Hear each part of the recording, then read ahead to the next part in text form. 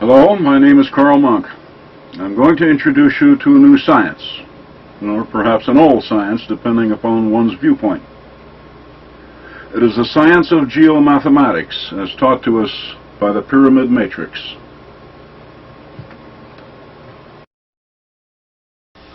The pyramids, an unsolved mystery until now. The prevailing methodologies being used to explain them are inadequate. Our search for answers has been centered around the most simplistic of questions: who built them, when, how, and why. The few answers we do have, we most generally thought up ourselves, with little regard for facts. But no real harm done, except that someone is going to have to rewrite a few thousand history books. The proper questions?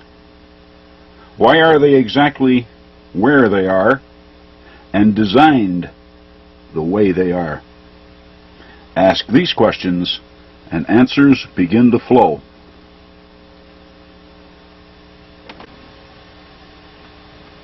In order to read the pyramids, we must make an adjustment in our thinking. Once made, we achieve the fine-tuning necessary for the decoding process. That adjustment is our Greenwich prime meridian of 0-360 degrees longitude. That's our prime meridian, not theirs. Theirs was very clearly indicated by the Great Pyramid, some 31 degrees, 8 minutes, and 00.8 seconds to the east of Greenwich.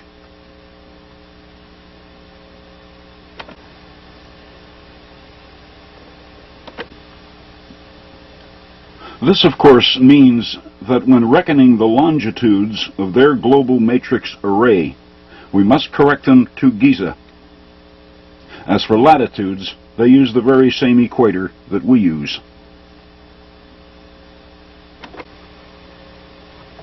This global array that I referred to involves far more than just pyramids. For example, there were great geometric forms which were built up with nothing more than dirt, such as the Great Octagon at Newark, Ohio.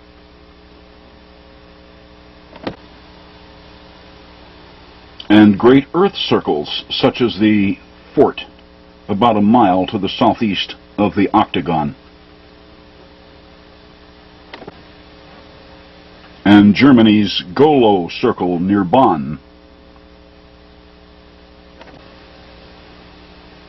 And some circles were even built upward in the shape of hemispheres, such as Mexico's Cuicuilco pyramid.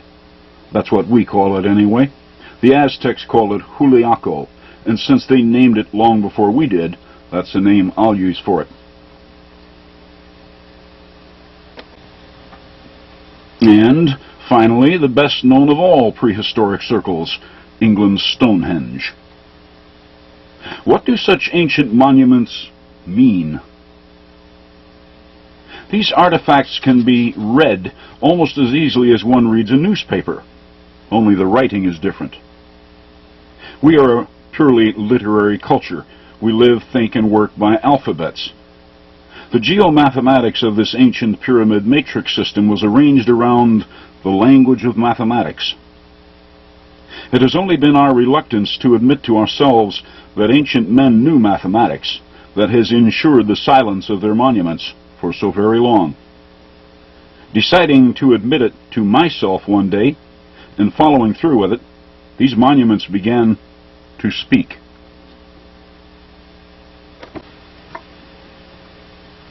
British archaeologists have verified that before Stonehenge fell into ruins, it comprised an outer circle of 60 stones, 30 lintels held aloft by 30 supporting stones.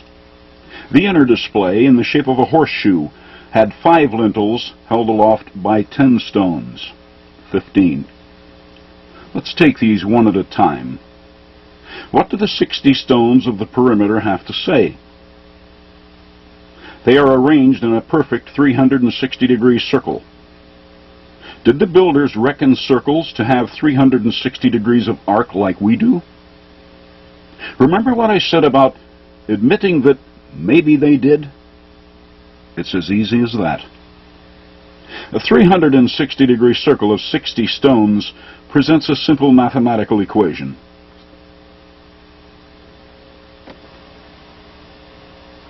"60 times 360 is 21,600. Now, why did they wish to convey such a number? Did they? Or is this just idle speculation? They did. Because neatly hidden behind this number of 21,600 are three other numbers, 51, 10, and 42.352941.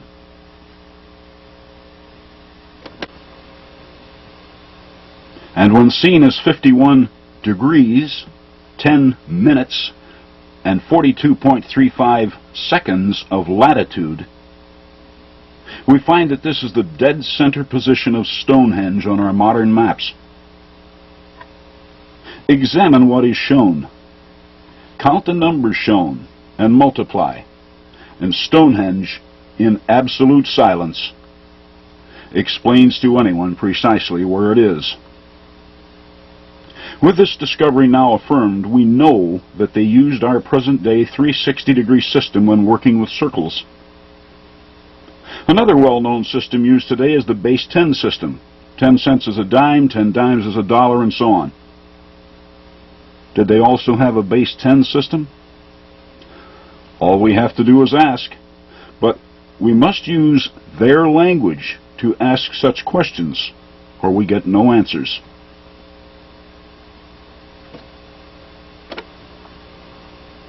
Stonehenge has already shown us this number 21,600 in its actual latitude north of the equator, a single number which encodes 51 degrees, 10 minutes, 42.35 seconds. Let's call 21,600 its grid latitude. Now, if they wish to explain a base 10 system to us, all they'd have to have done is to build other circles at grid latitudes or longitudes of 2,160 or 216,000.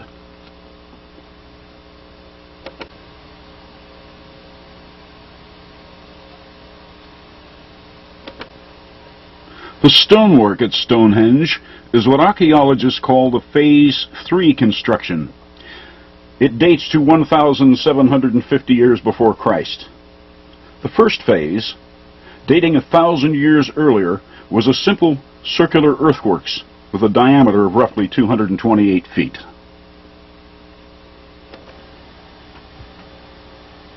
It looks rather blank without the stones, doesn't it? Yet even this construction was important because the ancients built analogues to it everywhere. At least two of them right here in North America, at Newark, Ohio.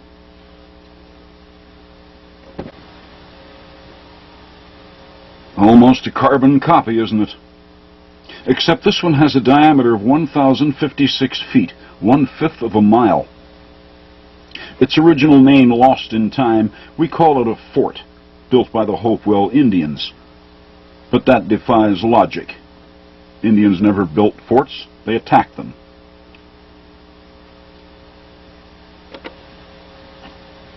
Obtain a U.S. Geological Survey map for Newark, lay out a grid, and anyone can find that the fort centers itself at precisely 40 degrees, 02 minutes, and 27.00 seconds north latitude. And these figures multiply to exactly 2,160, which is 1/10 of the 21,600 grid latitude of Stonehenge. That's a base 10 system, using earthworks of comparable format.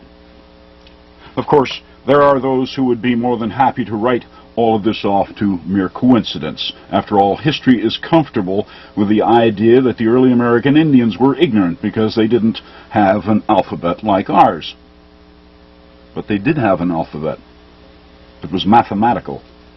And to ensure that we would have no difficulty understanding it on our side of time, they built a third opinion, and right here at Newark.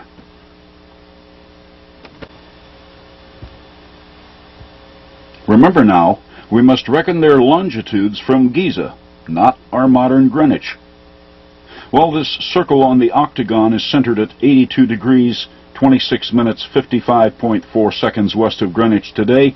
It was originally 113 degrees, 34 minutes 56.22 seconds west of Giza's Great Pyramid, the individual numbers of which multiply to 216,000. The fort at grid latitude 2,160, Stonehenge at 21,600, and now the circle in the octagon at its grid longitude of 216,000. No question about it. They also knew our base 10 system, and they proved it to us through their geomathematics. But what about the octagon itself? What was its function in this incredible system of geomathematical order? Examine it closely. Notice that its 8 sides are opened 8 times. In other words, its 8 sides are divided by 8. Okay, what are we supposed to divide by 8? The attached circle, of course. Divide its grid longitude of 216,000 by 8, which gets us 27,000 exactly. And guess what we have at grid latitude 27,000? Germany's Golo circle, neatly centered upon the Earth at exactly 50 degrees, 20 minutes, 27 seconds. Said numbers of which multiply to 27,000, and found from 8 divisions in an octagon 1/3 of a world away. Yet, what was the original mandate that required the Golo circle to be placed at grid latitude 27,000?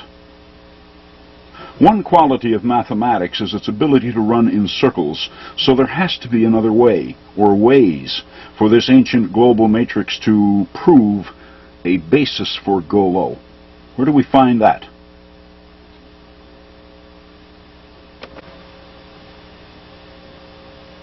Before it fell into ruins, when a visitor approached Stonehenge, what was the first number to come to mind? Yes, 2. 2 separate efforts here, lintels and supporting rocks.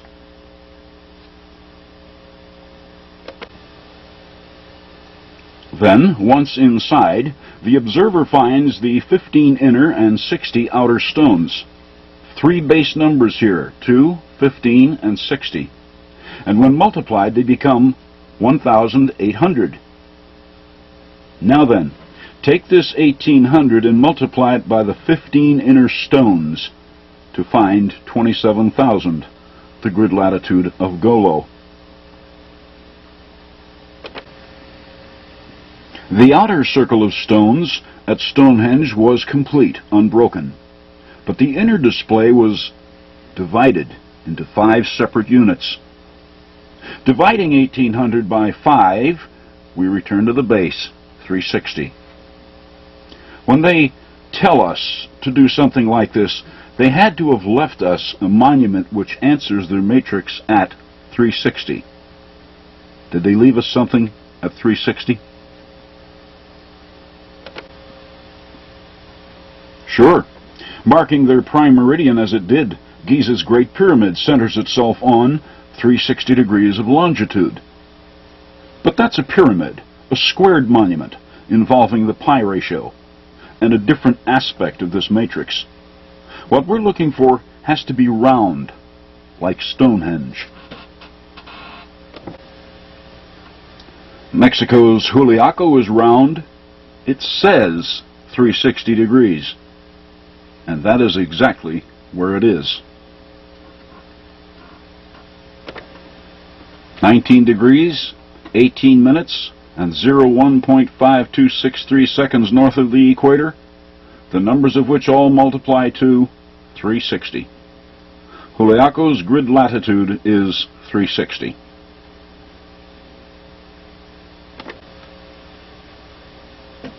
See, anyone can read this matrix. All we have to do is think, but in their language. We have only to admit to ourselves that they knew math at least as well as we do. Or we can simply throw the maps and the math away, leave things as they are, and remain in the dark. What we are seeing in this matrix is the signature of someone who raised global positioning to a fine art, not Stone Age degenerates.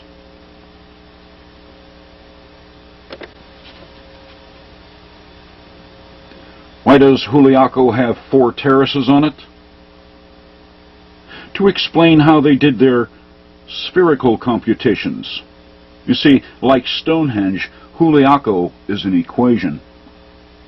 It shows us how to perform spherical calculations without using the pi ratio. But that's for another time. Thank you.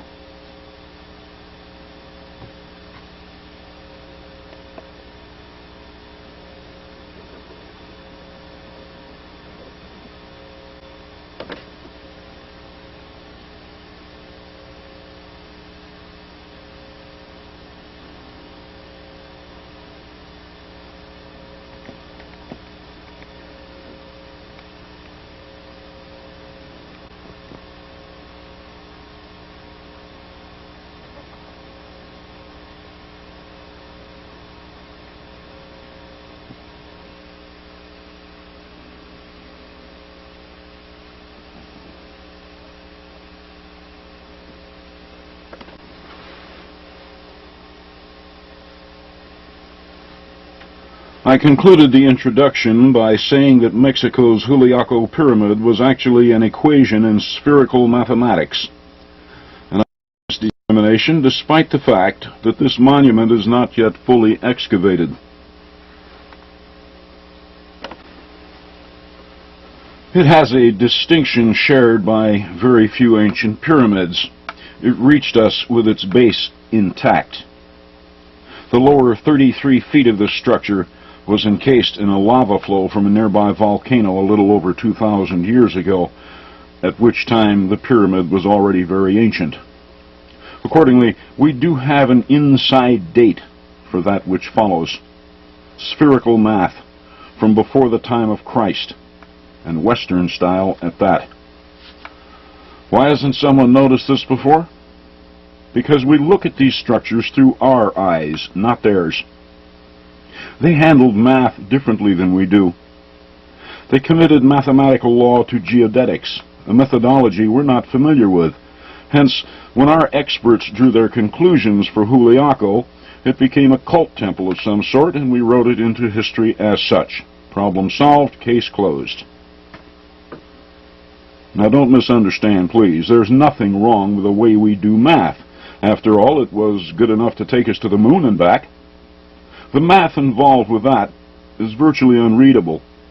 In layman's terms, it would be like trying to hit a falling penny with a .22 rifle at a half-mile distance. Not easily done.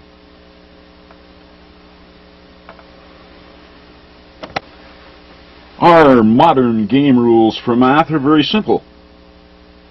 It is based either on the constants of geodetic form, the 360-degree circle, 720-degree tetrahedron, 1080-degree pyramid, 2160-degree cube, and similar geometrics.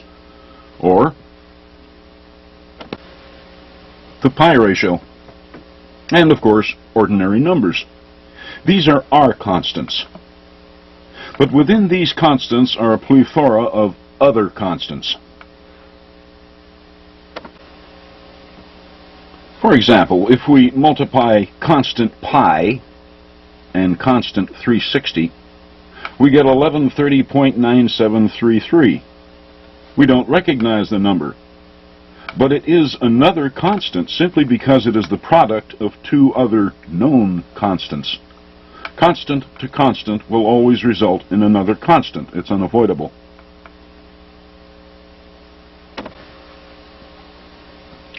But not being used to recognizing constants which derive from the multiplying or dividing of two or more constants, when we look at something like Juliaco, all we see is 4 360-degree circles. It fails to register. I mean, look at it. Can you see formulas here toward spherical computations? No, of course you can't. We do not reason our math as these people did, nor will we ever, unless we learn to think as they did, to see the law as they did. As good as we are with math, we are actually running in low gear. Math has a second gear, a third, and even overdrive, levels we have not yet achieved. But how does one look for these higher speeds when the best tools we have are those which hold us in low gear? It means starting over. Forget everything we know about math, except the constants, and go back to square one. Take the numbers and constants, mix them up, run them through the mill again, and look for new constants. Things we might have missed the first time around. Math is a rigid realm. Its laws are firm, at least to our way of thinking. But that doesn't mean that other deliveries are not possible. To us, the common circle exists to specific proportions. We see a circle, we've just got to measure it. We must have its radius, diameter, circumference, area, and so on. But suppose its measurements are not important. Suppose the language of the circle is the same from one to another, and irregardless of their measurements. These would be circles involving the so-called radian. In that consciousness, all circles have 360 degrees of arc. Their radians, obtained by dividing 360 by double pi, would always be exactly 57.2957 degrees. And it would make absolutely no difference what the circle's proportions actually are, whether 10 feet wide, 100, or even 1,000. It's a 360-degree circle, and its radius, the radian, will always be 57.295 degrees. End of matter. If these ancient builders thought in such terms, then we will never answer Juliaco by measuring it. Measurements would be irrelevant. So what is Juliaco's communication to us? What did its builders know that we do not? How are we to see through their eyes? We have already substantiated at Stonehenge that they knew and used the very same 360-degree reasoning system that we do when dealing with circles. And they certainly knew our base 10 system.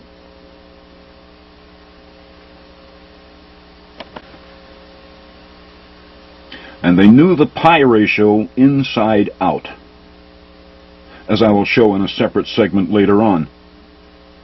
And given the fact that the Great Pyramid, the tallest one ever built, shows it to us so abundantly,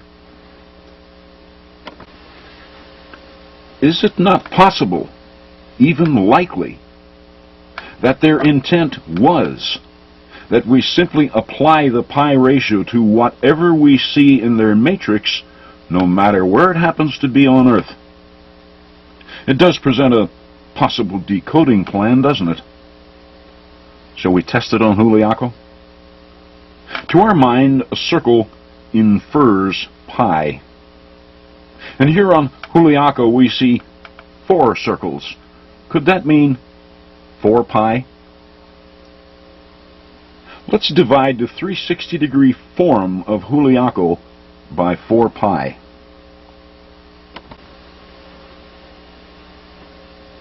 Their logic lies exposed after 2,000 plus years of silence. What is it? Well, of course you don't recognize it. It's doubtful that very many professional mathematicians will recognize it because they're not used to working with it. But 28.64788 is exactly 1/2 of the 57.2957 radian.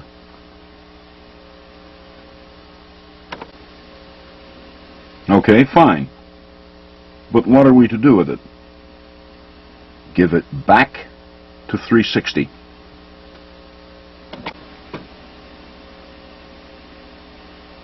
The answer is also a mathematical constant, even though we're not used to looking at it. It is, in fact, the area of any 360-degree circle, Using our time-honored formula for finding the area of a circle, r is the radian, we square it, we get this. The formula for the area of a circle is radius squared times pi equals area. See? Same product. But the two formulas were different, weren't they? In our logic, we square the radian and multiply by pi. But in their primitive logic, all they did was to multiply the 360-degree circle by 1/2 the radian. No pi in their formula at all. The area of the 360-degree circle, and without regard to its actual measurements.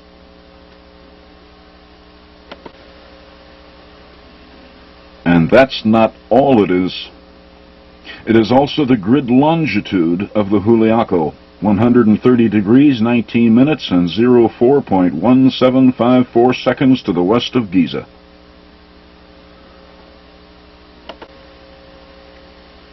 Juliaco's basic message, then, is the generic circle. Grid latitude 360. Grid longitude, the area of the 360-degree circle.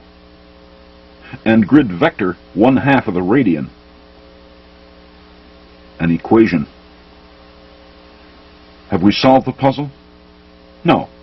What we have so far is just the introduction. We still have those 4 terraces to explain. Never leave until the work is finished. I said earlier that Juliaco is an equation in spherical math, but it's unlike anything we have ever seen. It's a whole new ballgame. When we work with circles and spheres, we rely on 3 time-honored formulas. The first yields the area of a circle. In the 360-degree mode, that would become 10,313.24 square degrees.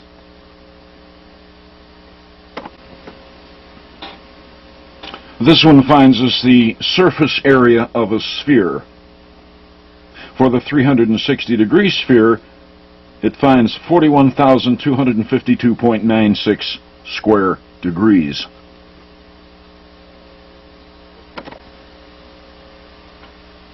And our formula for determining the volume of a sphere.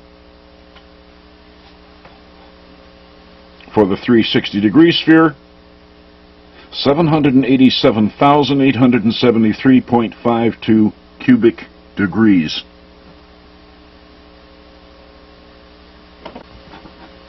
Three separate formulas. And just look how often we have to call upon the pi ratio, like it's some kind of a crutch. Well, we all know what crutches are for, but to ancient thought they were things to be rid of.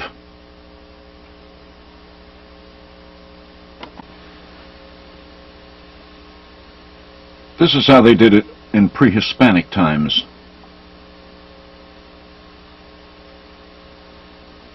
And Juliaco explains the formula to us, step by step. 4 terraces, 360-degree circles, vector 1/2 the radian. Result is the surface area of the sphere, 41,252.96. Divide that by the 4 terraces, you get the area of the circle. Multiply it by 1/3 of the radian, you get the volume of the sphere. What tells us 1/3 of the radian at Juliaco? It's obvious.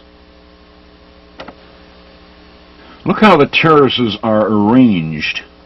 The upper terrace is set back well clear of the perimeter, a much smaller terrace. One small terrace over 3 large terraces. That's 1/3, isn't it?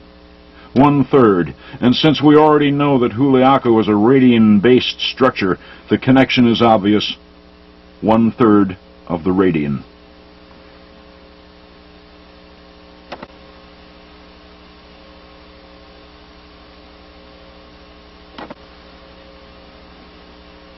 As I said, Juliaco is a formula in circular and spherical math, and in one fell swoop, it obsoletes all three of our time-honored formulas in that realm.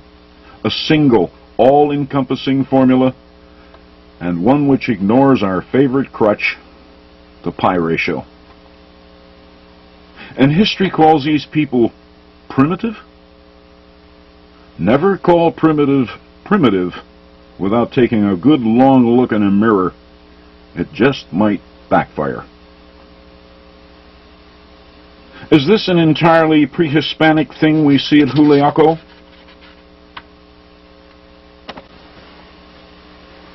No, it enjoyed a global application. Archaeologists don't pay a lot of attention to the smaller pyramids at Giza, but they too play in the matrix. As we see now, finally, at the southern base of the Mycerinus are the three we call pyramids number 7, 8, and 9, resting silently on a parallel of latitude which answers the surface area of the 360-degree sphere.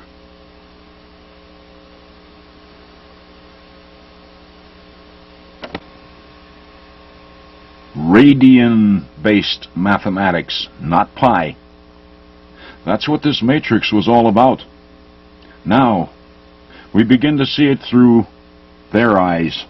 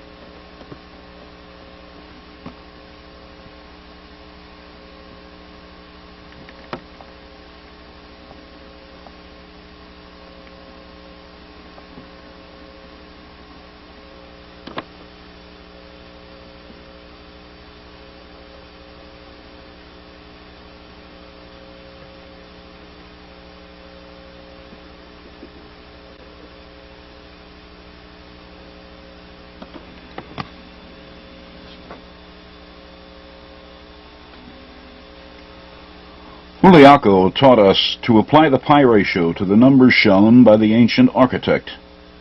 When we saw the 4 terraces and gave them the value of 4 pi, we were immediately equipped to decode its position in the matrix. Now let's take this primitive logic back to Stonehenge and apply it to what we see over there.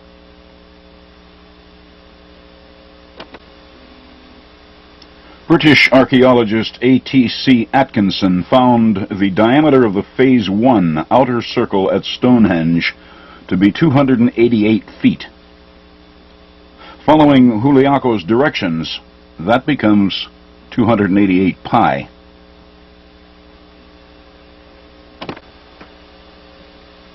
The outer circle of Phase 3 Stonehenge, with its 60 stones all arranged in a complete 360-degree circle, provided us with the 21,600 grid latitude of Stonehenge. Does it not follow then that its inner horseshoe-shaped arrangement should guide us toward its grid longitude? Sure, but we must be careful here. This inner arrangement is not rational. Don't misunderstand. The 15 is a rational number, but the way they have this horseshoe arranged is irrational. It is broken into separate displays, whereas the outer stone circle of 60 stones was unbroken, a complete circle. Why did they show us these 15 inner stones irrationally?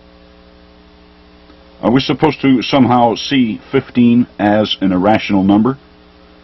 And if so, how are we to do this?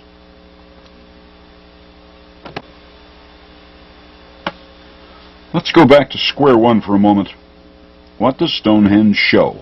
It shows 60 stones on its perimeter, a rational number and rational presentation, a complete circle. Its inner horseshoe shows us 15 stones, a rational number, but at the same time an irrational presentation. Then we have the rational number 2, an inner display and an outer display, 2. 3 rational numbers, 2, 15, and 60, but they don't fit, do they? 15 times 2 is not 60, yet the 15 stones of the horseshoe are inside the unbroken outer stone display. These numbers must somehow go together. How are we to make them speak logically? There's only one way. By reducing both its 15 and its 60 to their own square roots. Only in so doing can we build a functional link between all 3 numbers.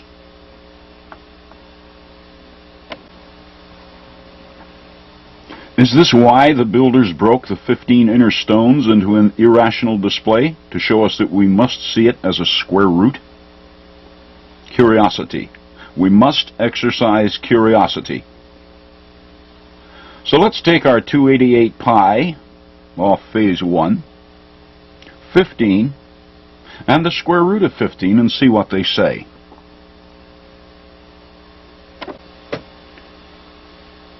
Notice, please, that I am not simply pulling these numbers out of thin air as so many numerologists like to do.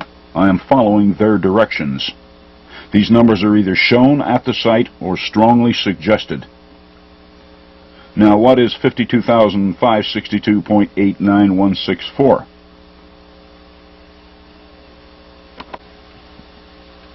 It's the figure which encodes the actual West Giza longitude of Stonehenge, 32 degrees, 57 minutes, 28.817 seconds.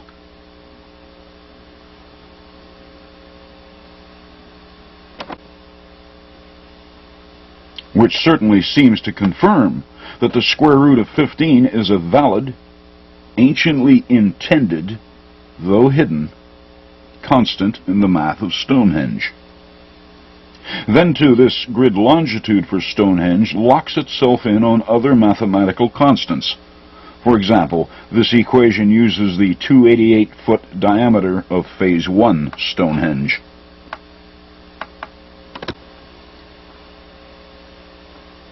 We do know that the circumference of Stonehenge 3 is about 305 3/4 feet, but about is not adequate here.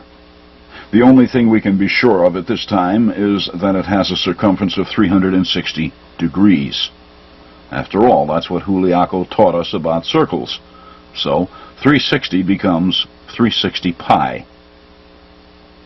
Divide our suspect grid longitude of Stonehenge by 360 pi and we find the square root of another mathematical constant, 2160, the number of angular degrees in the geometric cube. The square root of 2160, then, is a lost constant now retrieved. We can park it in the back of our minds and refer to it as required. Next, giving the 360-degree circle of Stonehenge the value of 360 pi finds its grid longitude. Should the same logic not apply to its grid latitude? Sure, it has to. As we already know, the 60 stones and the 360-degree perimeter of Phase 3 Stonehenge furnished us its grid latitude. Now we shall take that 360-degree circle, redesignate it 360 pi, and give it back to 21,600. Remember it?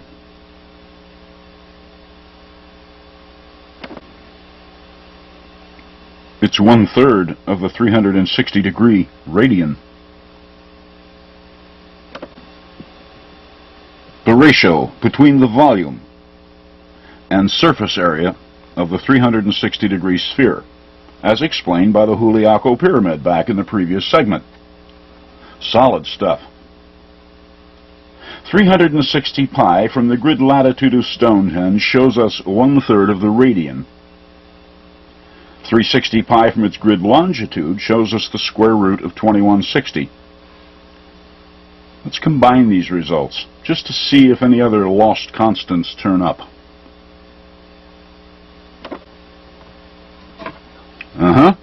Another one.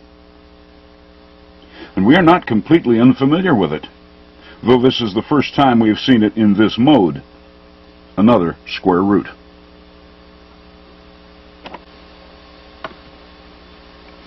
The square root of the volume of the 360-degree sphere. They sure used a lot of constants we're not familiar with, didn't they? The radian, 1/2 and 1/3 of it. The square roots of 15, 60, 21, 60, and the volume of the 360-degree sphere. Is that all of them? I wish it was, but there are more.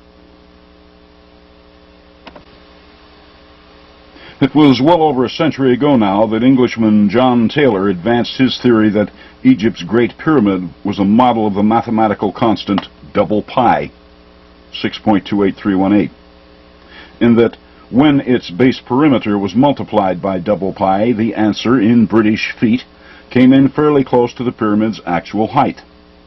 Unfortunately, several centuries before, the Arabs tore all the facing stones off the Great Pyramid, thereby erasing its original measurements. Without them, he could not prove his theory. Well, Mr. Taylor was right on the money, as I will demonstrate somewhat later on, and it makes perfect sense. These people worked with the 360-degree radian, and to get it, 360 has to be divided by double pi, not pi. Double pi, then, was another of the curious constants in the matrix, so let's see how it reacts to some of the others, like maybe the square root of 2160.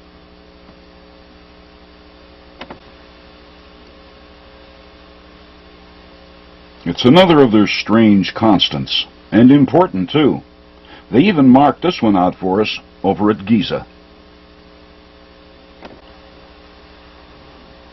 It's the actual east longitude of tiny pyramids number 4, 5, and 6 at the base of the Great Pyramid. 00 degrees, 00 minutes, 07.3968 seconds. I call these pyramids tiny only because they set by a true giant. Before they were ruined, they stood as high as the tallest pyramids in the Western Hemisphere. Giza's pyramids take the honors where height is concerned, but that's all. Several Western pyramids are considerably larger in their base proportions, and many of our effigy earthworks could cover the Giza site in its entirety, places like Panther Mound and Poverty Point. In addition, this new constant of 7.3968 is a squared number.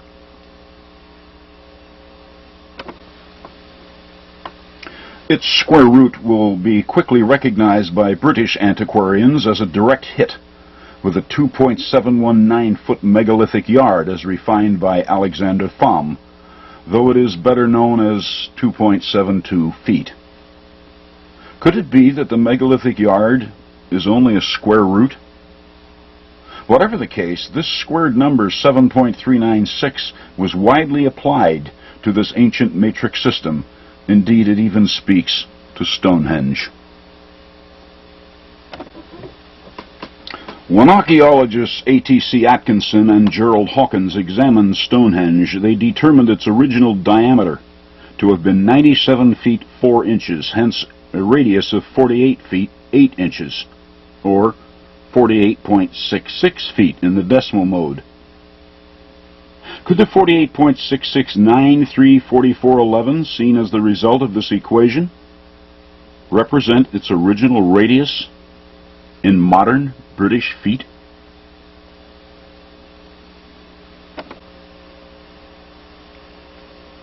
One of the exquisite aspects of this ancient matrix is its built-in set of checks and balances. For example, when we take the grid longitude of Stonehenge and divide it by all the numbers it shows us, 2, 15, 60, square root 15, and square root 60, we are left with this. The decimal place is off, but the numbers are exactly twice those of 48.66934411 seen in the previous formula.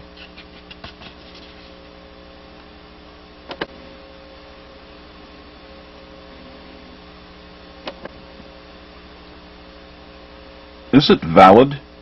Are these the actual numbers, the original numbers, in the diameter of Stonehenge? They vary from those found by Atkinson and Hawkins by about 3/32 of an inch, hardly enough of a variance to notice in actual field measurements. In fact, they are just that. And this figure will be found extensively in the matrix, very extensively. It was heavily favored in Western monuments. Now, having it once again, it is a simple matter to log all of the vital measurements at Stonehenge.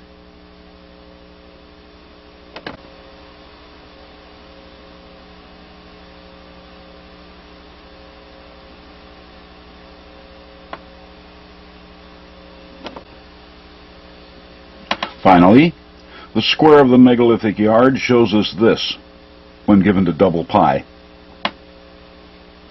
It's another of their weird constants, and one of considerable import. I have come to call it their alternate pi, AP. Here's how it works. Give it to the standard generic 360-degree circle, and find the actual circumference of Stonehenge in feet.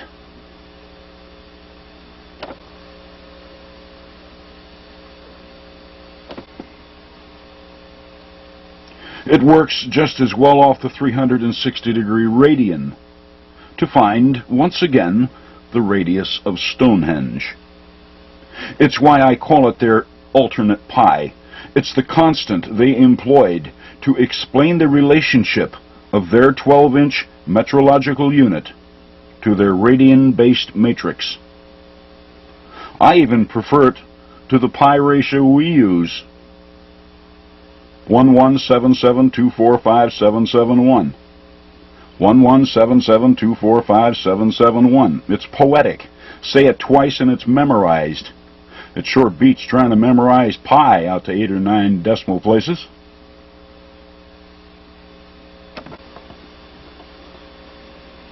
We now have 10 of their constants, having added to the original list the square of the megalithic yard, the radius of Stonehenge, and alternate pi. Is this all of them? No, but it is enough to take us some distance into the decoding process.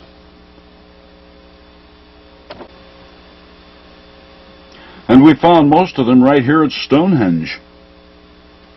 The outer stone circle of Phase 3 conveys its latitude, while the inner display, in conjunction with its 288-foot wide Phase 1 Earth circle, convey its West Giza longitude.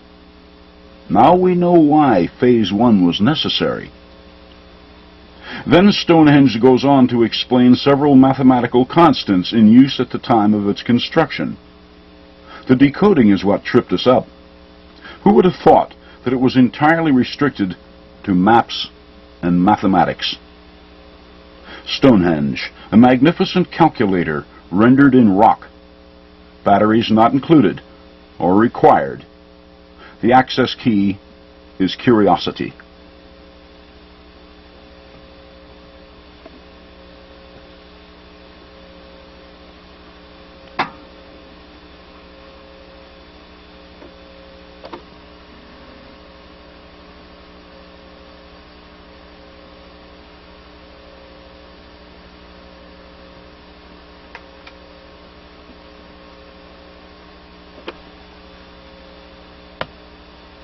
The pyramids at Giza, enigmas, mystical shapes, royal tombs, even the work of the devil, depending upon the degree of intellect at work trying to explain them.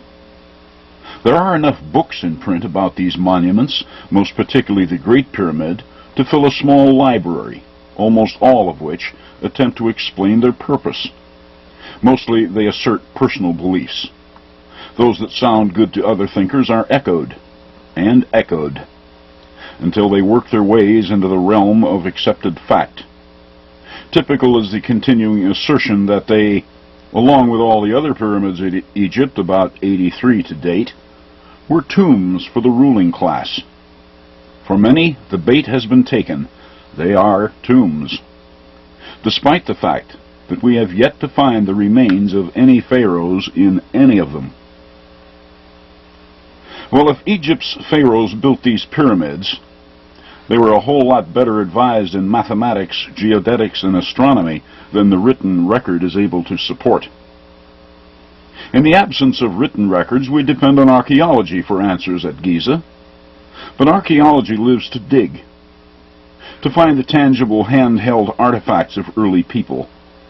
Unfortunately, digging will never answer the reason for pyramids. The pyramids are mathematical law. They represent intelligence, and intelligence isn't buried. It's left for all to see, above ground and in clear sight. Sometimes they even left stuff laying around that was so obvious we can't see it.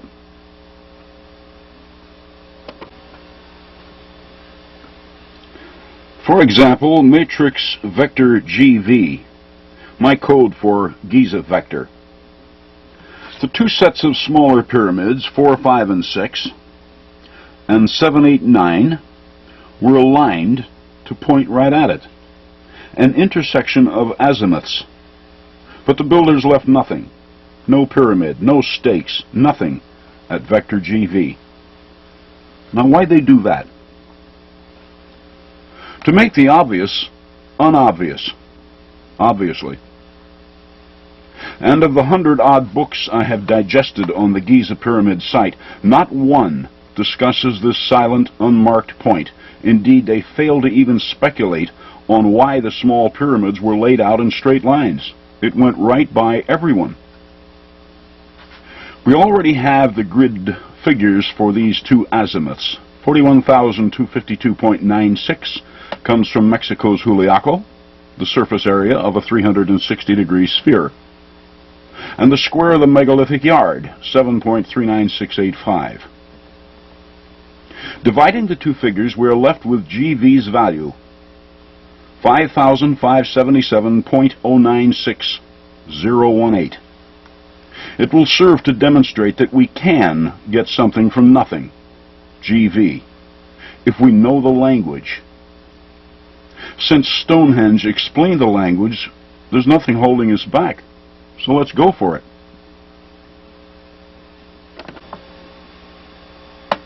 Three pyramids present each of these invisible lines to vector GV. That's 3 pi in the language. Apply it and find the grid longitude of Stonehenge, 52,562.89. There are two sets of pyramids involved. That's 2 pi, which finds us the square root of the volume of the 360-degree sphere exactly. Or we can drop pi and divide by the double radian to retrieve the exact radius of Stonehenge in feet. We also have the option of applying the square root of 15 from Stonehenge, from which prints out the grid latitude of same. In all, 6 small pyramids point to GV. That's 6 pi. Testing, we find the grid longitude of the Tzintzuntzan pyramid in Mexico, the 3,100-foot-long Tzintzuntzan, the world's longest pyramid.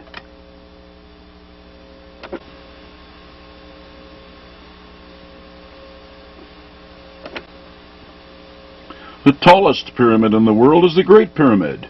Grid longitude, 360 degrees. Apply it to vector GV, and we retrieve 15.4919. There's a new number for the pot, and coming off the Great Pyramid, it must have been important.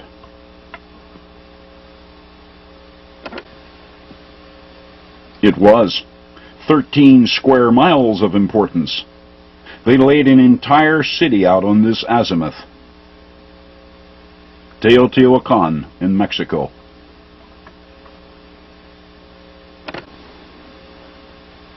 « Math can be used either extensively or expansively. We have seen how 3 pi responds to vector GV. Now let's turn it around and raise pi to its 3rd power, the cube of pi. Applying it, we find the grid latitude of Munck's Mound at Cahokia, Illinois, North America's largest pyramid.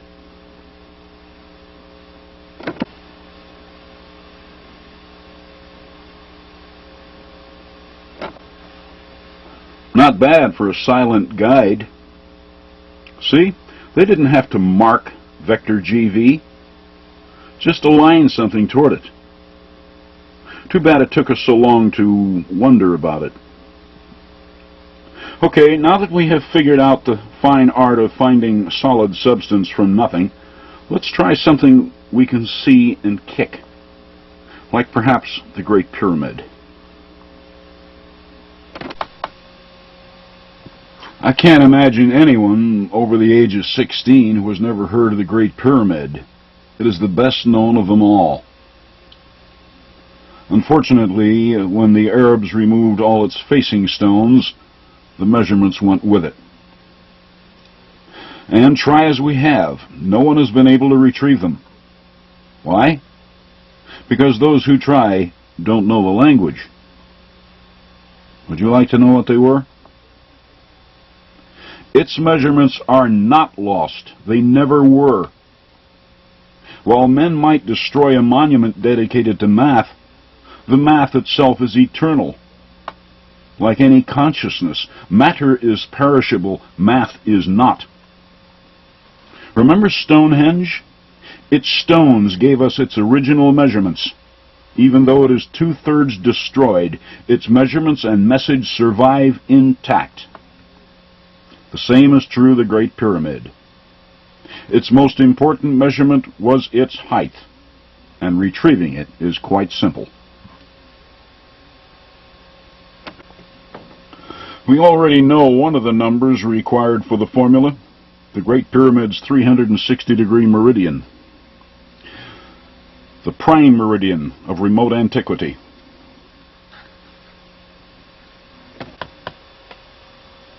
Now, marking a prime meridian as it did, the Great Pyramid has an attribute which is uniquely its own.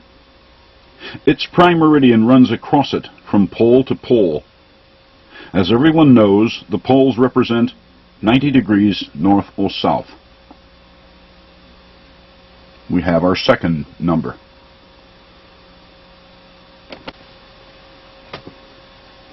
The other numbers we already know. The most important of all numbers in the matrix is the 57.295 degree radian. The next most important is alternate pi, which converts their radian-based system to metrological units of measure, as Stonehenge explained. Simply divide 90 by the radian and alternate pi, and then multiply the result by 360, and voila, the original height of the monument. 480.3471728 feet. And remember, that's feet, not meters, cubits, reeds, or stadiums, but feet. Too easy? Too quick? You were expecting maybe a formula that runs out in the next week? Granted, there are those among us who would prefer that this equation actually be complexity to the 90th power, in order that they alone might understand it. But the pyramids were left for all to see, for all to understand, not just a select few. And in order for that plan to bear fruit, simplicity was essential in the delivery on behalf of the builders.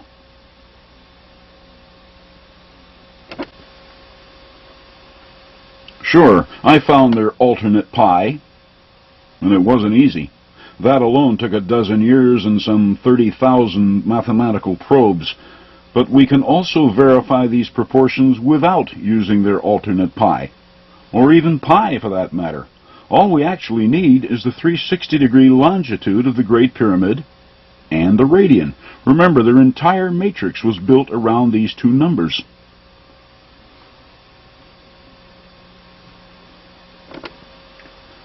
Take the generic 57.2957 radian and divide it by 360 degrees. Then multiply the result by the Great Pyramid's circumference to find its actual height of 480.347 feet. It's so simple it's almost embarrassing.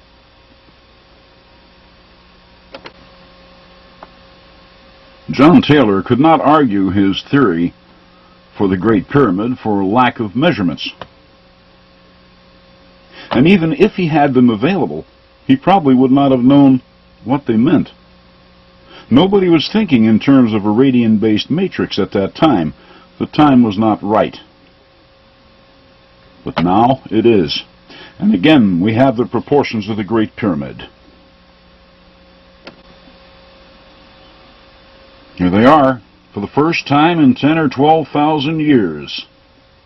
Its original specs.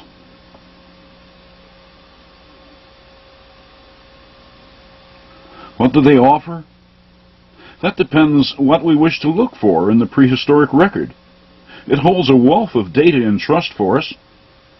For example, the length of the year at that time.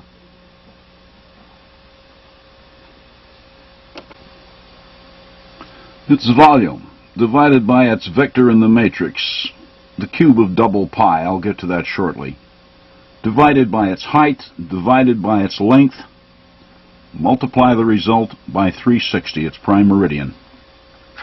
365.020081. Is that the length of the year?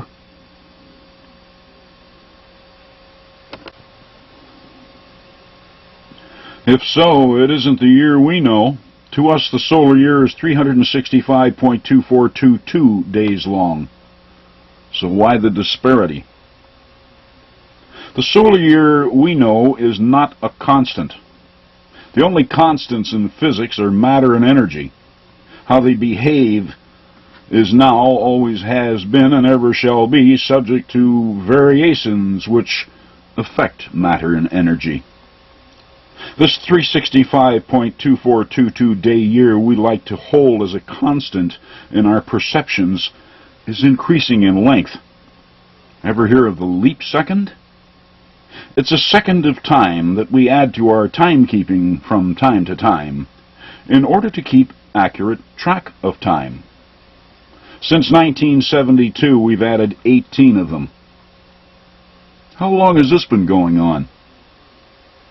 1,500 years ago, the Mayans recorded the length of the year at exactly 365.2420 days.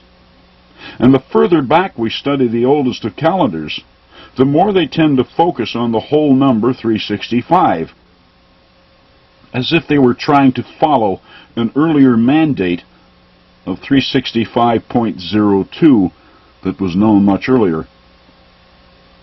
Frankly, I don't think that the length of the solar year has ever been a constant, but there may once have been an ideal. This may be what we're looking at here. One of the reasons I say this is because this particular figure, which I call the solar year ideal, makes a good showing of itself in the matrix, locking itself on certain constants such as this one.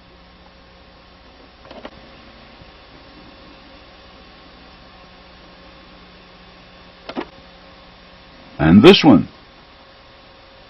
And we will see it again as we move along.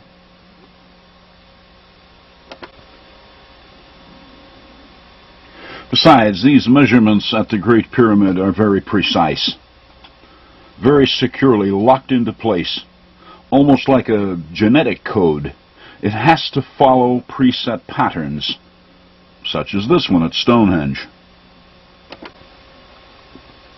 We take the smaller figure of its 48.6693 foot radius and divide it by its larger 305.798 foot circumference.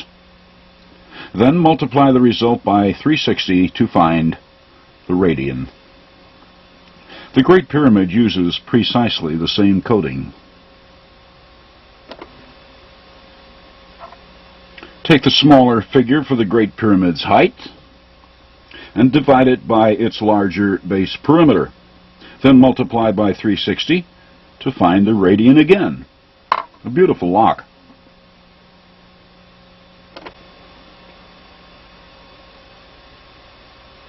One of the great thrills in the decoding of this prehistoric pyramid matrix are the new discoveries which pop out on occasion.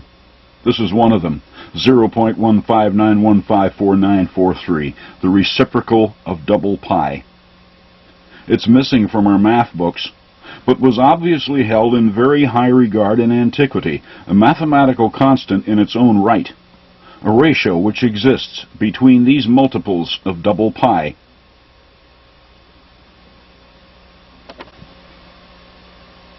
The measurements at Stonehenge,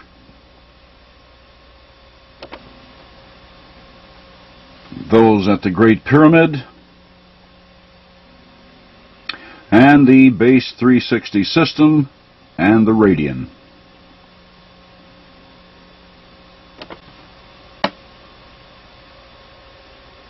A few years ago, Richard Hoagland told me that he thought the matrix was exquisite.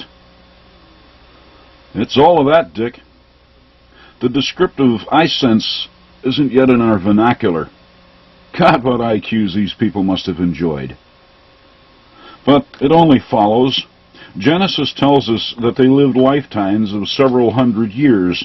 They had the time to learn, the time to understand the importance of knowledge, and the time to hone wisdom.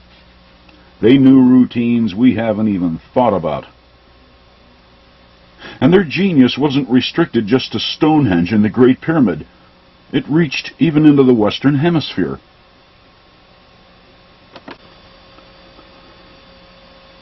A 0.1591549 is less than zero, an inverted quantity. The unknown Teotihuacanos of Mexico honored this inverted constant by dedicating a pyramid to it. An inverted pyramid dug down below ground level. Here you are standing right in the middle of it. At matrix vector 9.118965.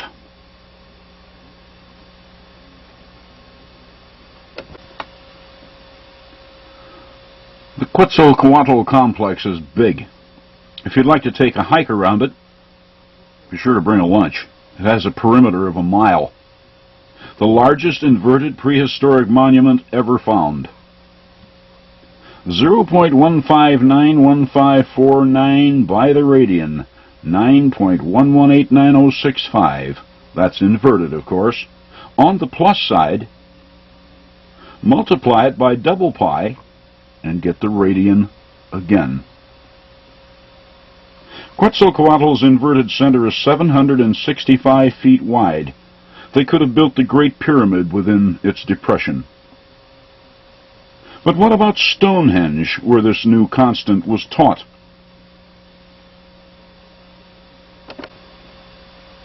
Try it against the 48.669-foot radius of Stonehenge and find the square root of 60. Now we know why they encoded the square roots here.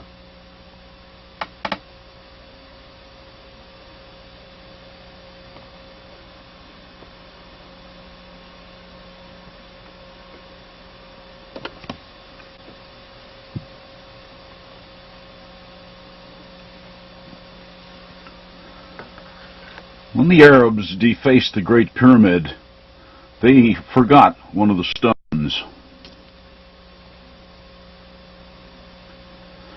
When we found it, it was promptly shipped off to England, where its sloped surface was subjected to some of the finest instruments we have.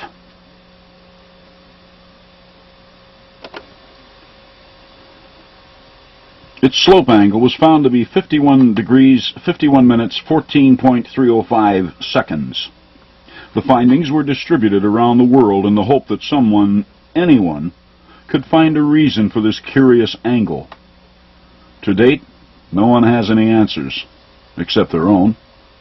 It's the price we pay for believing that the builders were ignorant. 51 degrees, 51 minutes, and 14.305 seconds can also be expressed as 51.8539731 degrees. In this, its decimal mode, it has a tangent.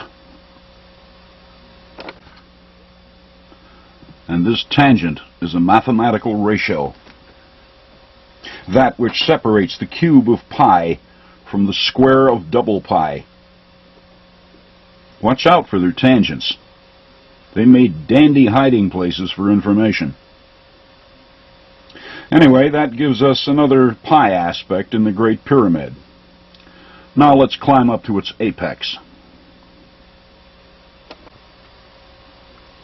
which is no longer intact today. The destroyers got that too.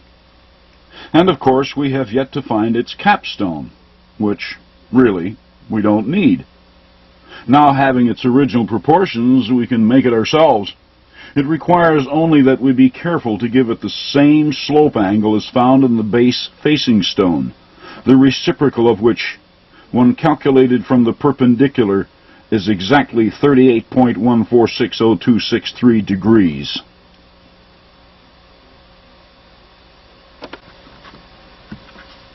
The tangent of which is 0.785398175, which, when then multiplied by the four sides of this pyramid, well, is there anyone who doesn't know what that is? And right off the very top of the monument.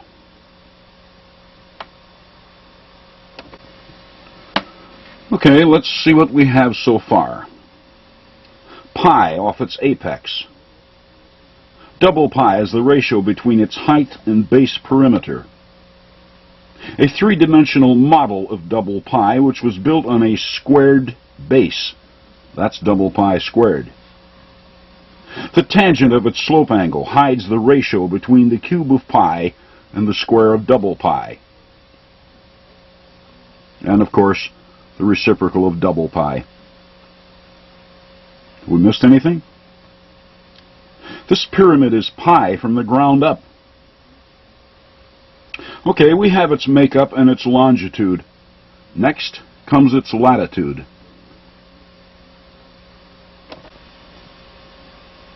A pyramid which marks the location of a prime meridian running north and south from pole to pole should likewise address latitude, should it not? It is logical.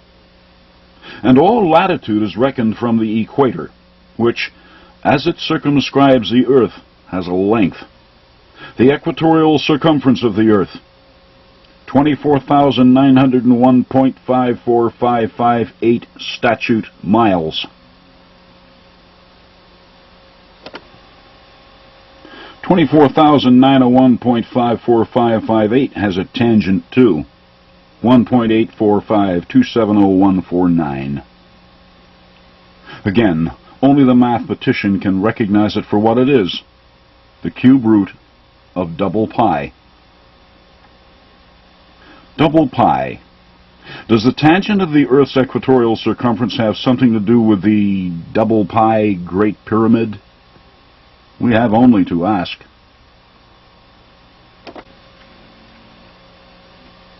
Visualize the Great Pyramid in your mind. 4 sides, 4 base corners, and an apex. 9 features. Raise this tangent, this cube root, to its 9th power, and we find the cube of double pi. Of course, all that does is prove the cube of double pi. If it has anything to offer to the matrix, we must test it against something that is in the matrix, like the Great Pyramid, since we did employ its 9 features. The Great Pyramid's longitude was 360 degrees.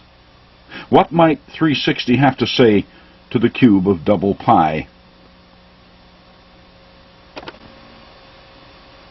It yields this figure, which encodes a parallel of latitude which runs right across the north face of the Great Pyramid. At this point on the pyramid, then, the matrix holds a vector at the cube of double pi. Why doesn't this parallel cross the actual apex?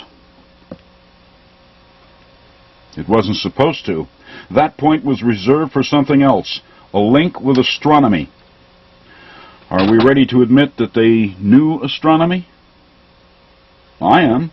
And the most elementary constant in astronomy, or even in its predecessor astrology, is the 25,920-year procession of the equinoxes.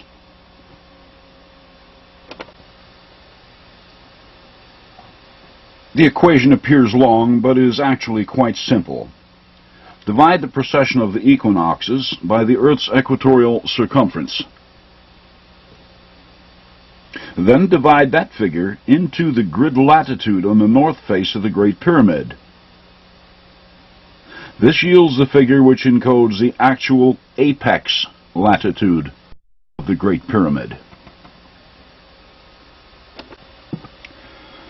29 degrees, 58 minutes, 51.00 seconds north, dead center on the apex. Linked between astronomy and terrestrial geodetics. The apex latitude of the Great Pyramid is special, having little to do with the global pyramid matrix. The matrix vector in the north face was reserved for those probes.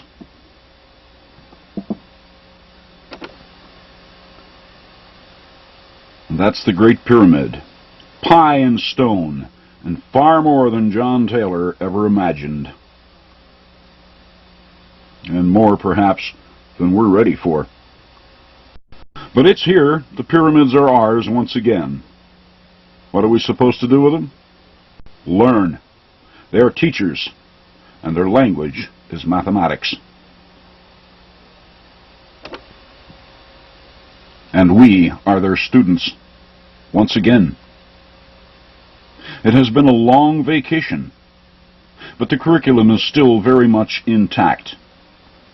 No college registration necessary, no books required. Bring only maps, mathematics, curiosity, and a willingness to learn.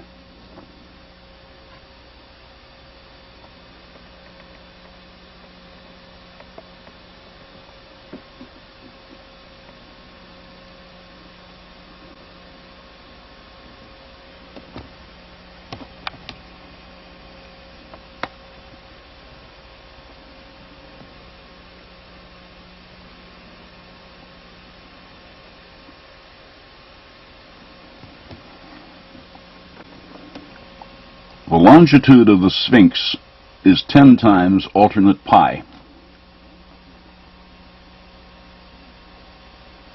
The Khafre Pyramid's longitude is its echo to the west of the Great Pyramid, also 10 times alternate pi.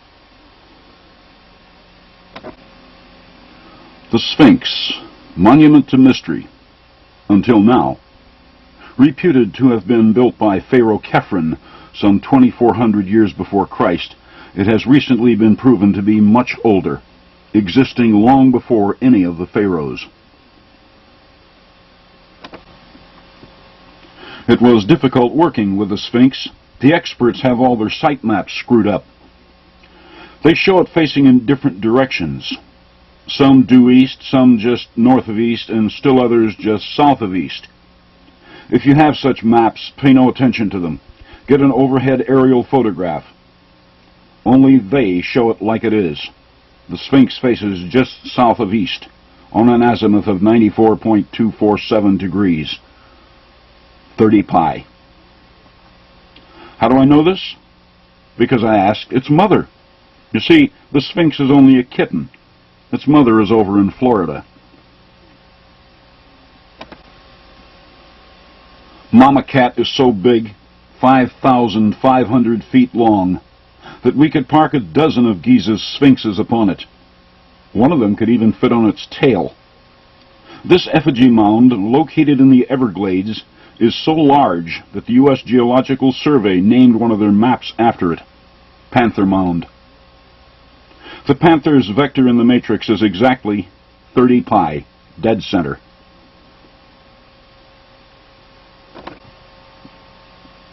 Now, why is the Sphinx exactly where it is?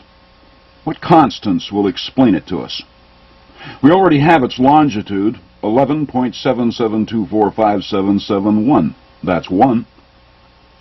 We also have its azimuth of 30 pi. That's 2. And of course the ever-present radian of 57.2957 degrees. Mix them up and voila, 63,571.271, which encodes its exact latitude north of the equator. That now being resolved, our next question has been around for a long time. Why is it bi-entity in form? Why the head of a human and body of a cat? My own conclusions on that are simple enough. The human head indicates intelligence, the cat indicates curiosity. Put the two together, and we can figure out the matrix. Curiosity asks a question here, does it not? Both the head and the cat face an azimuth of 30 pi. The cat has already explained that its azimuth answers the grid vector of another cat, Florida's panther mound. If that's the logic pussyfooting around the cats, then does it not follow that the head, the human head on the Sphinx, likewise answer the position of another human head in the matrix? Where do we have other human heads? There's this one, carved in rock, down at Marcahuasi in Peru, the photo of which was kindly shared by Bill Cody of BC Video. There's New Hampshire's Old Man of the Mountain. Oh yes, it too is in the matrix, even if it is only a silhouette, which is best seen from the north. Think about that for a minute, and you can figure it out. And forget the argument that it's a natural sculpture. In fact, I hope it is, because if it is, then it has been around longer than the pyramids, in which case, its position was worked into the matrix long before the first pyramids were built. But my own personal favorite is the Great Face at the Poverty Point complex in northeastern Louisiana. Poverty Point is big. The concentric circle of earthen ridges shown here has a measured diameter of 3,950 feet, 1 foot for every mile of the Earth's polar radius. Archaeologists call it an ancient trading center, despite the fact that they find little there in the way of artifacts. Some even insist that it was an ancient city. Sorry about that, but it's pure matrix. See the 700-foot-long bird mound shaped on its western flank? Its latitude is 32 degrees 38 minutes 06.119 seconds north. Multiplied, these three numbers become 7441.5064.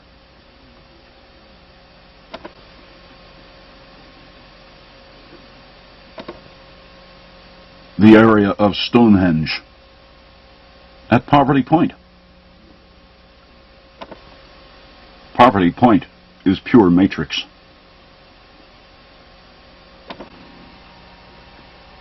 There's another large mound about a mile to the north.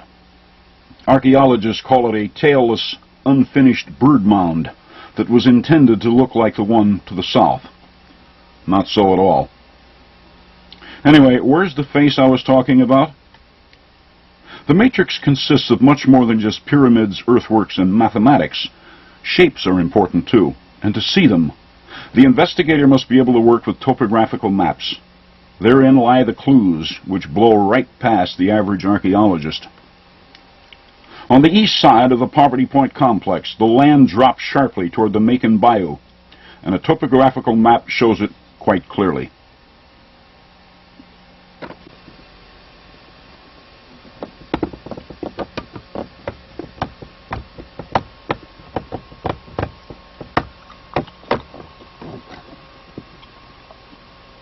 The outline of a human face, a mile-long human face. The unfinished bird mound, called the Motley Mound, takes on a very clear meaning now, doesn't it? It is an eye. Its grid latitude is 32,400, 32 degrees, 39 minutes, 25.96 seconds north, and its dead center vector in the matrix is 1.909859, 1/30th of the radian. Okay, now let's test the eye's vector against the vector on the human-headed Sphinx at Giza, 5400, and see what the two faces talk about.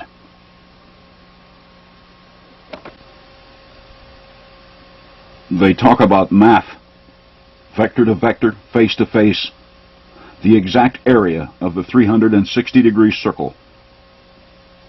Cat to cat, human head to human head, both talk to the matrix in the well-ordered language of geomathematics. Now, why did they build the Sphinx at a grid vector of exactly 5400? Not that I mind, to be sure. Rational numbers are always welcome, and they do occasionally present themselves in the matrix, as Stonehenge and Munck explained back in the first segment.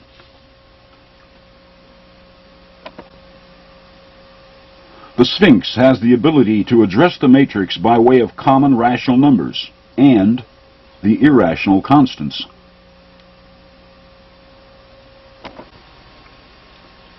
Over at Juliaco in Mexico, we discovered that when we apply the pi ratio to its 4 terraces, making it 4 pi, it began to explain things. But there are no terraces to count on the Sphinx. It does, however, show us all 4 of its paws. Notice what happens when we multiply its 5400 vector by 4 pi.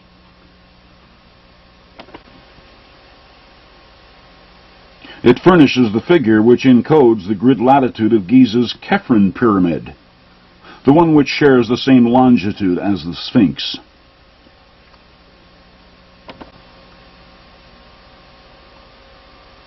It even answers the 48.669-foot radius of Stonehenge, another of their special matrix constants.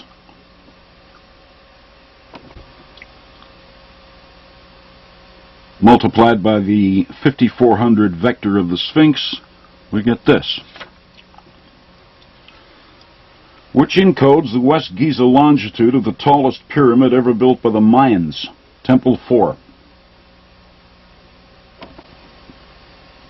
The temple of the double-headed serpent at Tikal in Guatemala, 228 feet high. And do notice the final element in its actual longitude. Perfect match to the radius of Stonehenge. Not bad for primitives.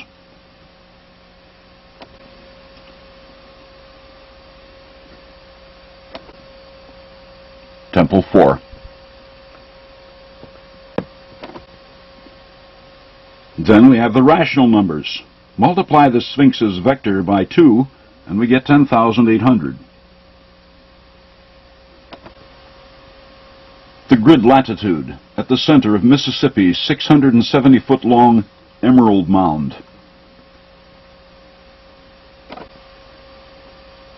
Multiplied by 4, 21,600. The grid latitude of Stonehenge. By 5, 27,000. The grid latitude of Germany's Golo Circle. By 6, 32,400. Grid latitude of the eye on the face at Poverty Point. And by 24, 129,000 exactly, or the square of 360. The grid longitude of North Bimini's 500-foot-long Shark Mound.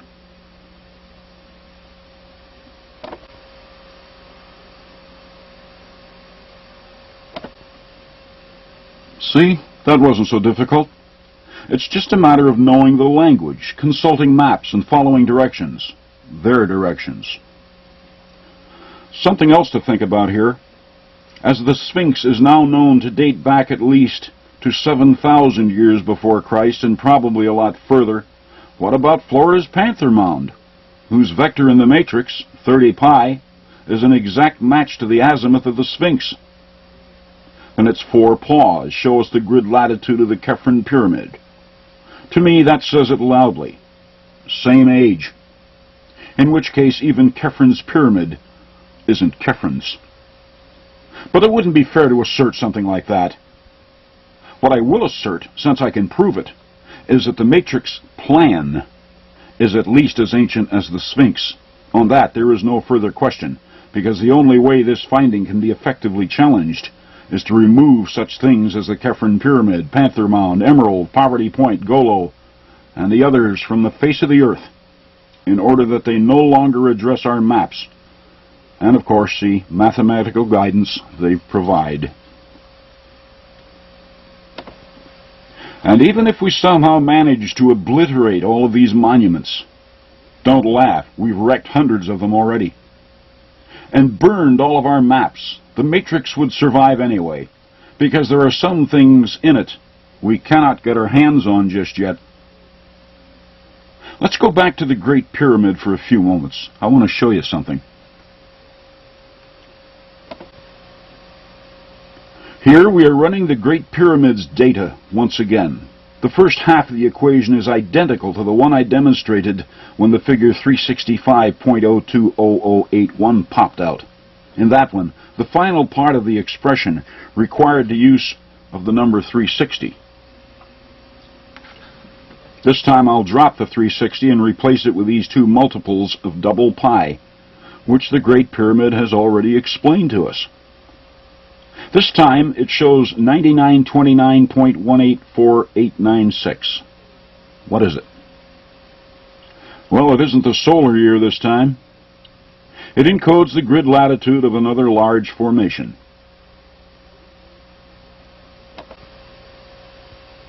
A gigantic five-sided monster at 40 degrees 52 minutes 04.773 seconds north latitude. Why is this one safe from any potential destruction? Because it's not here. It's over on Mars.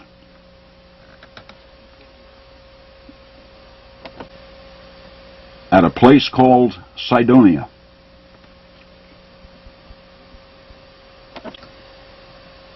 At grid latitude 9929.184896.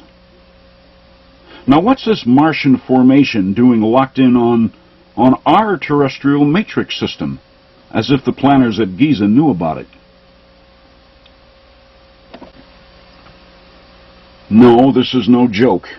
When the Viking photos were found showing this region of Mars, Richard Hoagland, with the help of Errol Turin of the U.S. Defense Mapping Agency, laid out a precise grid for the site. And this is where this 1.6-mile-long monster pyramid, called the D&M Pyramid, just happens to center itself. Richard and Errol were already convinced that the D&M was an intelligently rendered formation several years before I ever saw their Cydonia grid, and long before they ever knew about my research. But if the D&M was intelligently rendered, who did it? There's nobody home over on Mars today, at least that's what we're told. The first question that crossed my mind when I saw the Hoagland-Turin grid was if it was intelligently made, and being 2/3 of a mile high as it is, might it have once marked a prime meridian on Mars like our Great Pyramid did over here? D&M's latitude rolls right off the Martian equator, but its longitude failed the matrix. But then its prime meridian is arbitrary, based on nothing in particular, like our own Greenwich. So I decided to move it over and center it on the D&M, just out of curiosity.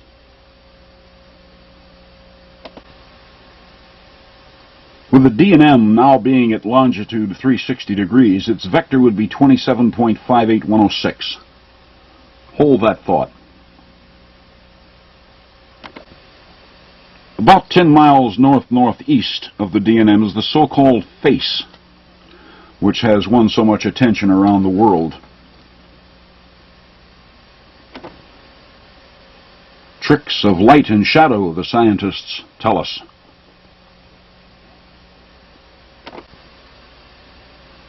But Richard Hoagland's argument for Cydonia comes from Errol Turin's computations of the angles on the D&M pyramid where he sees the tetrahedron in evidence. The tetrahedron is a three-cornered pyramid, and in Richard's presentation on Cydonia, he explains the importance of the tetrahedron in spherical physics, that being, that for some unknown reason, if we place a tetrahedron inside a sphere, its corners, at its base, will always strike the outer surface of the sphere at about 19.5 degrees north or south of the equator. And that it is at these latitudes where energies appear to manifest themselves on all planets in our solar system. The so-called storms on Jupiter follow a latitude of 19.5 degrees. The volcanoes that have been cooking off in Hawaii for the past dozen years are also at 19.5 degrees north of the equator. The 5-mile-high Olympus Mons, an inactive volcano on Mars, locates at 19.5 degrees. It's all quite real. Natural energies appear to focus themselves at this latitude on the spinning bodies of the solar system. Well, I'm not an astronomer or physicist, but I am familiar with the tetrahedron. Each side of the tetrahedron contains three 60-degree corners. In all four surfaces, we have a grand total of 720 degrees. In the language of the matrix, the tetrahedron is 720. Well, activity on the surface of planets seems to indicate that nature knows about the tetrahedron. I'll give her that. But does she know about other mathematical constants? Like maybe double pi, the 3D form of Giza's Great Pyramid?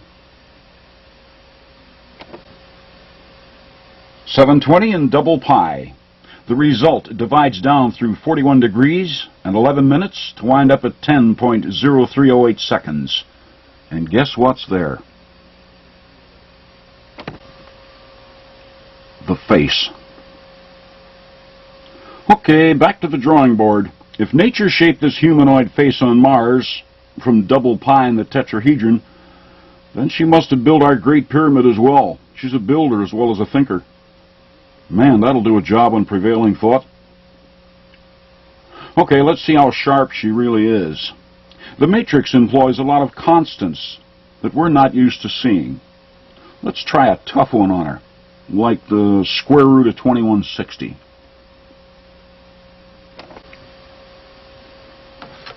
The grid latitude of Cydonia's face, square root of 2160. How about that?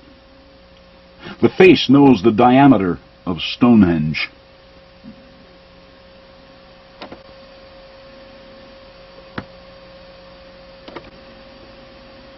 Can Cydonia's face see all the way to Stonehenge? This is most embarrassing. Well, if it can see Stonehenge from Mars, maybe it can also see the global matrix itself. Let's check it out. Let's run the pi fractionals by it. Vector 1/3 pi, represented by Munck's Mound at Cahokia. Vector 2/3 pi, represented by North Bimini Shark Mound. And finally, pi itself, represented by the Great Pyramid. There isn't much chance it could see all of them at the same time.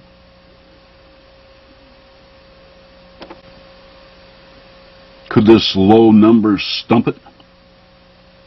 Not if the Martian prime meridian centers itself on the D&M pyramid, because the face centers itself exactly 00 degrees and 06.89 minutes to the east of it. Checkmate. The face got us again. But you know, nature is even smarter than that. She also positioned Cydonia's face at this longitude for another reason. Recall how the tangent of the Earth's equatorial circumference can be raised to the 9th power to show us the grid vector of the Great Pyramid? Watch what happens when we raise the face's longitude to the 9th power.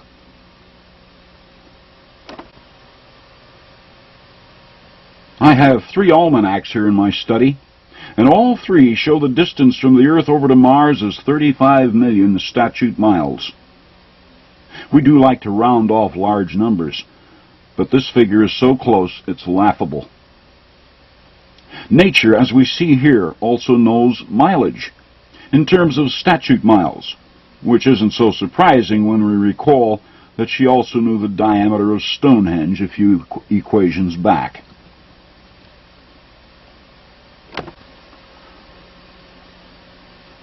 The grid vector on the face is 656.561270. When we divide its grid latitude by its longitude, what an interesting arrangement of numbers. 6565. Let's put this one through the matrix mill too. If we can't find a misfire somewhere, we may have to live with this alien intrusion into our matrix. We need the astronomical test. Po, the precession of the equinoxes, 25,920 years, the most elementary of all astronomical constants. And since Mars is out there in space,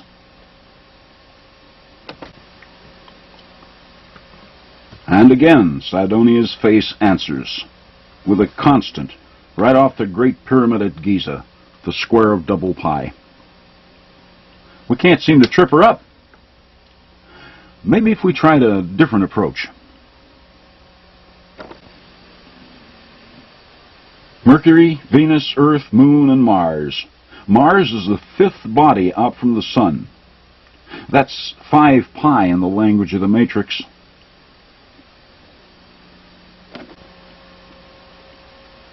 More egg in the face.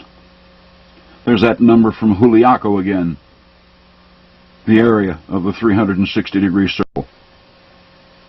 The face can't be tripped.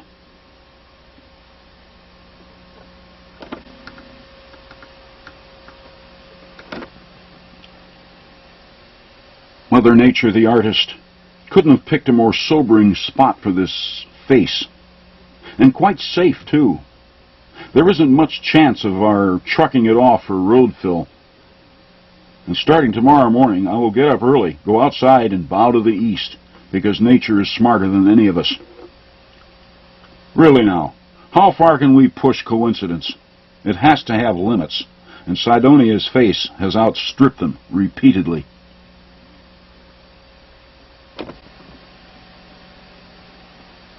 One more test is in order. Let's see how the Martian face speaks to one of our terrestrial faces. Remembering that the human face on the Sphinx faces an azimuth of 30 pi, and when we divide its 5400 vector by 30 pi, we found the exact value of the radian. Let's see if Sidonia's mile-long face can talk to our mile-long face at Poverty Point. Sidonia's face has an azimuth too. It looks straight up at 90 degrees. Poverty Point's face also looks 90 degrees east. Take the Sidonian face's vector of 656.56 and divide it by 90 degrees. Call the result x. Then take Poverty Point's I, grid vector of 1/30th of the radian, and divide it by 90. Call that result y. Then divide x by y to find the exact value of 6 radian. The radian, the basic language of the matrix.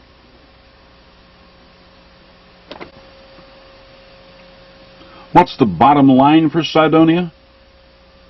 A master formula based on the basic astronomical constant. CYFV here is the vector of Sidonia's face. DMV is the vector of the huge D&M pyramid. GPV is the grid vector of our own Great Pyramid, the cube of double pi. Whether we can live with the idea of intelligently rendered monuments on Mars is not the issue here. They are where they are, and they're talking to our terrestrial matrix, whether we like it or not. So call them whatever you like. The sweet thing about them is we can't get at them. Transportation is too expensive. And by the way, if we should someday decide to destroy our Great Pyramid in some stupid nuclear war, fret not. The mandate for its 480.347-foot height is safely stored away on Mars, 35 million miles away. All we have to do is put a 360-degree prime meridian on its D&M pyramid, like someone did in our Great Pyramid, and the work order remains intact. Because the law is universal.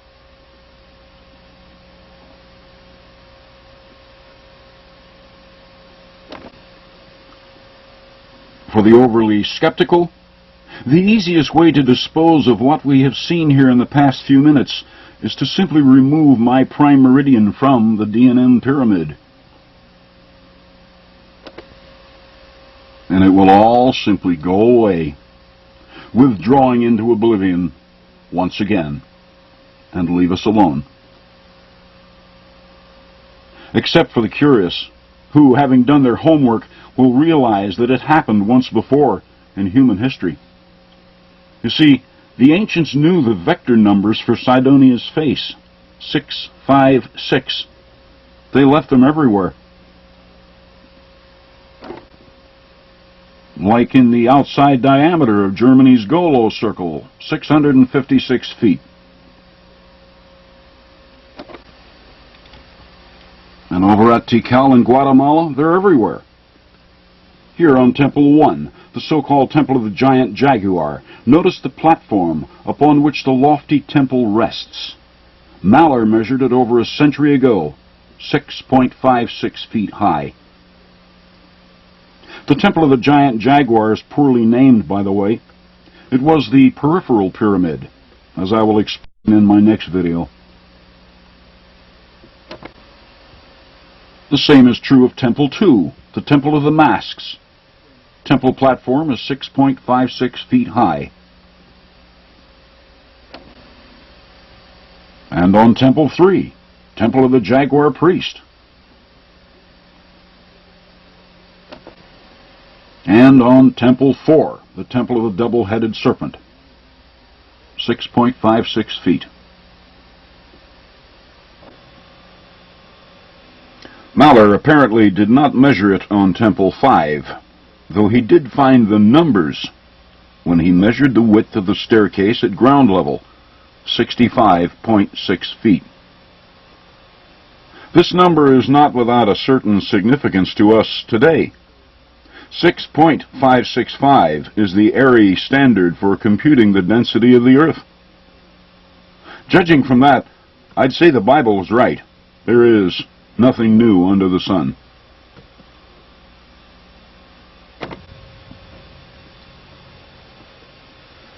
It's easy for us to believe that the Egyptians built their pyramids, that the Celts raised Stonehenge, and that the Maya and Toltecs built their monuments in Central America, all independent of each other. But these beliefs pale into insignificance when we suddenly discover that Tikal, Stonehenge, Tsinsunsan, Teotihuacan, the Face on Mars, and the Great Pyramid at Giza were known around the entire ancient world.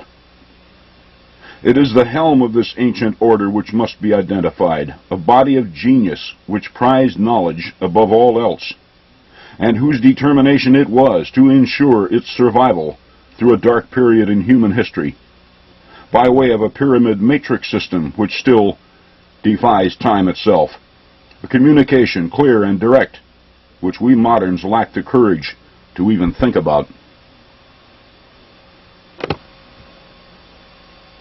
Dogma maintains that we humans got our jump start in the Middle East. I'm afraid it's all a lot of nonsense, because they who built the matrix were smarter than the Phoenicians, Egyptians, Hebrews, Babylonians, or even the Greeks ever were. And it causes me to wonder just where we did come from, and maybe even where we've been. Thank you.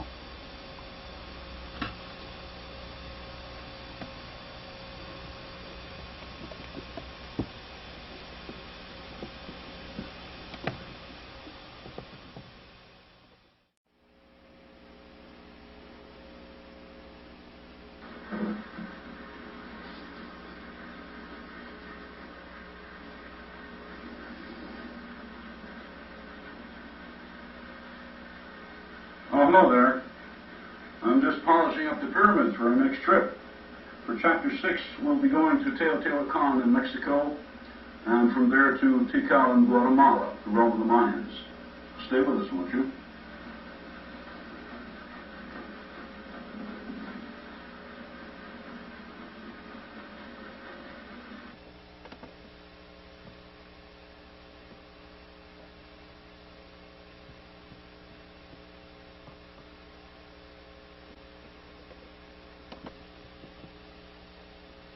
We first saw this chart of retrieved constants back in Chapter 3. Both Giza and Stonehenge provided and explained them. In this chapter, we will find that they were also very well known in the West. For example, here they are, all mixed up. The 360-degree base system, alternate pi, pi and double pi. The square root of the volume of the 360-degree sphere, the radian, 2/3 pi, the square of the megalithic yard, the double radian, the 2, 15, and 60 from Stonehenge, and even the square root of 2160. Why do they come to focus on 15.49193338?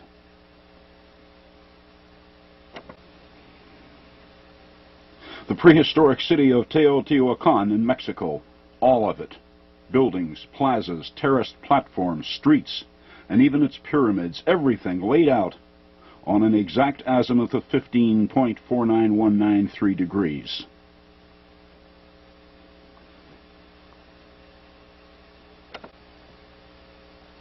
Teotihuacan, the city of mystery. Despite decades of on-site investigations, archaeologists know virtually nothing about it. Who built it? When? Why? Zero.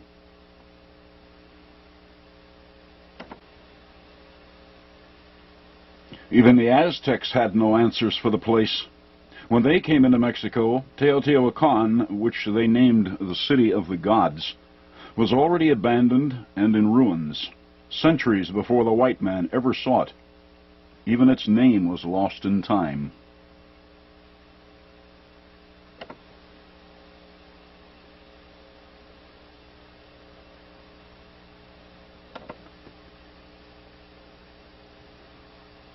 Its largest pyramid is this one, the Pyramid of the Sun.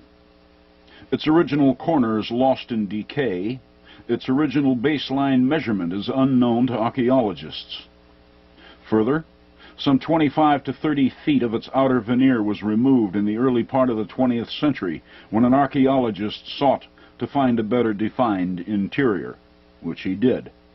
That's the Sun Pyramid we see today, about 730 feet square. But Hugh Harleston went after its original footing in order to find a better picture of its original state. He found that the Sun was once some 750.8 feet square at its base, said position being 7,508 feet above sea level today, another base 10 reference, and in feet.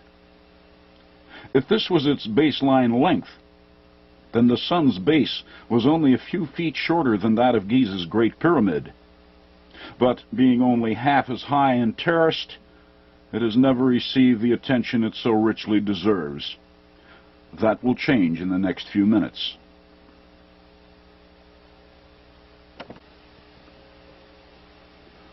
First, the equation which finds Teotihuacan in their matrix clearly specifies that it was a very important site. Far more important than anyone had ever realized. Well, hang on to your socks. The silence of Teotihuacan is about to end. Remember the Juliaco Pyramid, about a day's walk from Teotihuacan? 4 terraces became 4 pi in its decoding.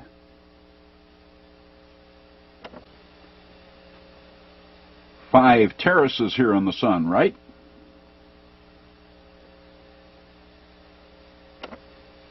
Yes, but we must be very careful when eyeing the Sun. For example, notice that its 4th terrace was designed to show 2 separate slope angles. Hence, while the Sun actually has 5 terraces, it likewise has 6 separate faces. That's 5 pi and 6 pi.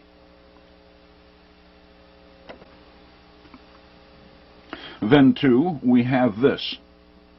Seen in its side elevation as drawn by the University of Rochester following its 1973 site survey, Dr. Druitt of the University of Toronto was kind enough to send this along.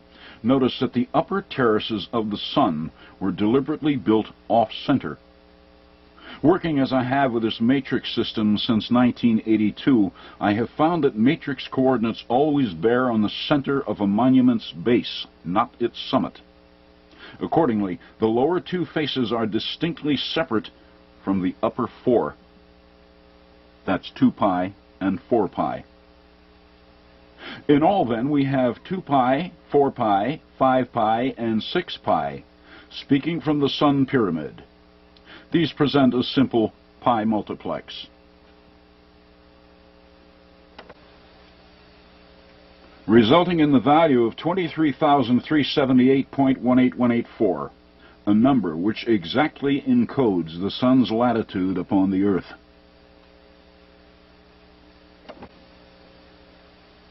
(19°, 41 minutes, and 30.0105 seconds north, dead center on the pyramid. Notice, dead center on the pyramid, not on its summit. And the Sun finally speaks. I am a pi multiplex, and I will show anyone why I am where I am, if they know my language. As for the matrix proper, the Sun addresses it from its grid latitude of 23,378.18184. The access key is, of course, pi.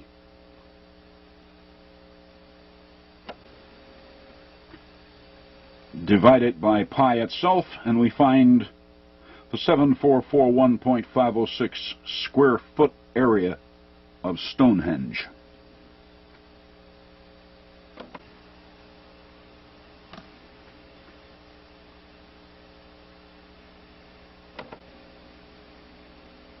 Or we can divide it by double pi and get this.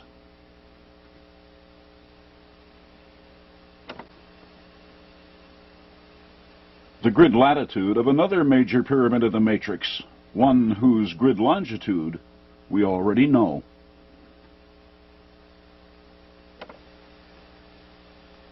Temple 4 at Tikal in Guatemala.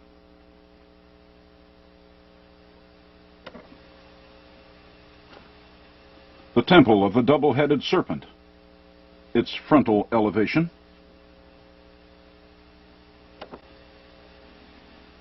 And its side elevation.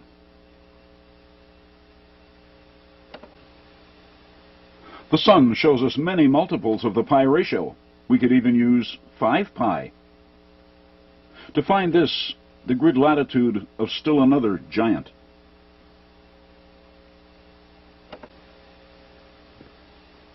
That being the Cholula Pyramid, the largest pyramid on Earth in terms of volume. Over 200 million cubic feet, over twice that of Egypt's Great Pyramid, despite the fact that it is less than half its height.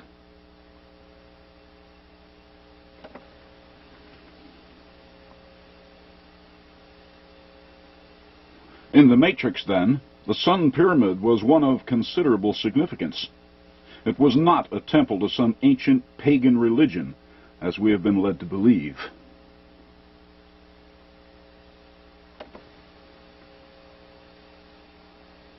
And mapping was not the only aspect of the matrix which it relates. Using its grid latitude again, along with pi, and the azimuth of the entire city of Teotihuacan, the Sun tells us this. The Great Pyramid's height, in terms of feet, and from Mexico.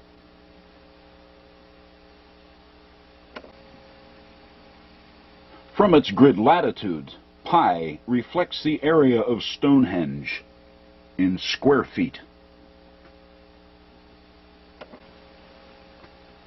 This equation is the same, except that we also include the azimuth of the city. It only follows then that this new figure is also a unit of measurement in feet.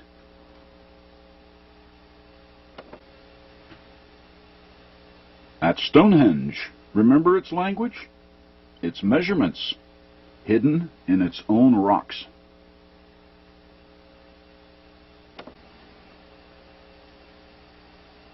And there's another example here at Tikal in Guatemala.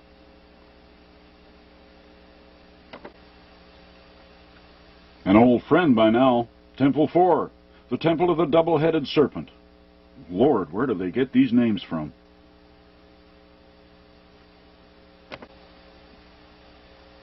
As we recall, the grid latitude of Temple 4 was 3720.75, coming from the Sun Pyramid by way of double pi.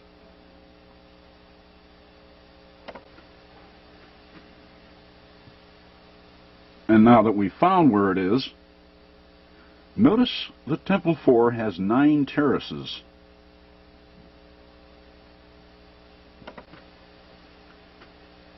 Which feeds a simple equation.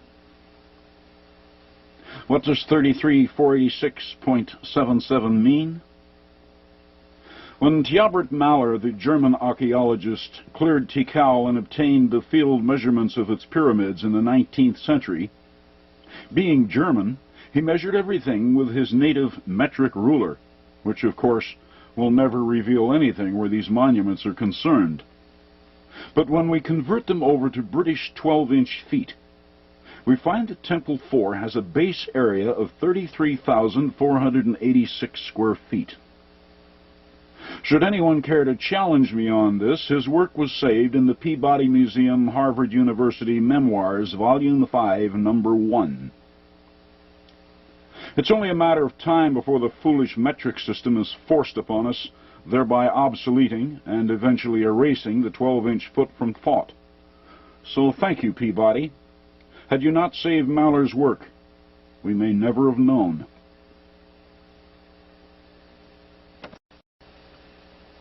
Look upon me, count what I show, then measure my base, and I will tell you why I am where I am. Digest the logic carefully. It works either way. We can also work from its grid latitude, multiply by the 9 terraces, and find its base area. It's how they hid actual measurements. No real trick to it. Do not be intimidated by their genius. These ancient masters were smart, damn smart. But they were only human. And anything a human can encode, another human can decode. Exercise patience. Great teachers are speaking to us from this matrix. But we've been to the moon, so don't underestimate the student over here on our side of time. We too can learn new languages.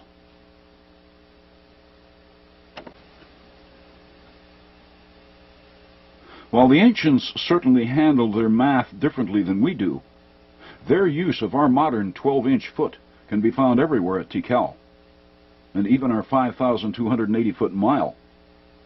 And one of the best classrooms in which to study it is right here at Tikal, which I suspect was the Matrix University itself. Temple 2, shown here, was its smallest pyramid, only 142 feet high. Remember the recent television commercial for athletic footwear, wherein they showed a pair of kids running up the staircase of a Mayan pyramid? This was the pyramid. And it only has 49 steps. They should try it on Temple 4 sometime. That'll make a wreck out of any athlete. 49 steps to the top of the pyramid proper here at Temple 2, the so-called Temple of the Masks. Then notice that from there up to the doorway of the temple proper are 10 additional steps.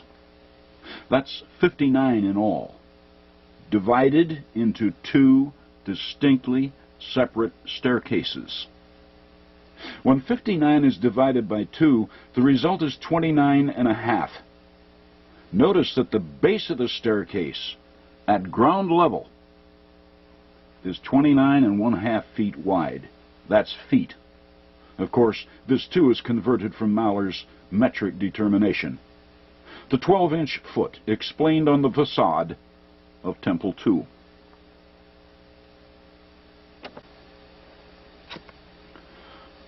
Temple 2 faces a larger pyramid across a plaza, Temple 1. The Temple of the Giant Jaguar. Colorful names. Temple 2, Temple 3, and Temple 4, which is just off the map to the west, all face east toward the sunrise. Sunrise worship, don't you know? But what about Temple 1? Why does it face west? Sunset worship? It's easy to see how the experts in primitive religions might draw such simplistic conclusions, but that's not at all why Temple 1 faces west. They missed this one by a country mile. When Maller measured the temple atop Pyramid number 1, he found it to have a depth of, and I quote, exactly 759 centimeters. Exactly, eh? Well, it's hard to call anything much closer than exactly. Converting his 759 centimeters over to feet, it becomes exactly 24.9015 British feet. 249015. 24,901.5 statute miles is the equatorial circumference of the Earth as we know it today. Why does Temple 1 show us the distance around the world? Around the world.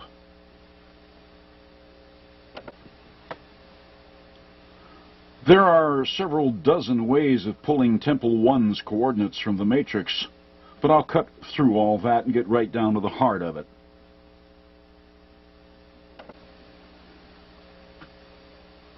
Temple 1's longitude is 120 degrees 45 minutes 22.9183 seconds west of Giza. And to the east of Giza, the long way around the world across Asia and the Pacifics, it is 239 degrees 14 minutes 36.98 seconds. Notice that its actual longitude in either direction presents exactly the same grid longitude.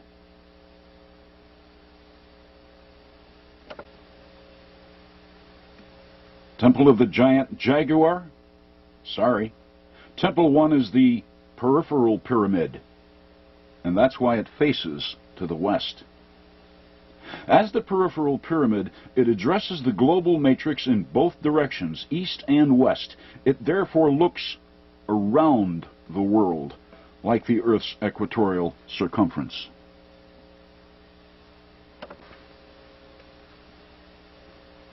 The exact numbers of which were left for us in the depth of its lofty temple. Since 24,901.5 statute miles is made up of 5,280 foot miles, TCAL shows us still another clear reference to our modern 12-inch foot.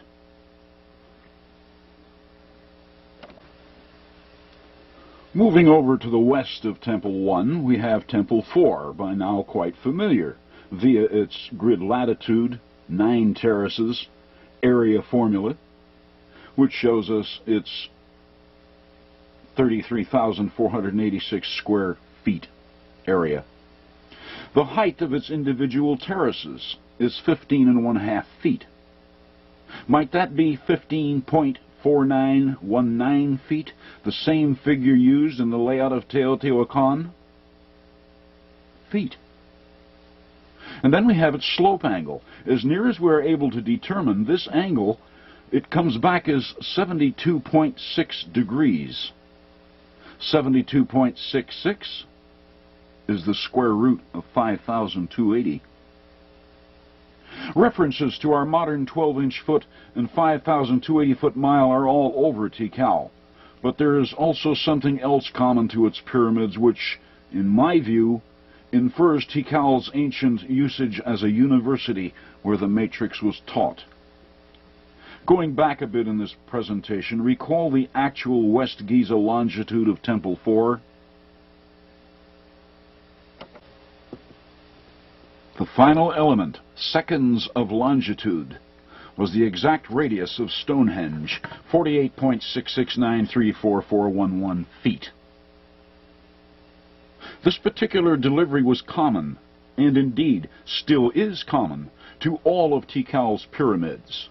The final element of their actual longitudes are recognizable mathematical constants.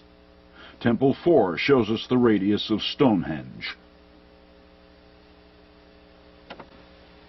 We saw this just moments ago, the two-faced longitudes of Temple 1, the peripheral pyramid.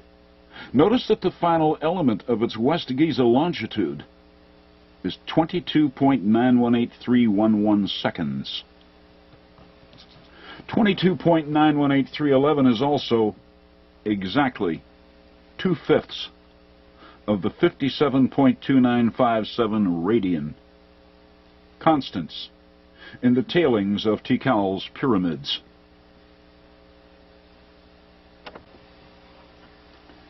The longitude of its temple number 3, 34.377467, is exactly 3/5 of the radian.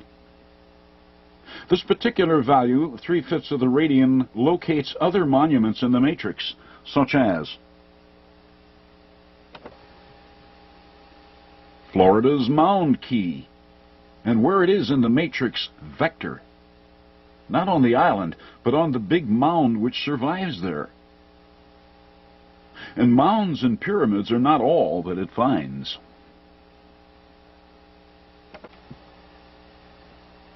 It likewise vectors on this. Florida's warm mineral springs, the waters of which are reputed to have certain beneficial, even healing properties.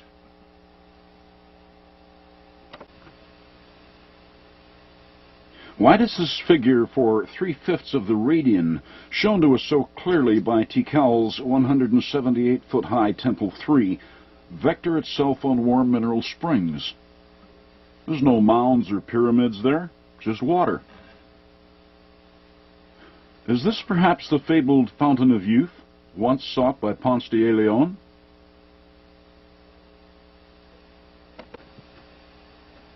There are thousands of springs in Florida, so when warm mineral springs answered the matrix, I wasn't particularly moved by it, probably just coincidence. To be sure, I ran the constants in the matrix over the coordinates of several dozen other randomly selected springs. Of the lot, only one answered. The Little Salt Spring, a few miles north of WMS. And of all the constants available in the matrix, Little Salt answered at 4/5 of the radian. Another radian fractional on a Floridian spring. What is this ancient matrix trying to tell us here? Well, we are not entirely without answers of our own. Warm Mineral and Little Salt Springs are known to rank as two of Florida's most important natural springs. And we know that they've been flowing generously for many thousands of years. Human remains have been found in proximity which date back 10,000 years. But was one of these springs the Fountain of Youth? Only they who have benefited from its waters can answer that. I must admit that their grid vectors answering the matrix at clear fractionals of the radian caught my interest.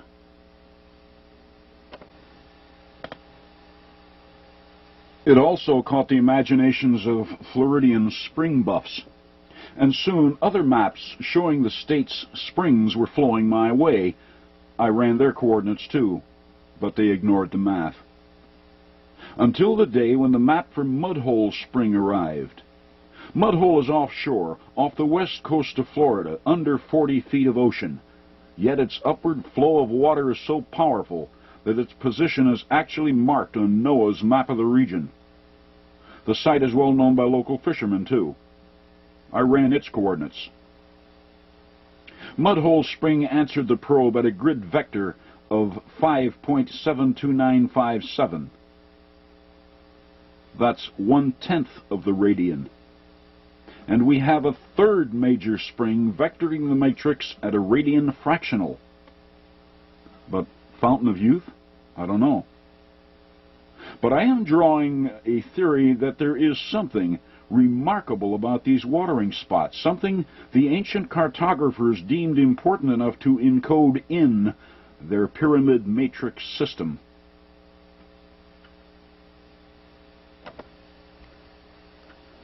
Which poses another question. These springs are very ancient, and the fact that their positions answer the pyramid matrix indicates to me that they, along with other anciently known energy sites, may have been part of the reason this matrix was devised in the first place, to show geomathematically their importance to mankind, in which case the pyramid matrix may have been mapped around them. For any who might care to double-check my findings with regard to these three springs, be careful of our maps. Present-day maps are still based on the 1927 North American Datum, or NAD. On such maps, coordinates in Florida can be off by as much as 100 feet. Correct them to our 1983 NAD. These are satellite corrections, and these are the positions which this ancient matrix answers. Do radian fractionals in the matrix show us things beneficial to us, to the Earth, or perhaps both? Dare we ignore such communications?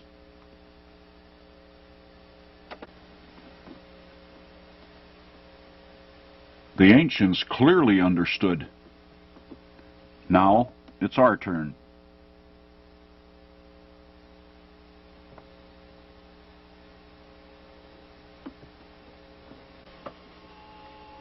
If the ancient masters did indeed incorporate the grid points of these important Floridian spring sites into a global matrix system involving their pyramids, long before the pyramids were ever built, then there has to be a way that the positions of these pyramids or allied monuments can explain from their positions.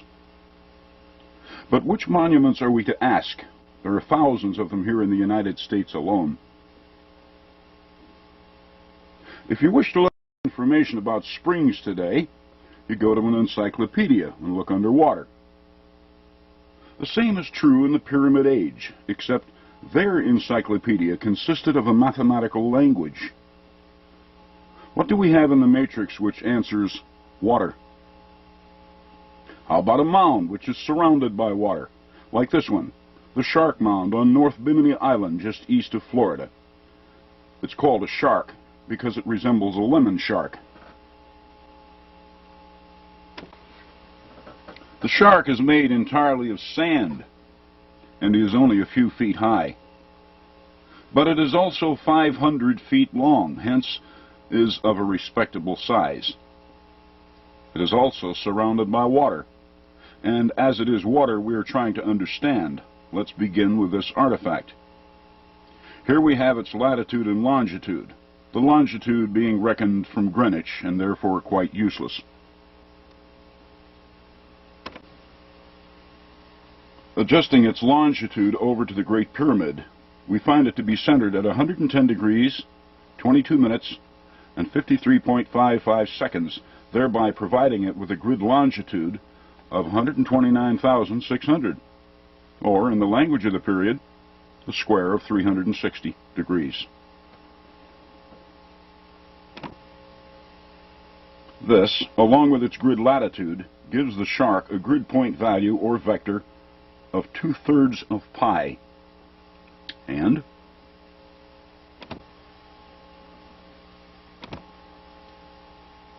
on the map, shark locates here.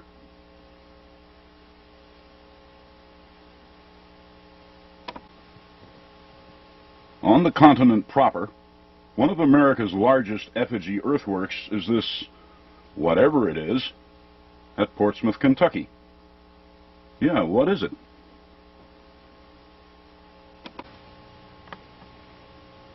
The only name it has in the formal record is Portsmouth Group A Earthworks, written in by Squire and Davis in the 1820s, when they surveyed the site for the first time. Even then it was so ancient that erosion had cut several gullies across it. A 5,000-foot-long what's-it. The Aboriginals made lots of effigy mounds in North America. Snakes, turtles, squirrels, birds, fish, you name it, and they left it somewhere. But this thing... I have hiked and fished through the wilds of North America from the Catskills of New York to the White Mountains of Alaska, and I can assure one and all that I have never seen anything walking, crawling, swimming, or flying that looks even remotely like this. And look, atop its central box section, it has a handle. Clearly, this effigy represents something that was anciently manufactured, perhaps a weapon of some sort. It even shows a curved indentation at its right end, as if designed to fit the shoulder of a hunter. Whatever it is, or was, this earthworks is worthy of suspicion. Why? Because it is only about 1,500 feet from a large river, the Ohio. Water again, and major water. So let's call this thing the device.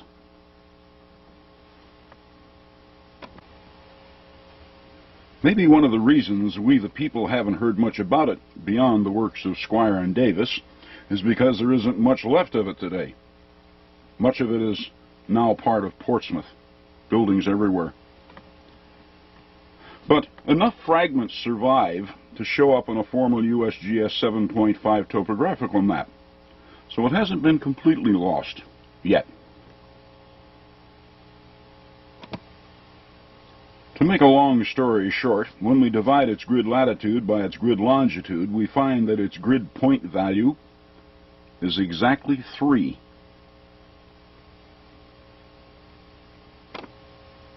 Having that, we add the device to our map.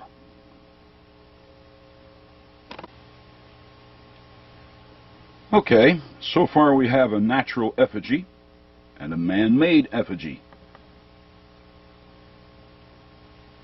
It's time to involve a pyramid. And the biggest one on the entire continent is that humongous heap of dirt at Cahokia, known as Munck's Mound. 1,037 feet long, 790 wide, and 94 high. But that's as we see it today. Originally, it looked more like this, and was 100 feet high. A real monster. Half again as long as Giza's Great Pyramid.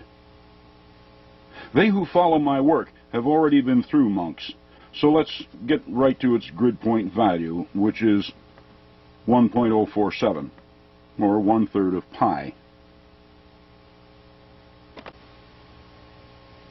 Interesting. 1/3 of pi at Munck's, 2/3 pi at the Shark, and a full 3 at the device. And oh yes, the water aspect, Munck's is on one of the ancient flood terraces of the mighty Mississippi River.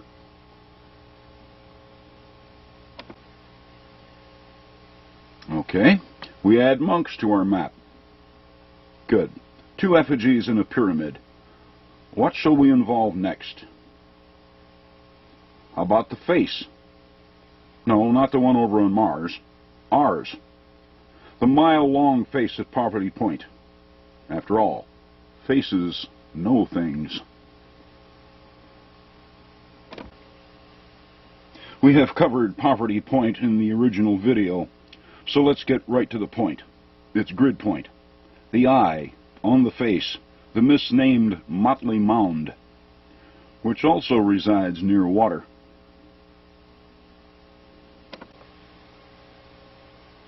Its value in the matrix, 1.909859, or 1/30th of the radian, another mathematical constant.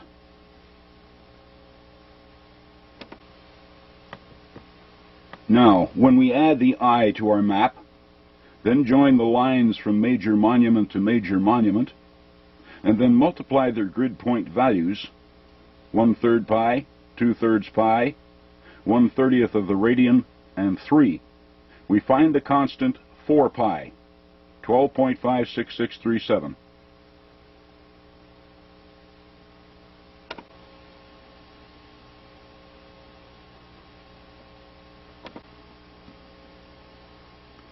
Interesting.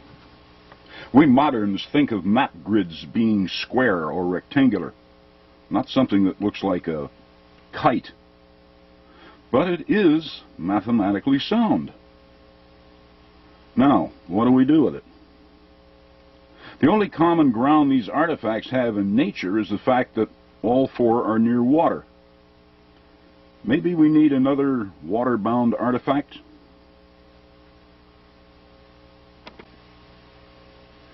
And I can't think of a bigger one anywhere than Florida's 5,500-foot-long Panther Mound in the Everglades.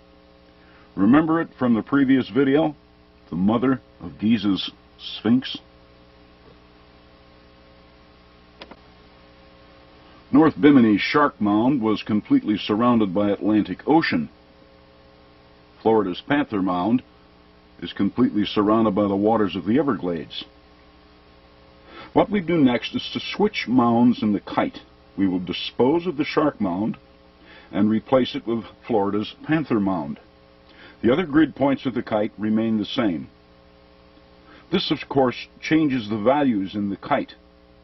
We drop the Shark, whose grid point value was 2/3 of pi, and are replacing it with the Panther Mound, grid point value 30 pi.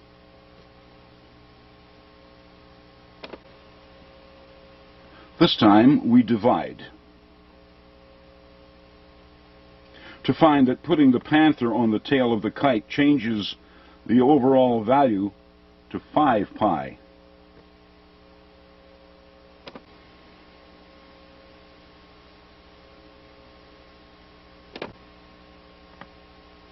Checking everything once again to protect against losing anyone's concentration.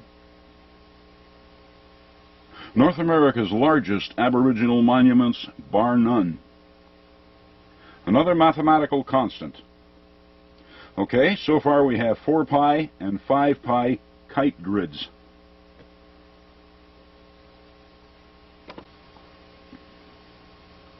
But how do they serve? Maybe we can someday swing the tail of the kite eastward to 3 pi and find some sunken Atlantean pyramid, or westward to 6 pi for something the Mayans lost in the Caribbean. Maybe. But the logic being conveyed here by these ancient builders says two things to me very clearly. First, water. Remember, both the shark and the panther are surrounded by it. And two, swing the tail of the kite. But to what? How about to water itself? Something significant underwater, like perhaps an underwater spring. Like maybe the Mudhole Spring off Florida's west coast. Grid point value 1/10 of the radian, 5.72957.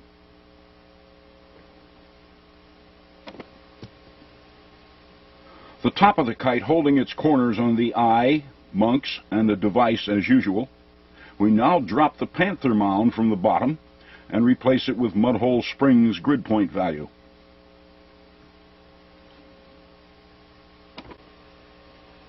Then multiply and voila. Instant recognition. The value of 3/5 of the radian. And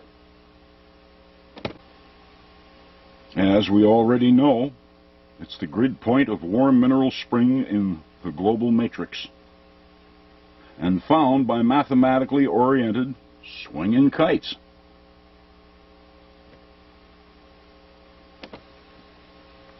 What else is there to say? The water mounds found major water sources, and when they wrote their final equation, the answer came out right on warm mineral springs. Now we know the information Ponce de Leon found concerning the Fountain of Youth was valid. Problem was, he didn't know the pyramid grid system. which had encoded its location 100 centuries earlier. He had no hope of finding it without resorting to actual trial and error legwork. The ancients revered War Mineral Springs so highly that they built the major monuments of North America at such grid points as could point it out to us, as soon as we came to understand the mathematical precisions of the Earth. Fascinating by itself, our search has also explained how a portion of their global grid actually works. I wonder what else they revered that we haven't found yet. The matrix is still young. The search continues. Thank you.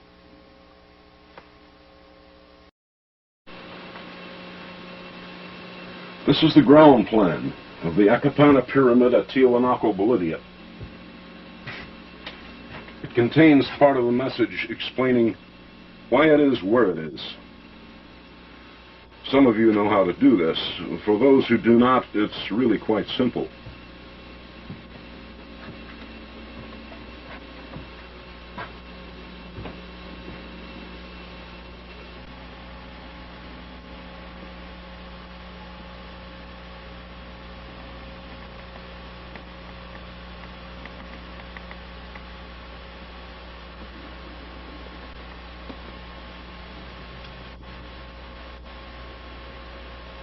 The Great Pyramid contains part of the law, the mathematical pi ratio.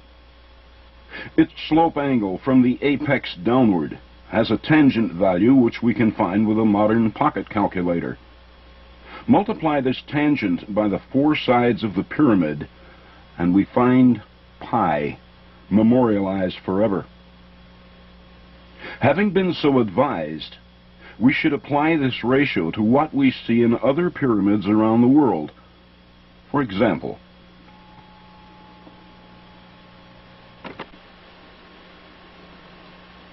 Mexico's Pyramid of the Sun. In this side elevation, notice that the upper bodies of the monument are offset toward the rear.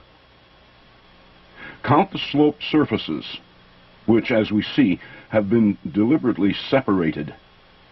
2 slopes in the lower body, and 4 in the upper. 2 and 4.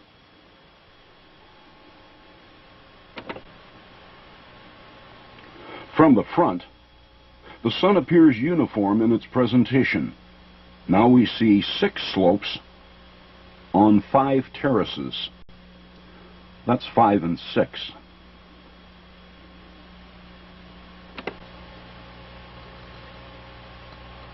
The sun, then, presents a simple mathematical formula when we recall that the Great Pyramid at Giza tells us to apply pi. The 2, 4, 5, and 6 features on the Sun Pyramid become 2 pi, 4 pi, 5 pi, and 6 pi. Multiplied, we find this large irrational, a single number. What does it mean? Nothing at all, unless one is careful to notice that there are 3 other numbers which also multiply to meet it. The numbers 19, 41, and 30.0105. In these we find unquestionable meaning, because at 19 degrees, 41 minutes, and 30.0105 seconds, in the language of mapping, it is precisely where the Sun Pyramid situates on our maps. 19 degrees, 41 minutes, 30.0105 seconds north of the equator. That's not bad for the alleged savages that are supposed to have built this pyramid. Did they really know where the equator was? 2, 4, 5, and 6. Yeah, they knew. And they also knew about the pi ratio, having been memorialized over at Giza. In fact, they knew every bit as much about global mapping as we do, if not more.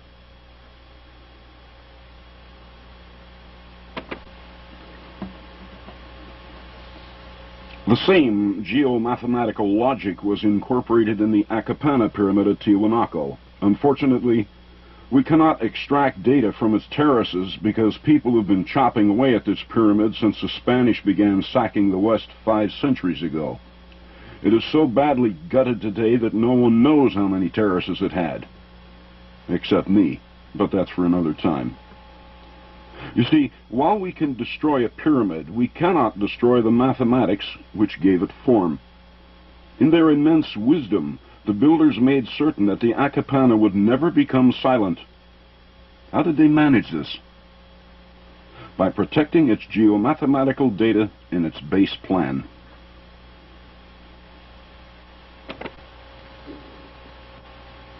Proceed in much the same way we did at Teotihuacan's Pyramid of the Sun.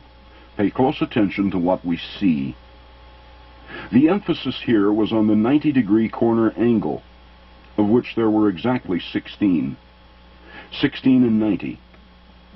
Then simply apply pi to the formula and find.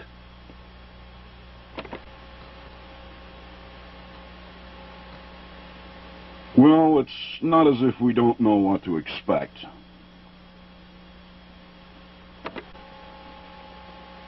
"16 degrees, 33 minutes, 08.567 seconds south of the equator." Even the pre-Inca knew where the equator was. The next question is, how old is Tiwanaku's Akapana? Is there a way to demonstrate its age? Possibly so. All we have to do is match its position against the oldest monument known. What might that be? The very same number that encodes the latitude of the Akapana Pyramid at Tiwanaku encodes the actual latitude of Sidonia's face, north of the Martian equator. Geomathematical correlation. Now then, which came first? Sidonia's face or the Akapana Pyramid?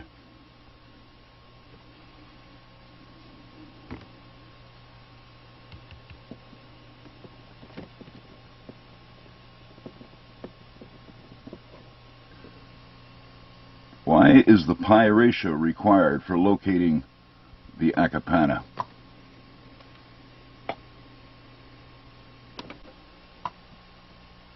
In my initial presentation, we found that England's Stonehenge provided the keys to one level of this magnificent coded system, and pi was not required.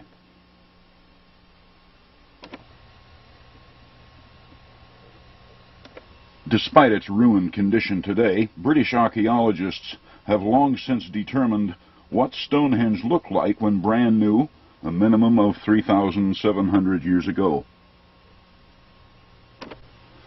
It was part of an even more ancient circular earthworks, sporting a diameter of 288 feet. The inner circle, known as the Phase 3 construction, with a meager diameter of only 97 feet 4 inches, consisted of 60 huge rocks, 30 horizontal lintels fitted to the tops of 30 upright rocks called sarsens. 60 stones carefully arranged in a 360-degree circle. It proposes a simple formula. 60 times 360 equals 21,600. And it was this number which encodes the latitude of Stonehenge north of the equator, because 51 degrees, 10 minutes, and 42.35 seconds just happens to be the parallel upon which Stonehenge was centered.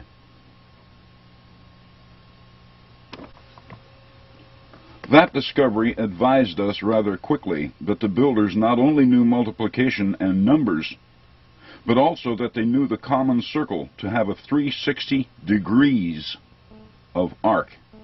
Hence, they knew math and simple geometry as well as we do, and in our terms, 3,700 years ago. Even more surprising, the location of Stonehenge proves beyond any question that their mapping skills were at least on a par with our own.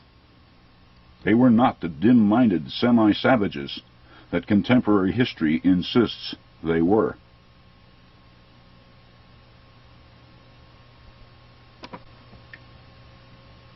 Now, knowing that the ancient Celts understood a 360-degree circle for what it was, in geometric terms, we took the circle over to the Western Hemisphere, where, at Newark, Ohio, we found that the architects of the great aboriginal earthworks were also familiar with the grid latitude of Stonehenge, a third of a world away. Here at the 1,056-foot wide observatory circle, we find 21,600 again, albeit reduced by a factor of 10. 2160, which encoded its latitude of 40 degrees, 2 minutes, 27 seconds north of the equator.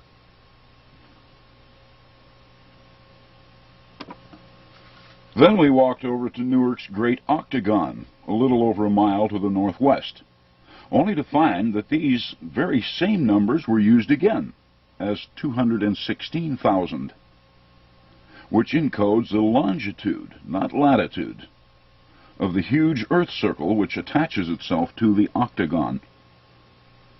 2160 at the observatory circle, 21,600 at Stonehenge, and 216,000 at the octagon. Proof, by way of our own maps, that the ancients knew and used a base 10 system as we do.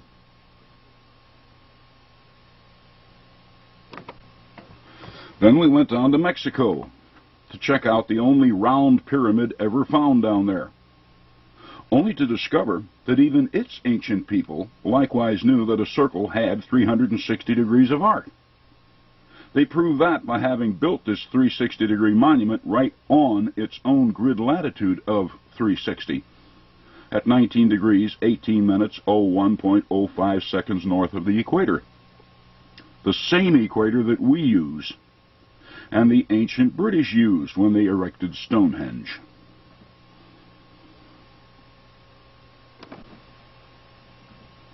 Then we have the stretched circle, the oval-shaped Motley Mound at Poverty Point, Louisiana, which the archaeologists misnamed because they favor digging in the ground rather than looking down from above. Had they paid any attention to our topographical maps, they would have seen that the motley was actually an eye on a mile-long human face, which was formed by the escarpment to the east side of the site. Motley was actually an eye, a 360-degree oval, on a face which looks off to the east. East means 90 degrees, and when 90 is multiplied by 360, it becomes 32,400. The grid latitude of the eye.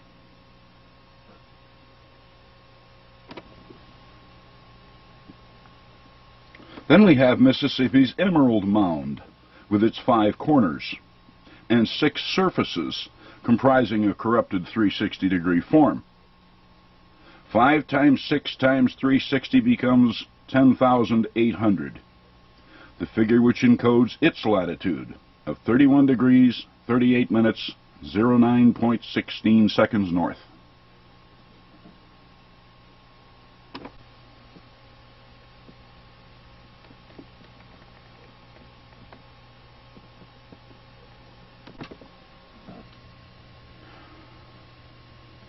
From there, we take the 360-degree logic to its square-cornered form.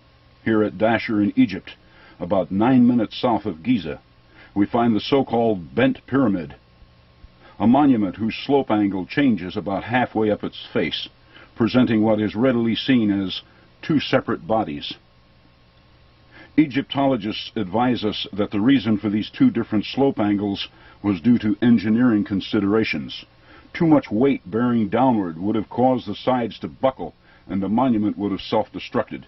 Therefore, the ancient builders decided to lower the slope angle at the halfway mark. That's more baloney than we hear in the average political campaign speech. Egyptologists are not going to want to hear this, but Seneferu's engineers knew exactly what they were doing. True, the lower slope angle at 54.7 degrees was a few degrees steeper than Giza's Great Pyramid, but it posed no risk of collapse. Angle and weight were no problem. Over at Tikal in Guatemala, the Mayans had no trouble with collapsing pyramids, and they didn't have squared block construction in their monuments. Here, pyramid interiors were rubble, and the outer veneer merely cemented fieldstone.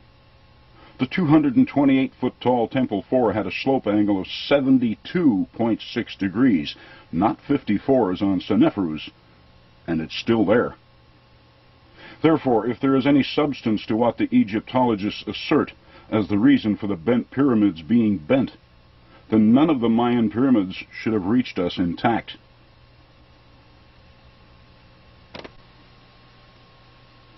This design affords an observer the opportunity to see additional numbers beyond those available from a true pyramid design. Here, instead of only 4 sides, we see 8. And rather than seeing 4 base corners and an apex, we see 8 corners and an apex. That's 9.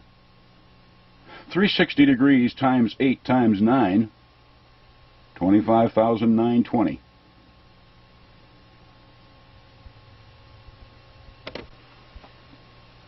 This figure encodes its actual latitude of 29 degrees, 47 minutes, and 19.01 seconds. It was deliberately bent in order to show anyone why it is where it is. There were no engineering problems.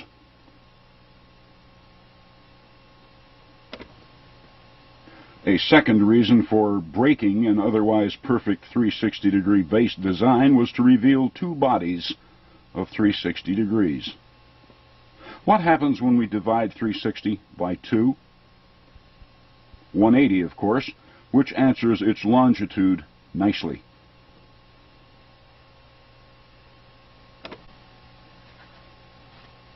But not its longitude from our modern Greenwich.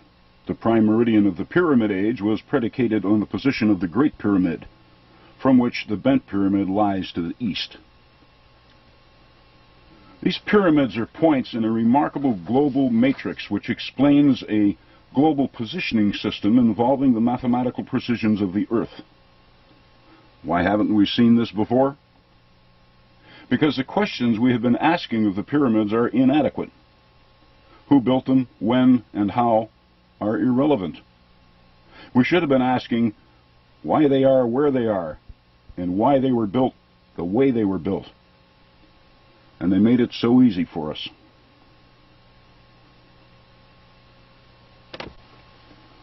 We have even known the measurements of the bent pyramid for some time.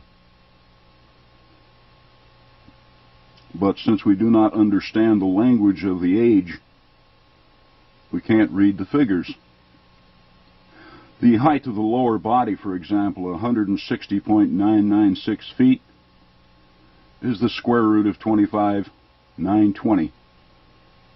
Its grid latitude.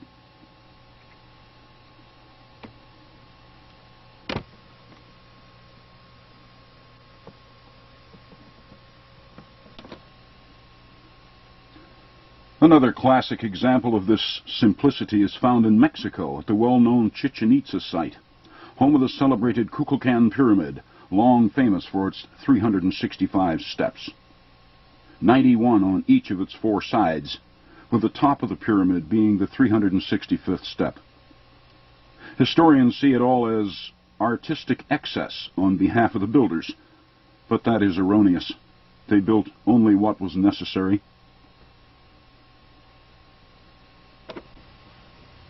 Study Kukulkan from above. What do we see? Do we not see a 4-sided pyramid with 4 staircases, 9 terraces, and 365 steps?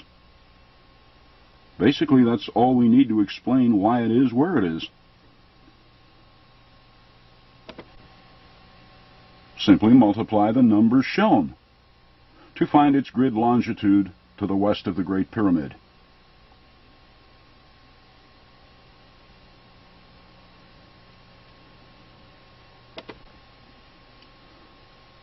This meridian crosses right over its summit.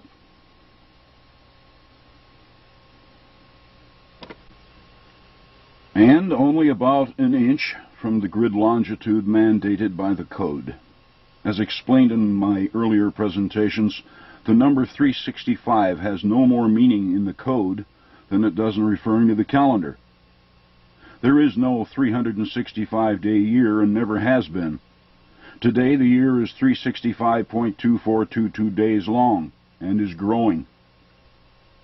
When this matrix was mapped out thousands of years ago, the year was 365.020081 days long, and that's the number we have to use here. It results in a slightly higher value for Kukulkan's grid longitude, and the very same number which fixes the grid longitude of Stonehenge.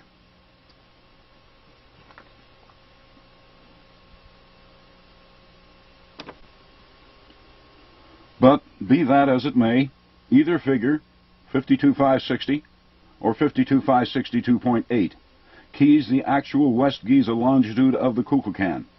Here again, the monument shows us where it is on our maps. The same can be said of another pre-Hispanic monument, which shows an observer the number 365.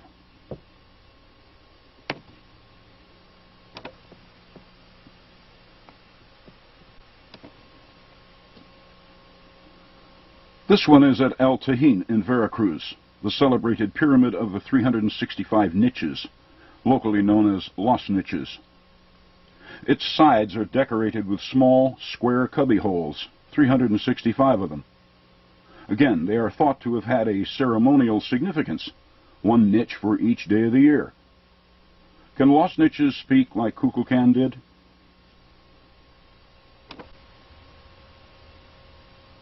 "60 steps climbing up its 60-foot-high facade, 6 terraces, 365 niches. Multiply them. Anyone care to guess the West Giza longitude of this pyramid?"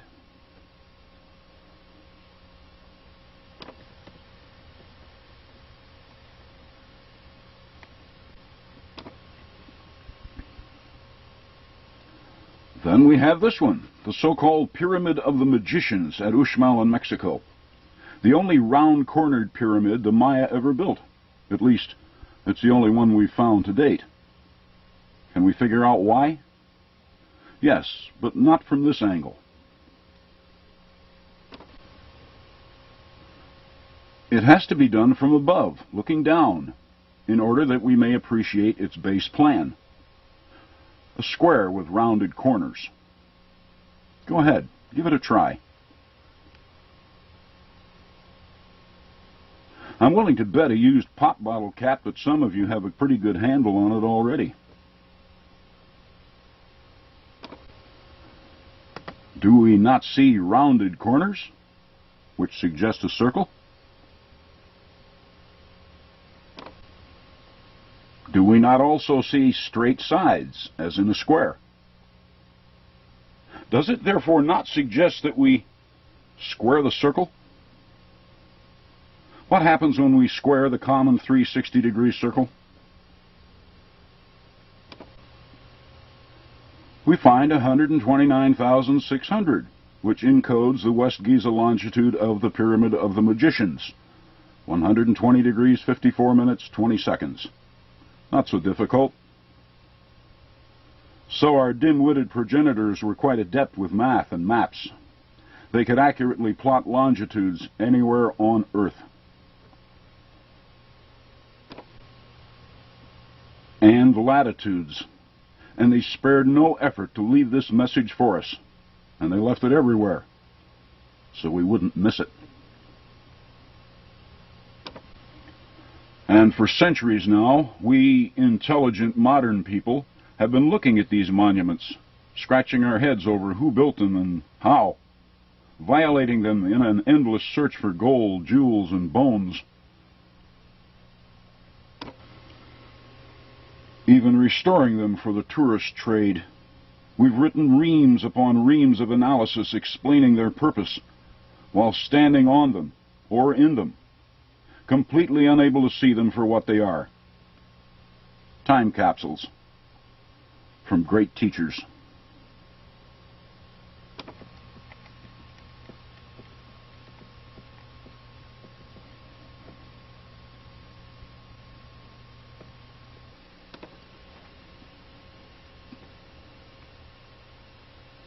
Those monuments serve to introduce us, to alert us to the presence of knowledge in remote antiquity, and they did so by showing us simple numbers and geometric constants. The use of the pi ratio wasn't once involved, but that was level 1 of their matrix.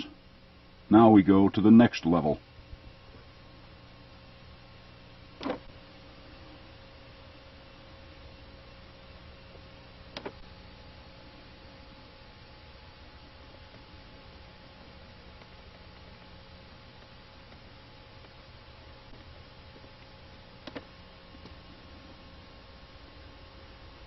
Out at the Cahokia site in Illinois, the largest mound complex in all of North America, the ancient builders once raised what we loosely call a woodhenge. Located some 3,000 feet to the west of Munck's Mound, woodhenge consisted of huge logs some 2 feet in diameter, all raised and stood on end.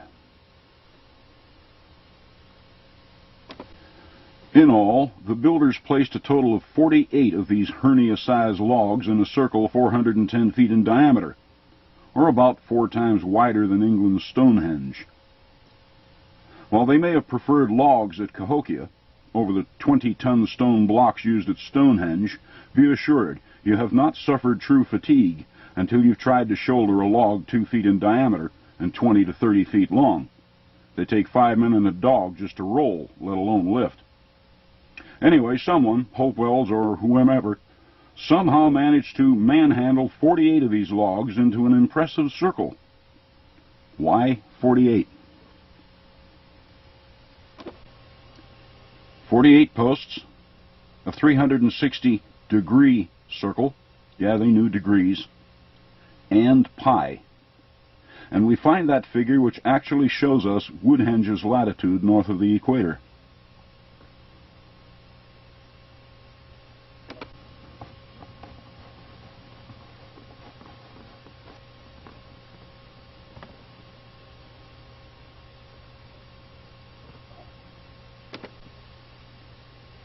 Now, if we do not use the pi ratio against Woodhenge's 48 posts, we wind up too far to the south, well clear of everything, barely on the fringe of Cahokia itself.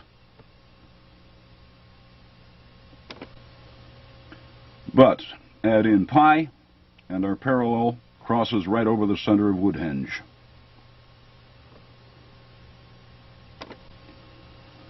And that's why the 48 posts were necessary in the Woodhenge, to show us where it is.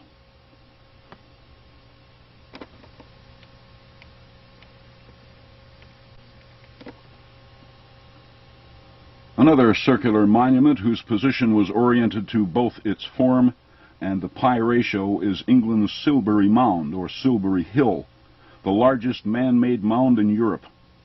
550 feet in diameter at the base, 131 feet high, and presenting a consistent slope angle of 30 degrees. But rather than being a true cone, the builders gave it a flat top. A round flat top. I like it when they do that. It simplifies things. Let's see now. 2 circles, one at the base, the other at the top. That's 2 360-degree circles, or 720 degrees. Consistent slope angle of 30 degrees. And pi. A parallel of latitude drawn at precisely 51 degrees 24 minutes and 55.43 seconds crosses right over the center of Silbury. Again, the pi ratio was required in addition to its visual message. Code buffs will recognize this figure, 67858.4, which encodes the latitude of Silbury because they've seen it before.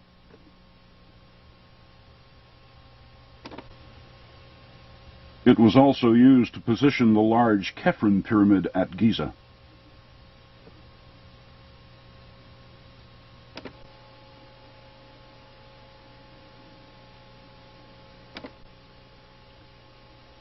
The British have been looking at the Silbury a lot longer than we Americans have been looking at our mounds. Why have they not explained Silbury by now? Why did this colonial have to do it? I'd much rather go fishing. They seem content only to measure it, or dig holes in it in a search for whatever. Well, listen up, blokes. Dig all you want, because you won't find anything in it. Silbury falls under the category of a significant mound. What does that mean? As we already know, Silbury is the largest mound anywhere in Europe. Significant. Let me show you what that means to the global matrix system. When we divide Silbury's grid latitude by its grid longitude, we get the value of its coordinate intersect, or CI.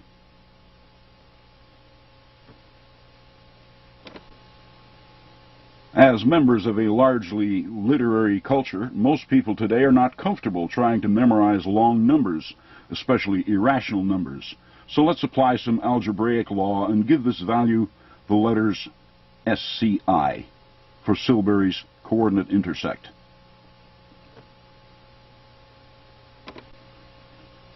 SCI, 720 degrees and 30 degrees. The product shows a number which encodes still another set of coordinates, which are easily memorized. 38, 39, 37. Almost poetic.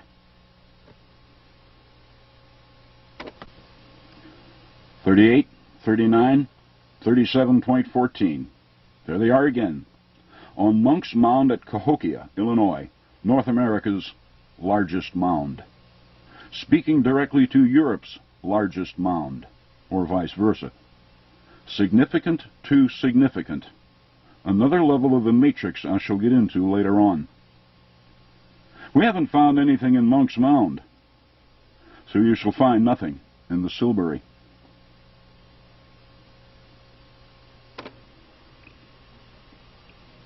Something else I should point out while we are back here at Cahokia. Count up all the 90-degree corner angles on this archaeologically restored model of Munck's Mound. If you counted 20, you are correct. In the language of the code, that becomes 20 pi. Notice also that it has 4 terraces. That's 4 pi.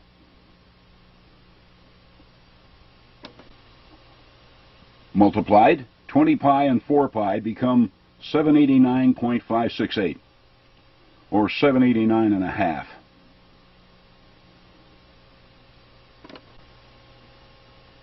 I am assured by the Illinois State Museum at Springfield that the original width of Munck's Mound was 790 feet, plus or minus 12 inches. Munck's shows us its original measurements. Who needs rulers? Thank you, Silbury.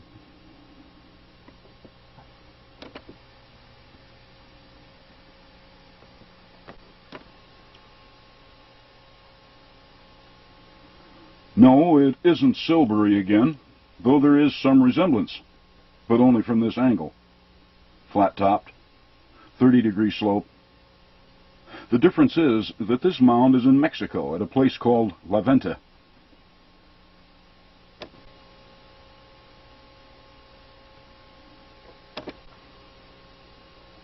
There's another difference, too. It isn't a circle and never was. It is a series of ridges and gullies which radiate downward from the flattened summit. In all, 10 of each. And it has been verified. The gullies were deliberately made. They are not the result of natural erosion.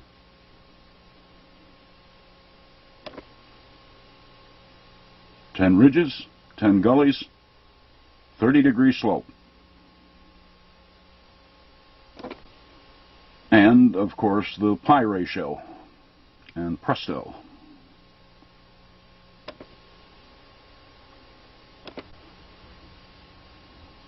Its latitude north of the equator. Notice something else here, namely the small ramp that extends off toward the northwest on an azimuth of 343.7 degrees. Those numbers link to the code. because 343.77 just happens to be exactly 6 radian. Anyway, this azimuth, when given to the 10 ridges and 10 gullies of the Levanta Pyramid, eagerly provide us with this monument's longitude to the west of the Great Pyramid.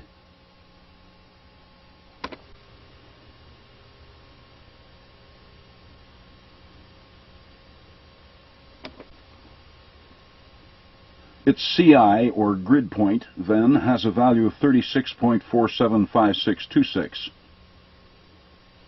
How does it speak to the global matrix? When we take the time to multiply it by the grid latitude of Stonehenge, 21,600 as shown earlier, it becomes the volume of the 360-degree sphere. 787,873.524 cubic degrees. For any who might like to check it, the formula is in red at the bottom. The value for R is the radian from the 360-degree circle.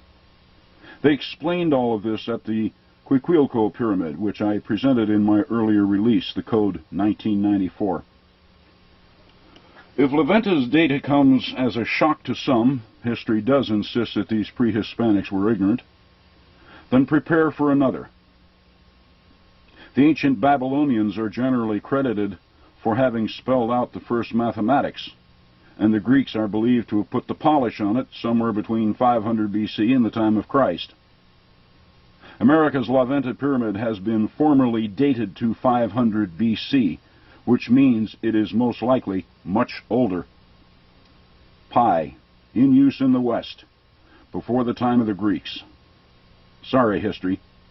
These pre-Hispanic deities were mathematical. Levanta is the only surviving mound here. There was once a lot of others, which could be easily seen from its summit. Unfortunately, they went down to our god, oil.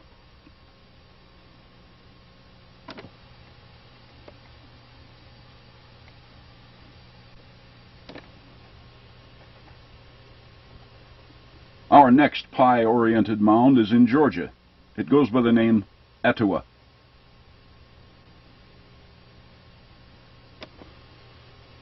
The Etowah is a mound of respectable size, 333 by 380 feet at the base, and is exceeded in its proportions by very few other North American mounds, such as the 1,037-foot-long Munck's Mound, 670-foot-long Emerald Mound, and eastern New York's 800-foot-long Hoosick Mound.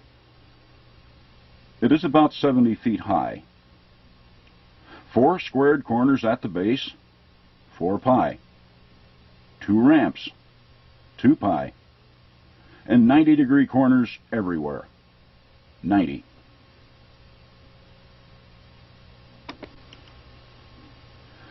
And voila, Etowah's latitude and the code value which encodes it.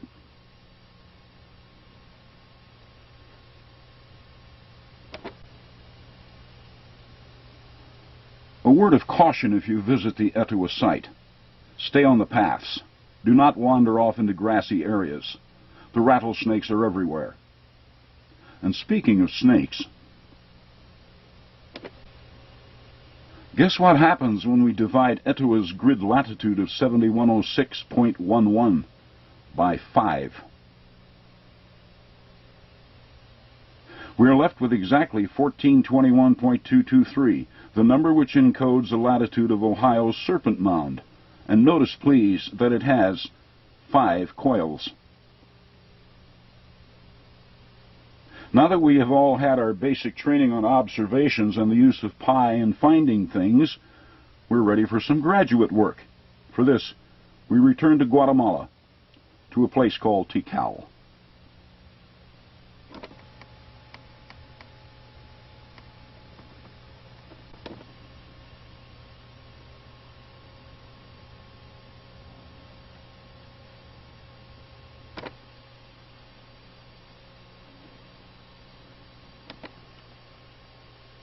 The subject of this segment is Temple 1, the so-called Temple of the Giant Jaguar.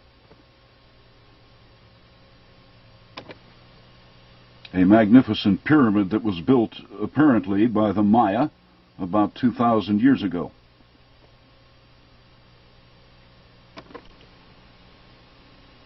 Much taller than it is wide, Temple 1 is 154 feet high, but only 128 feet wide. And would you look at all the numbers it shows? Well, it looks like we shall be here for a while. I discussed the peripheral pyramid's position in the matrix, in my previous video entitled Matrix West, but I did not explain how to find its position in the grid. That time has now come.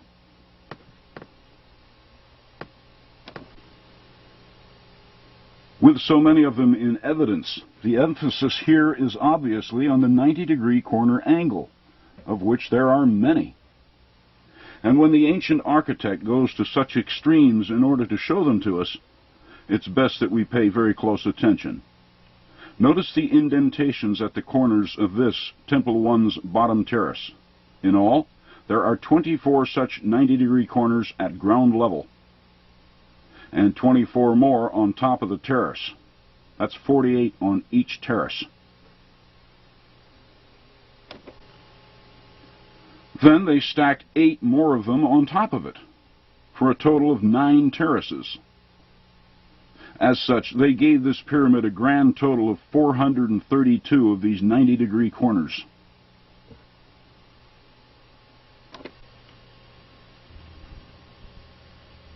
.432 by 90 makes Temple 1's corners worth 38,880.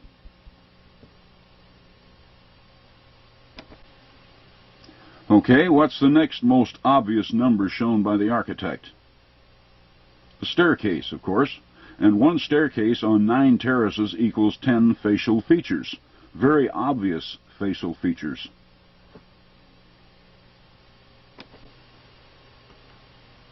Factor that into our formula, and then apply the pi ratio.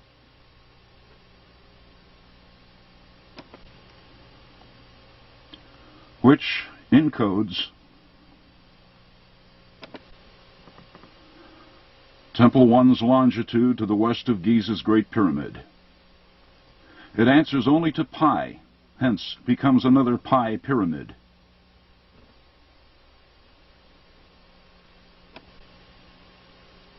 I went on to explain why Temple 1 should be called the peripheral pyramid, because unlike Tikal's other pyramids, this one faces west. To answer the Great Pyramid's prime meridian, the long way around the earth.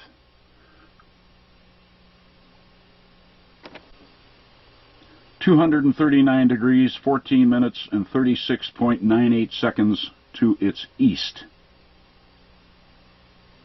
and keeps its back to the east, thereby being west of the Great Pyramid by 120 degrees, 45 minutes, 22.91 seconds. Both answer the very same figure for its grid longitude. And we like to think of these ancient builders as primitive and without knowledge, stupid sun worshippers.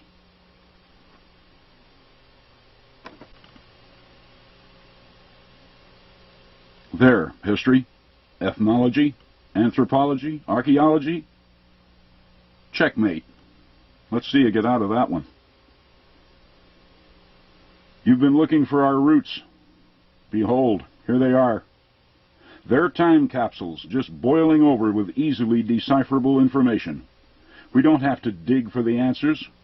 They're right out there in the open, for all to see. So very simple.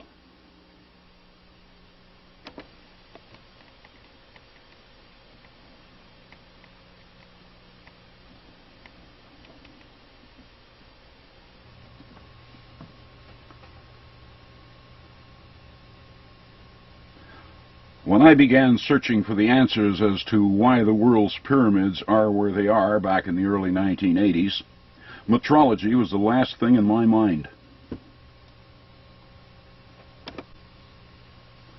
The reason for that came from my having read well into the subject over previous years and found ancient metrology to be a hopeless shambles of disorder. The Hebrew cubit over time varied from as little as 16 of our modern inches to as many as 25.2 inches. Egyptian cubits varied from 17.7 to 20.67 inches. The Roman cubit was 20.76 inches, Babylonian cubit 20.88, Zimbabwe cubit 20.64, and so on.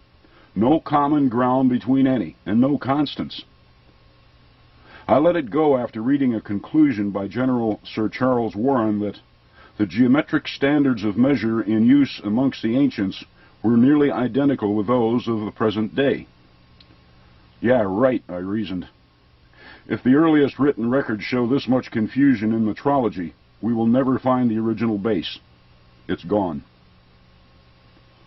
But as my own search of the pyramid code system advanced, I began finding clear references to our own English 12-inch foot and 5,280-foot mile. And time after time after time. It didn't make any sense, because the British didn't legalize our 5,280-foot statute mile until 1593 AD, and all the pyramids were built before that. So what was I seeing here? Had archaeocryptography found the original metrology? Here, atop Tikal's peripheral pyramid, the 24.9015-foot depth of the temple shows a perfect numerical match to the Earth's 24,901.5-mile equatorial circumference. A clear reference to the modern 5,280-foot mile.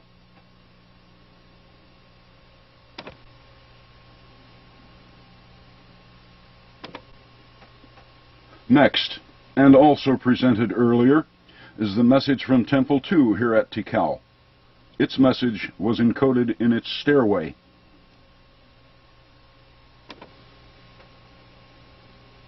"59 steps, divided into 2 separate staircases. The visual message is obvious. Divide 59 by 2, which results in 29.5, or 29.5. The width of the staircase at ground level is 29.5 feet. No, some will argue, that refers to the 29.5-day lunar cycle. Well, that's no argument, because its width is still 29.5 feet, and the builders of Temple 2 went to a lot of trouble to show us 59 numbers divided by 2. Call it the lunar cycle if you wish, but it's still 29.5 feet. And what could be clearer than the 60 steps which climb the facade of 60-foot-high Los Niches at El Tahin? The 12-inch foot again. 1 step for every foot. Then we have Temple 4 at Tikal, with its 15.49-foot-high terraces, answering the 15.49-degree azimuth of everything at Teotihuacan, and its 72.6-degree slope angle. 72.66 is the square root of 5,280, the foot and the mile. Then, too, we have its West Giza longitude of 120 degrees, 45 minutes, 48.6693, 4411 seconds. The final aspect echoing precisely the 48.6693, 4411 foot radius of far-off Stonehenge.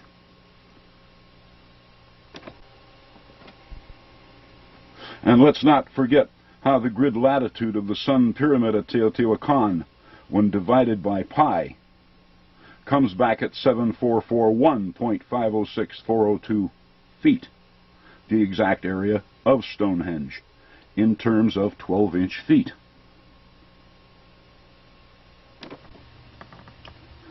Then divide that result by the 15.4919 degree azimuth of Teotihuacan and wind up with 480.3471728 feet, the original height of the Great Pyramid.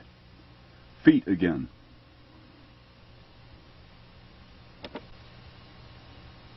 Next we have Poverty Point's huge earthen concentrics, which have shown us a figure for its diameter at 3,950 feet. 1 foot for every mile of the Earth's polar radius, foot and mile both.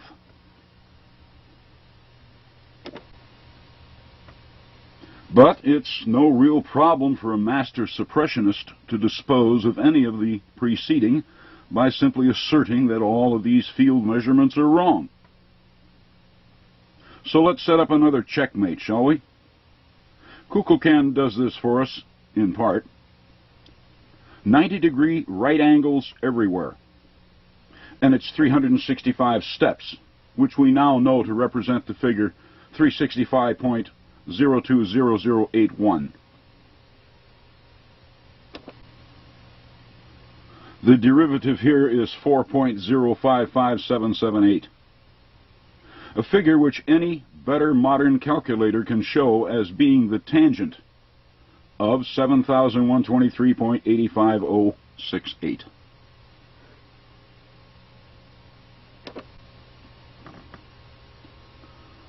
Kukulkan explained the first part. Back in 1993, the U.S. Geological Survey explained the second part.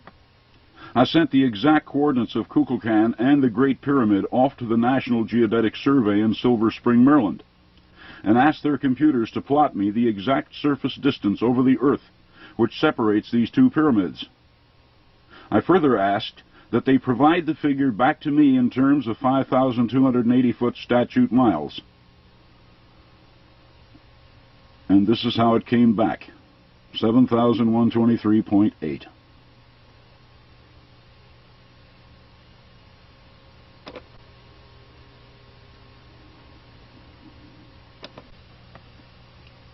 This 7,123.8 mile line from the Kukulkan vectors itself on the Great Pyramid, or vice versa. The tangent to mile message here is so obvious that no further explanation is really necessary.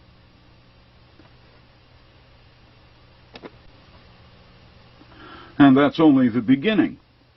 For the terminally skeptical, I would like to add the following. This tangent from the Kukulkan was also utilized as a square root. You see, its square is 16.44934.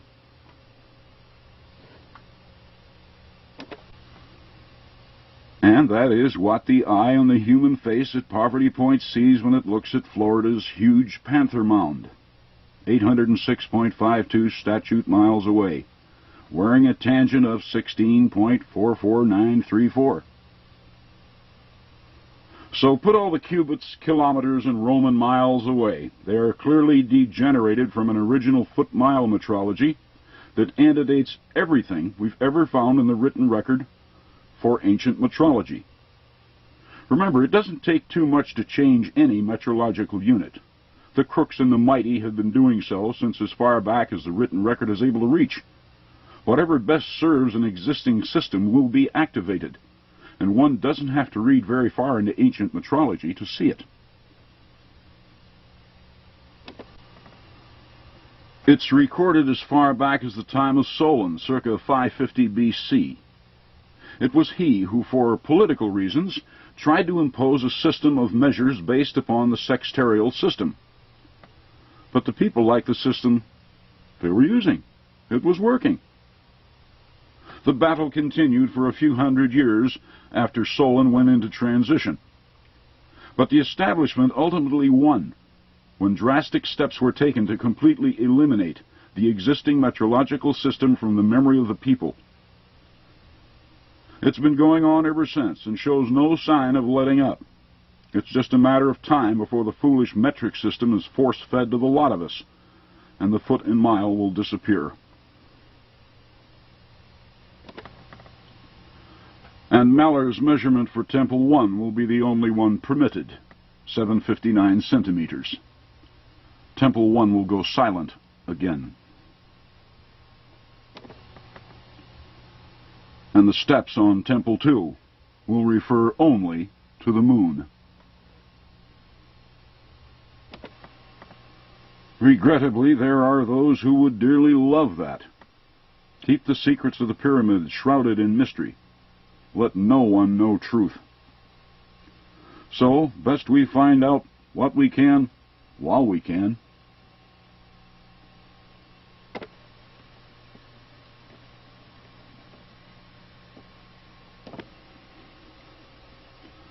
As for pi, well, they won't be able to dispose of that by passing a law. Pi, the key to a higher level in the matrix. Yet, how are we to distinguish between the rational pyramid and the irrational pi pyramid? Do we look for summits that were built off-center? Mounds of unusual shape, like this cross mound at Tarleton, Ohio?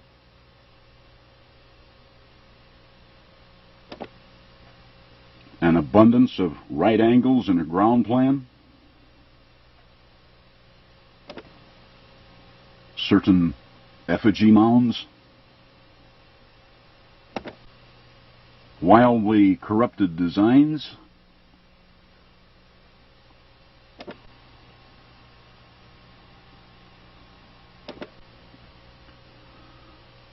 It requires a well-trained eye. But for they who haven't figured it out, there is another way. A much more difficult way.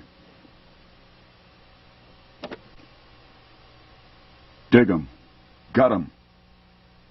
And when they refuse to give up any human bones, well, the odds are that's a pi monument. Excluding, of course, intrusive burials. The Serpent Mound is a good example. Nothing there, just dirt. How do we know it's a pi monument? Because of its grid latitude, 1421.223. It's one of those constants they used, but which we have never heard of, a pi multiplex.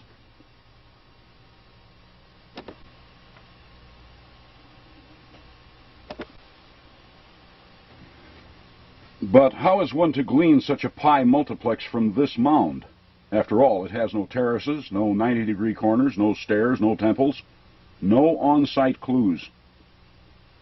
We cannot see pi here because we weren't supposed to. The serpent belongs to still another level of the code. In that level, one must be in possession of Giza data. For example, the Mycerinus Pyramid. It was originally 226.194 feet high, that figure being best remembered as 72 pi.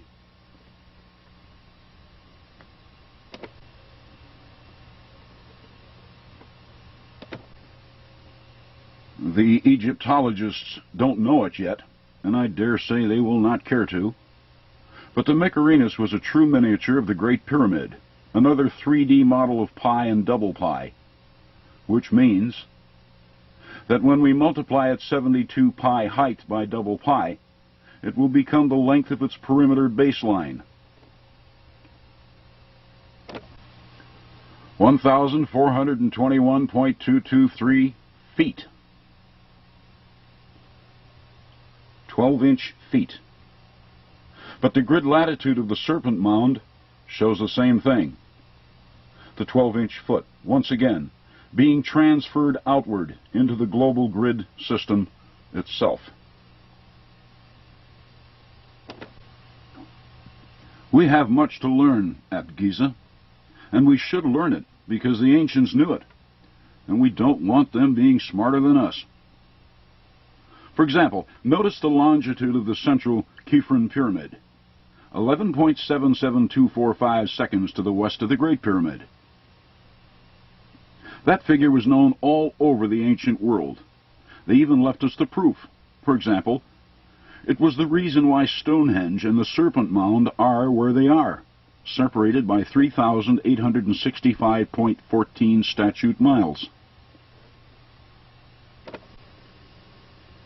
The tangent of which is Khafre's longitude.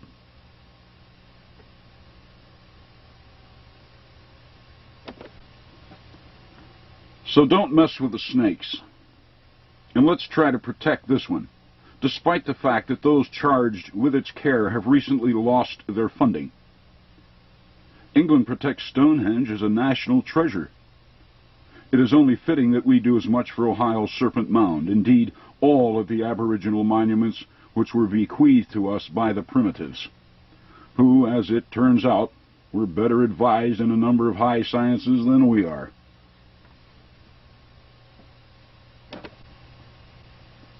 pi, cryptography, metrology, tangents keyed to distances, and state-of-the-art global positioning. Clearly, this long-lost culture placed more value on knowledge than life itself, and they went to absolute extremes to ensure that those of the future, maybe us, would find our rightful inheritance. The choice is ours. We can ignore it, stay where we are, or learn from it. The pyramids are ours once again. Until next time, then, I thank you.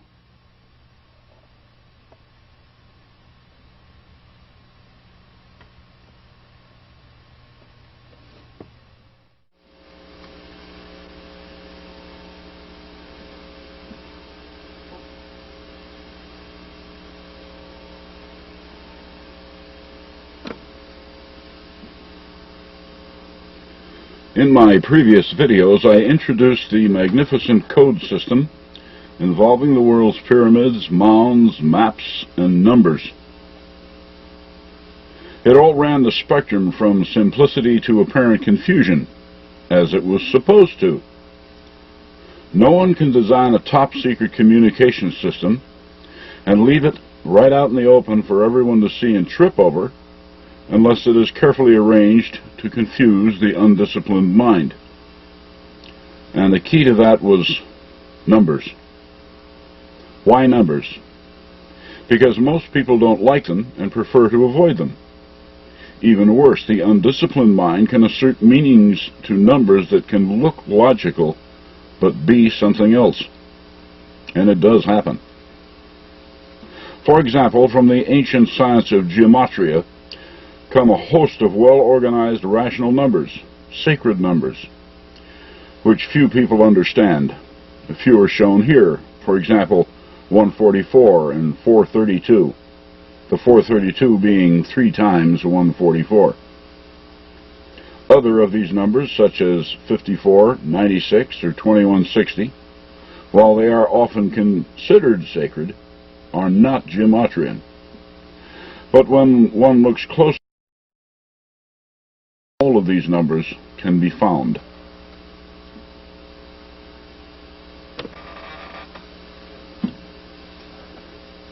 For example, one of these gematrian holy numbers, 144, was used in grid positioning of certain pyramids, among them the bent pyramid of Seneferu at Dashur and the smaller El Kula pyramid, both of which are in Egypt. But why? Presently unknown. Although gematrian scholars are unanimous in their beliefs that the number 144 means light. Again, why? If the El Kula and bent pyramids do represent light, why don't they light up for us? Or at least glow? Where's the switch that turns them on? A frequency, perhaps? A musical note?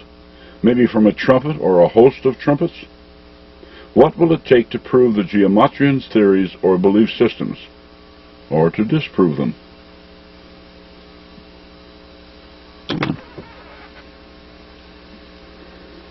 Even the higher gematrian number of 432 was used in the pyramid grid system, its representative being the so-called false pyramid at Meidum, Egypt. It is called false because it isn't all there anymore, apparently having collapsed because its outer casing stones lie in a heap of rubble at its base. Why? Faulty construction techniques? That I will never believe. More likely it was something else. Something probably deliberate. If frequency and vibration are somehow representative of gematrian numbers, it might have been a sustained musical note that shook this pyramid apart. You know, like the frequency that tore the Tacoma Narrows Bridge apart about a half-century ago. Wow. If that's the case, then it was probably a good idea to have established our standard A note in music at 440 vibrations per second rather than 432. There's no telling what our loud rap music might have been able to do to these ancient monuments. On the other hand, there are many levels to the code, and any numbers it uses could, and frequently do, have multiple meanings and intent, and may not be what some folks think they should be.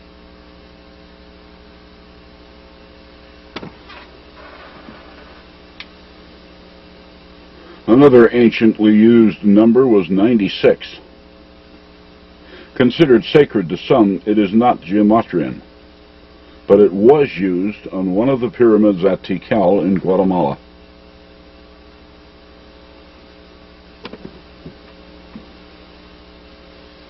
This one is known as Temple 1, the Temple of the Giant Jaguar. It is taller than it is wide at its base. Steeper are its sides than any pyramid ever built in Egypt. And on its face or facade are 96 steps. What do they mean? Nothing apparent, even to a number cruncher, unless multiplied by some other number.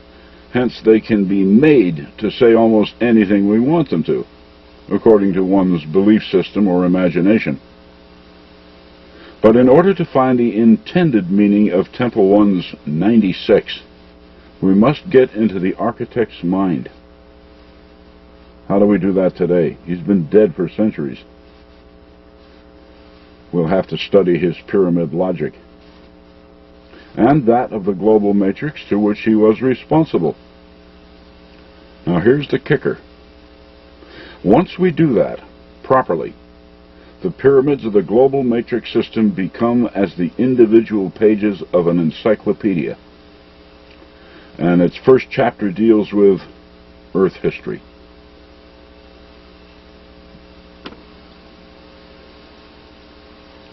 One-third of the way around the Earth, to the west of the Giza Prime Meridian, is the original 120th meridian. Between it and the 121st meridian are a number of aboriginal pyramid sites, ranging from the far north down into Central America. They include Rock Lakes Pyramids in Wisconsin, Uxmal in Mexico, Tikal in Guatemala, Copan in Honduras. Of this group, the largest of the pyramids involved are those at Tikal, including Temple 1. The most unusual site within this narrow band is Rock Lake and its several submerged pyramids. Now, why would anyone, bother building stone pyramids in a natural depression and, upon completing them, deliberately flood the site with the water that makes up modern Rock Lake?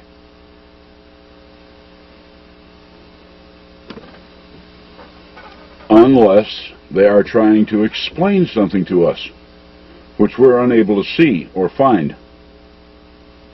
Notice that the code's grid latitudes for both Rock Lake's Delta Mound and Tikal's Temple 1 are identical, 2788.548.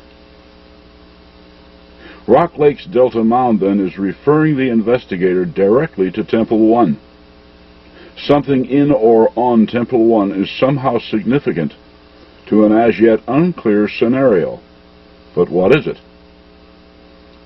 Pay close attention to the code's logic here.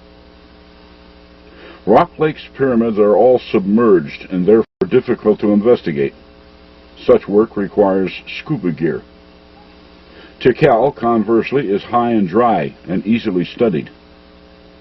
Does this combination of Rock Lake and Tikal provide certain data toward the rediscovery of some other submerged ancient site somewhere? And if so, where is it?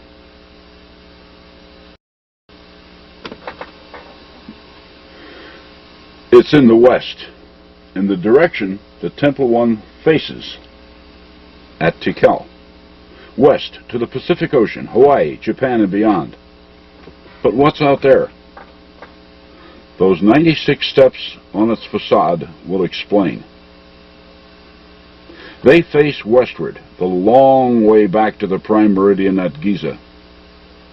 So take the problem to Giza, and from there, come back eastward from Giza, a total of 96 meridians, to the Ryukyu Islands southwest of Japan. On our modern maps, that would be 127 degrees east of Greenwich, but that doesn't concern us here.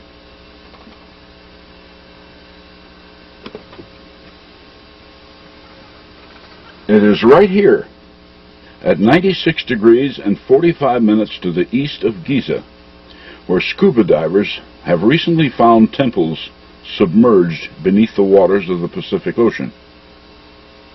The 96 steps on Temple 1's westward-facing facade then directly convert to meridians. They weren't just numbers to crunch. They have deliberate meaning. Yet why do these Lemurian ruins go over to 96 degrees 45 minutes? Why not exactly 96 degrees as Temple 1's steps indicate? Tikal itself was not built at exactly 120 degrees west Giza longitude. It is found at 120 degrees and 45 minutes. Temple 1's 96 steps show us the 96 degrees position of Okinawa's submerged ruins. Tikal itself explains the 45 minutes.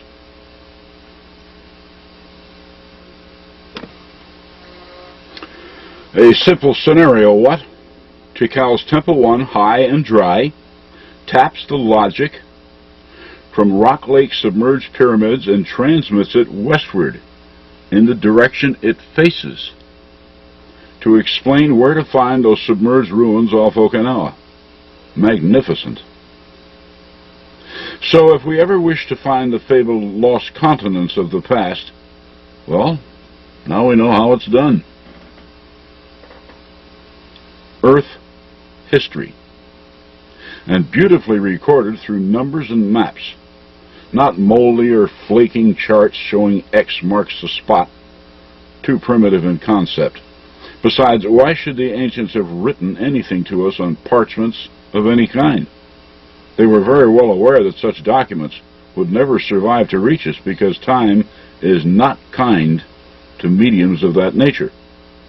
It was far more logical for them to have used our maps. So always count the steps on Western pyramids. They can be quite informative. And it sure beats excavating ancient sites for broken ceramics and arrowheads and then writing erroneous historical concepts around them.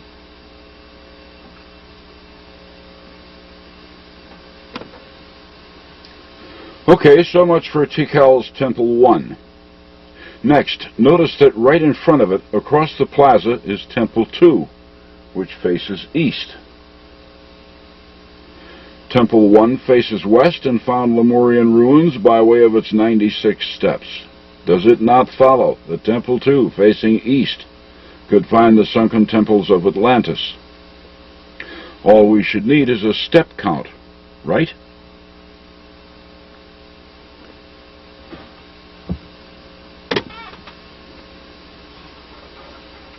Short, squat, east-facing Temple 2, the Temple of the Masks, shows us a total of 59 steps on its facade. In keeping with Temple 1's logic, these 59 steps have to mean 59 meridians, this time to the west of Giza. On modern maps, that would be some 28 degrees west of Greenwich, or nearly on top of the cruiser seamount, just off to the east of the Atlantis fracture zone on the mid-Atlantic ridge. What's out there at that zip code? Half-mile deep ocean, the bottom being far too deep for scuba divers. Further, the isostatic equilibrium in this region is about as stable as a politician's promise. What was once up above water went down and won't stay down. Back in 1882, a ship named the Jesmond was making a routine trip from the Med over to New Orleans when it suddenly encountered an unknown, dripping wet landmass in its path. It wasn't a mirage either, because some of the crew longboated their way over to it for a look-see.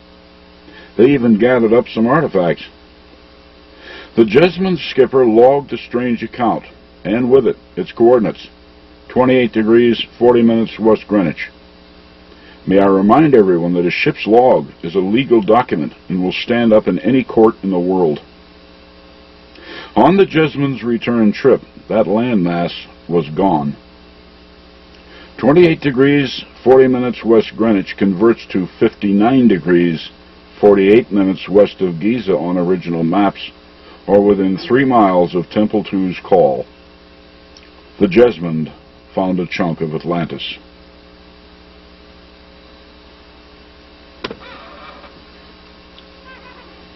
Another of Tikal's pyramids is Temple 5, seen here in a strictly conceptual view because, well, all those steps you see on its facade aren't there anymore.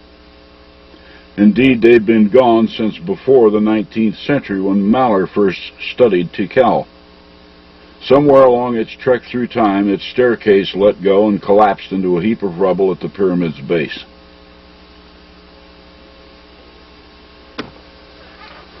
Ruined though it is, notice that Temple 5 faces north, on an azimuth which runs right between Temple 1 and Temple 2. With Temple 1 addressing Lemuria to the west and Temple 2 Atlantis to the east, it causes one to wonder what Temple 5 is trying to show us up north. Ancient Hyperborea, perhaps? Or possibly data concerning the latitudes of Lemuria and Atlantis? Possible. Remember, Temples 1 and 2 spoke of longitudes. The record must likewise refer us to latitudes in some way. Maybe following the restoration of Temple 5, if ever. So we're not done yet.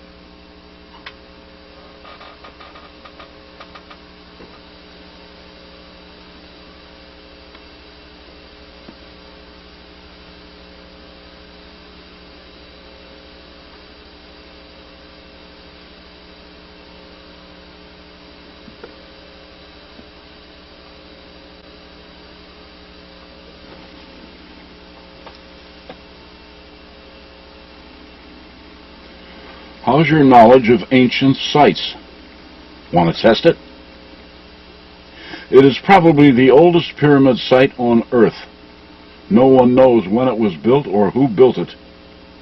And when formal history speaks of it, the more interesting facts are all too frequently omitted. It is known only as pre-Inca in origin, and we're not even sure who they were. 1 culture, 3, 10... going back far beyond time. It is Bolivia's ancient site, Tiwanaku.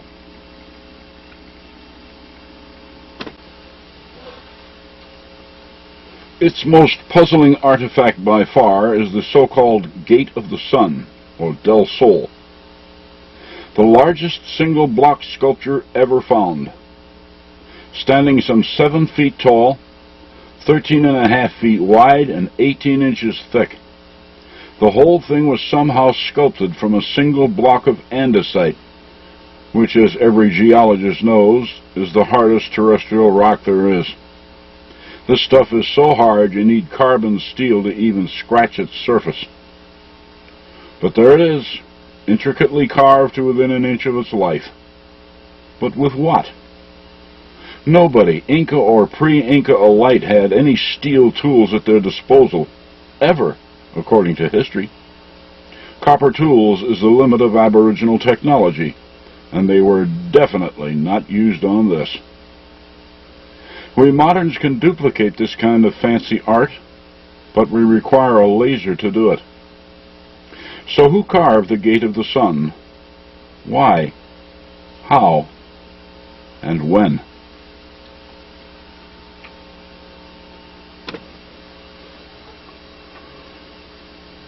What history does not say, because it isn't even aware of it yet, is the fact that Tiwanaku itself offers a very interesting clue as to Del Sol's probable age.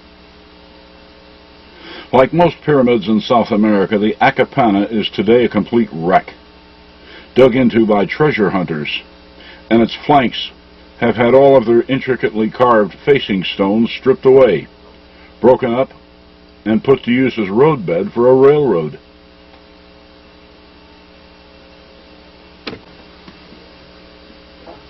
Little more than a heap of rubble today, the Akapana Pyramid is very notable for several very obvious reasons. First, it is the most easterly of all the super pyramids in the Western Hemisphere. There's nothing between it and Egypt's pyramids. Secondly, it is the most southerly of all the super pyramids in the West. Nothing south of it. Third, the reason why it is where it is. But before I get into that, we need a crash course on a science known as paleomagnetism.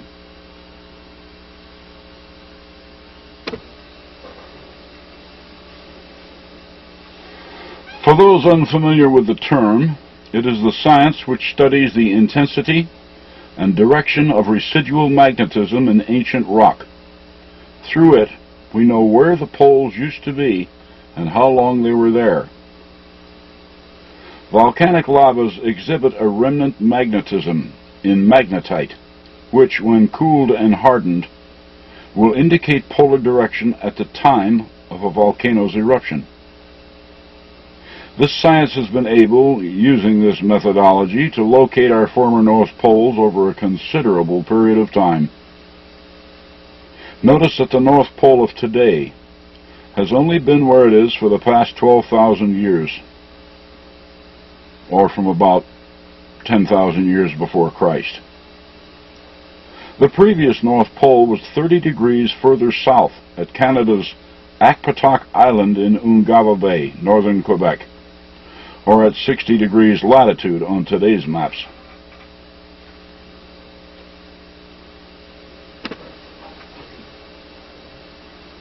Paleomagnetism is a recent science, not yet a century old, but someone knew it long before we did. Someone among all those finger-counting aboriginal degenerates took it upon themselves to align both the former and present poles on a common meridian which reaches all the way down to Tiwanaku. Then they built Tiwanaku to mark it for us or anyone else who might wish to study Earth history in the remote past. I know this will go down hard in academia, but map facts are map facts. No other major pyramids between Tiwanaku and Giza, and none on the Tiwanaku polar meridian.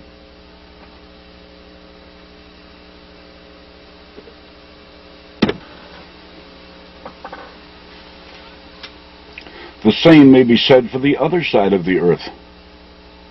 Continuing this meridian from Tiwanaku up across the present and former North Pole, and down the other side of the Earth exactly 180 degrees of longitude away, the supposing meridian crosses down over Siberia and Mongolia, closely following the north-south border between China's Shenxi and Shanxi provinces, right past China's pyramid fields near Sian.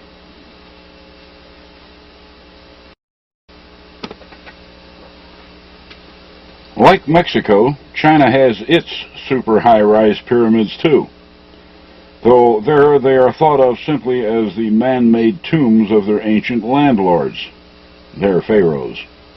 I wonder where they caught that from. This gradually eroding monster is about 200 feet high, like the Sun Pyramid at Teotihuacan in Mexico. Here, as with the other side of the world, no other pyramids are known on this meridian all the way up to the North Pole. With no pyramids on this meridian between Tiwanaku and north, China and north, these two widely separated sites share something in common. China's Sian is very ancient, having been founded 3,200 years ago. How much older it is beyond the reach of records. But we do know that Sian is 3,200 years old, and sharing this common meridian with Tiwanaku, its virtual geographical opposite, does it not follow that Tiwanaku is at least as old? Rather than the 2,000-year age Western historians assert for it. Were Tiwanaku's unknown builders aware of China's pyramids? Were the builders of China's pyramids aware of Tiwanaku? If there is a connection, where do we find it?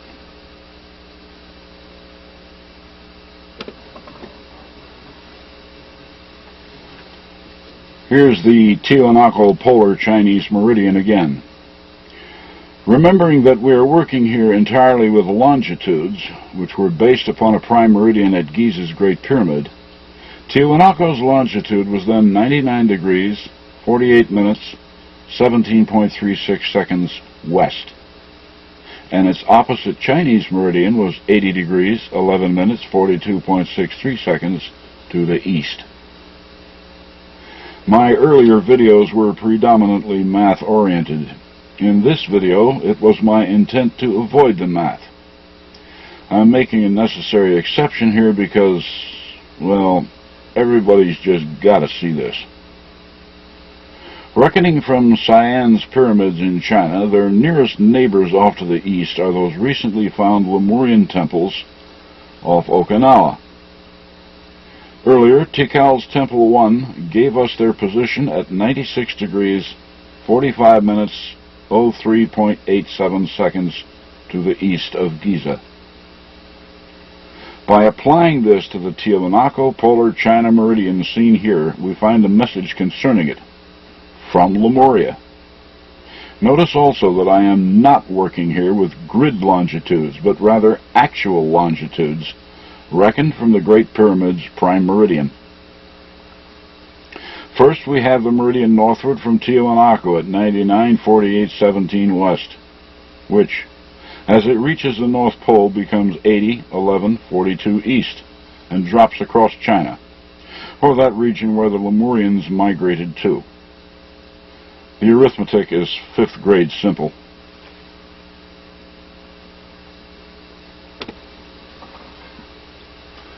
Simply subtract China from Lemuria. The result here becomes the latitude of Tiwanaku on the other side of the Earth. 16 degrees, 33 minutes, and 21.235 seconds south.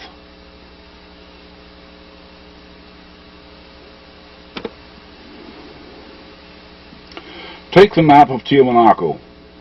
Box in its known ruins, from the Kalasasaya up here down to the Pumapunka. And our parallel of latitude lays right over the box.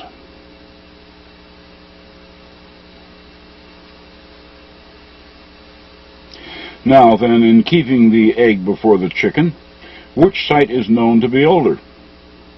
Those submerged Lemurian ruins off Okinawa, or Tiwanaku?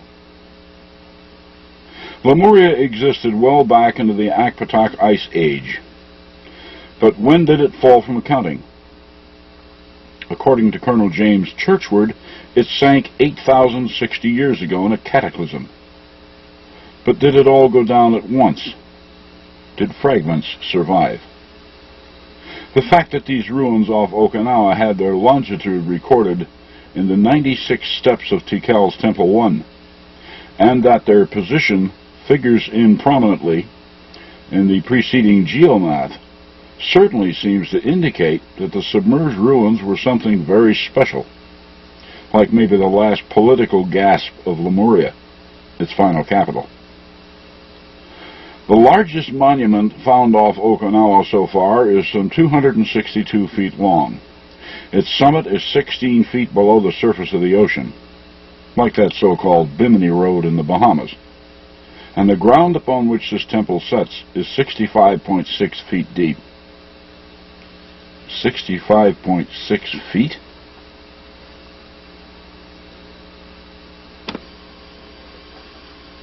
Did the long-lost Lemurians know how deeply this monument would be covered by 65.6 feet of water by the time we got here? Remember Tikal's Temple 5 with its fallen staircase? Well, as Maller excavated the rubble, he found the bottom step and measured it at 65.6 feet in length. And that's feet, not cubits, reeds, or meters, our own 12-inch feet. How could they have known?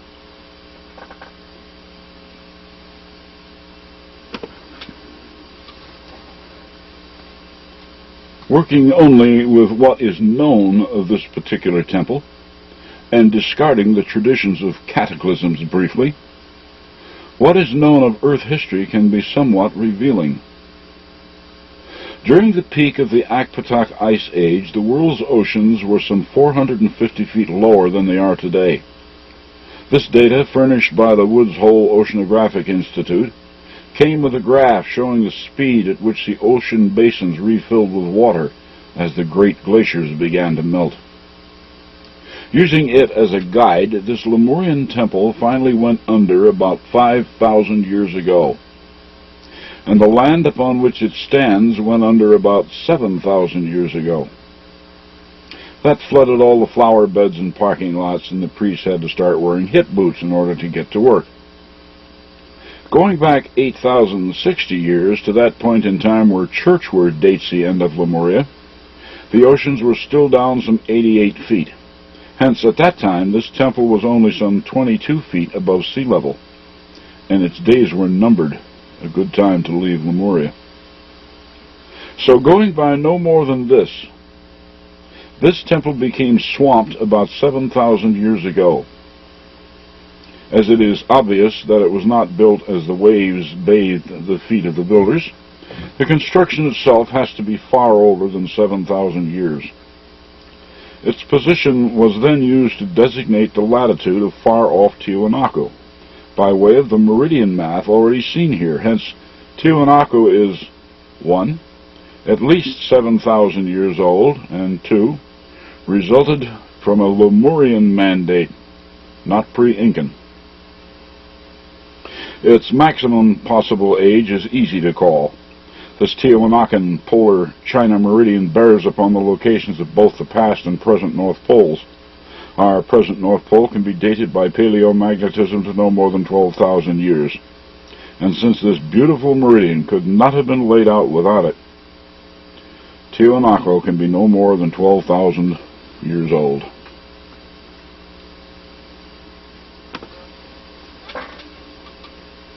In his academically ignored work, Churchward told us that Easter Island marked the southern boundary of ancient Lemuria. Is there a way we can demonstrate this? Sure, several.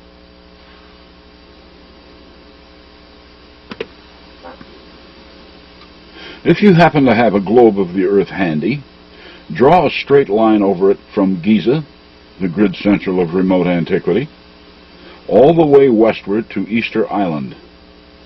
This line will, of course, cross South America, specifically across those mysterious plains of Nazca in Peru, and all of its lines and designs which no one has yet been able to figure out.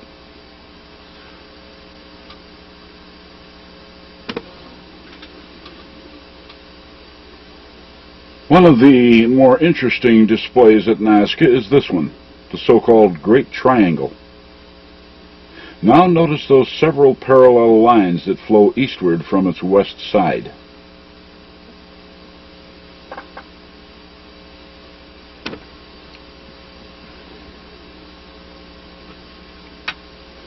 Why do they all point over toward Giza in Egypt?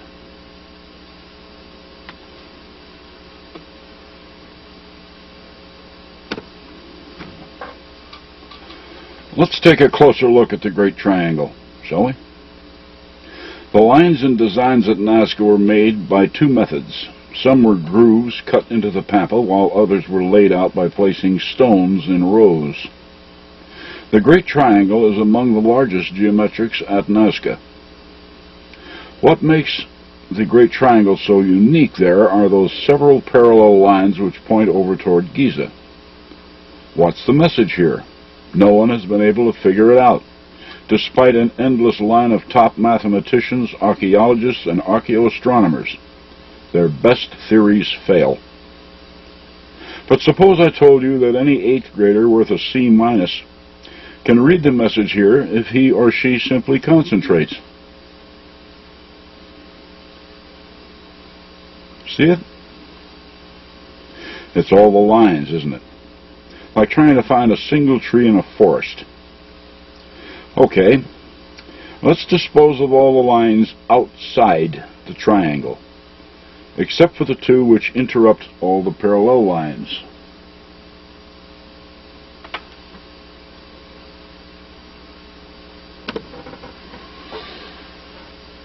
There, that's better. We cut out the rest of the forest. Now the numbers are evident.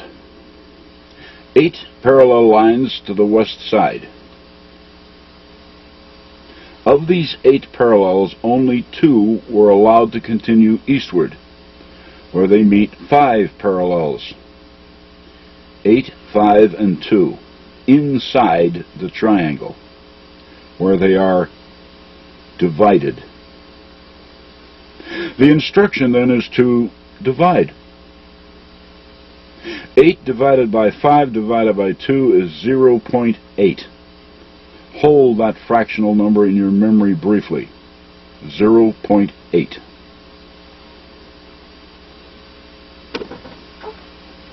True of any triangle is the fact that it features 180 degrees of corner angles, an average of 60 degrees each. But look again, closely. Notice that this Nazca triangle is actually 2, one within another. What are 2 180-degree triangles? 360 degrees, of course. So why didn't they simply show us a 360-degree circle instead of a triangle? There was a very logical reason for that, as we will understand a bit later.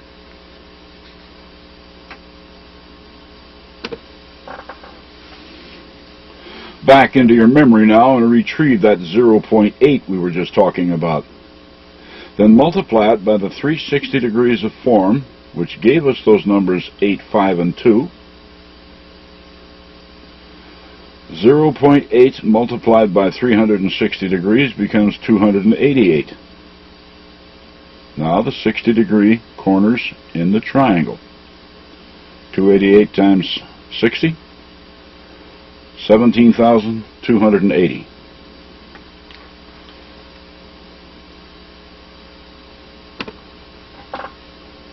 The 17,280 encodes the actual latitude of the Great Triangle.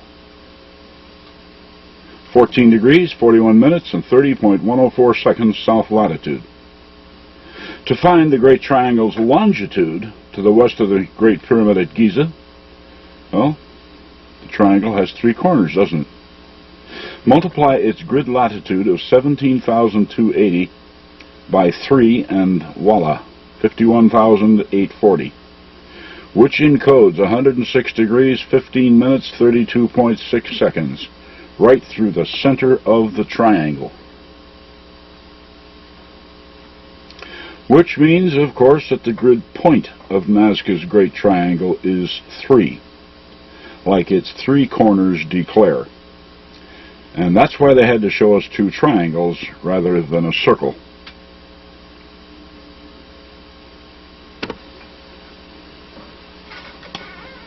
See? 8th grader material. Very simple. Nazca, then, was not the ancient astronaut spaceport that Van Daniken thought it was. Nor do its many intersecting lines point to this or that star as archaeoastronomers thought.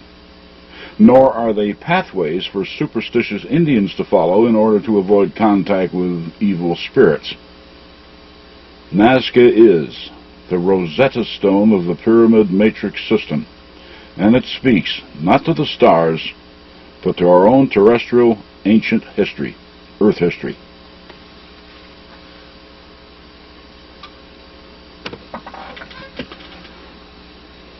But don't just take my word for this. Ask the man. He's there at Nazca too. His name is Manos. And he shows us numbers very carefully, very clearly. But he has no face, hence no eyes, nose, or mouth to count. All he shows are his 9 fingers, 4 in one hand and 5 in the other. And notice that right angle where his head meets his shoulder, a 90-degree right angle. Some can do this in their heads, 90 degrees times 9 times 4 times 5 equals 16,200, the figure which encodes Manos's latitude south of our equator. As for his West Giza longitude, well, that's why he shows us his 2 ears and 2 arms, 4. Multiply his grid latitude 16,200 by 4 and you can have his grid longitude, 64,800, itself encoding 106 degrees, 14 minutes, 43.6 seconds, which is exactly where Mr. Manos stands upon the Earth.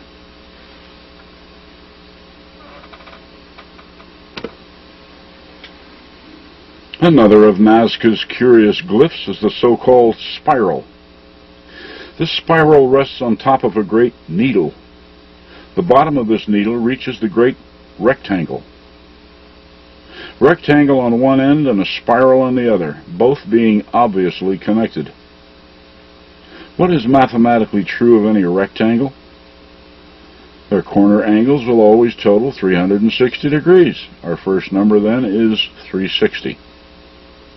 Next we go up to the spiral on top of the needle. We should enlarge this to have a better look at it.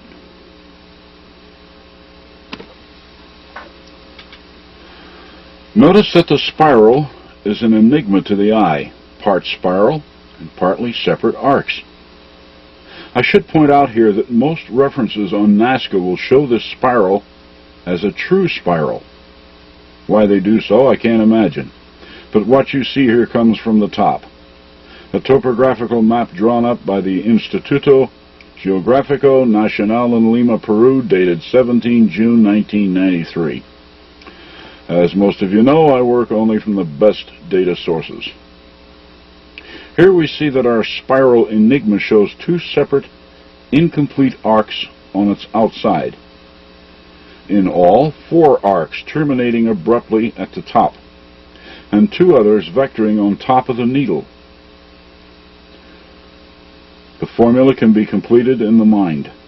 360 degrees times 4 times 2, 2,880. Encoded behind this large rational is the actual soft latitude of the spiral, 14 degrees, 40 minutes, and 05.14 seconds.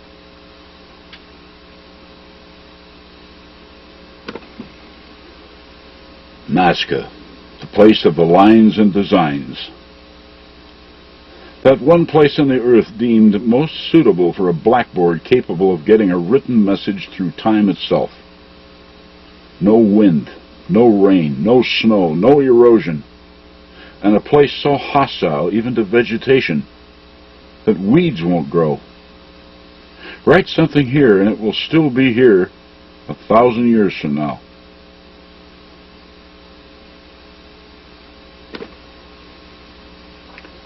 To read the messages at Nazca, one has to pay close attention, as Manos in the Great Triangle explained. Every detail must be digested. Bold generalities will get you nowhere. We learned this with a spiral, which upon close examination revealed that it is not.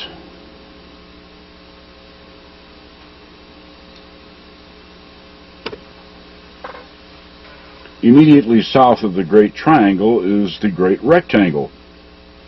It too can be decoded.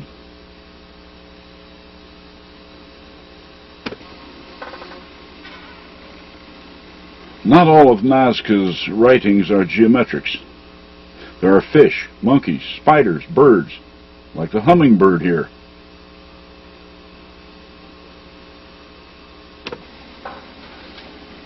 And the condor, another bird. Be careful with his wing feathers during the decoding process. 6 to the east and only 5 to the west. Birds. Remember those bird men statues on Easter Island? Enough said for now. Don't want to give you too much to think about at once, or it'll confuse, as do all those lines at Nazca. Better to explain the individual trees and let the rest of the forest take care of itself. The decoding of Nazca's writing, the pyramids, mounds, great earthworks, and such, is a rigid discipline, and fun for they who have their heads on straight. There are those who try it and can't do it properly, and that's too bad, because unless it's done right, they will never reach the code's higher levels of knowledge. That's where we leave the numbers behind us. Work only with pyramids and maps, like the Tiwanaku-Akpatak polar Chinese scenario just presented. And there are even higher levels, beyond even the pyramid grid system, all the way up to hyperdimensionality itself. Care for a peek? Why not? Coming right up.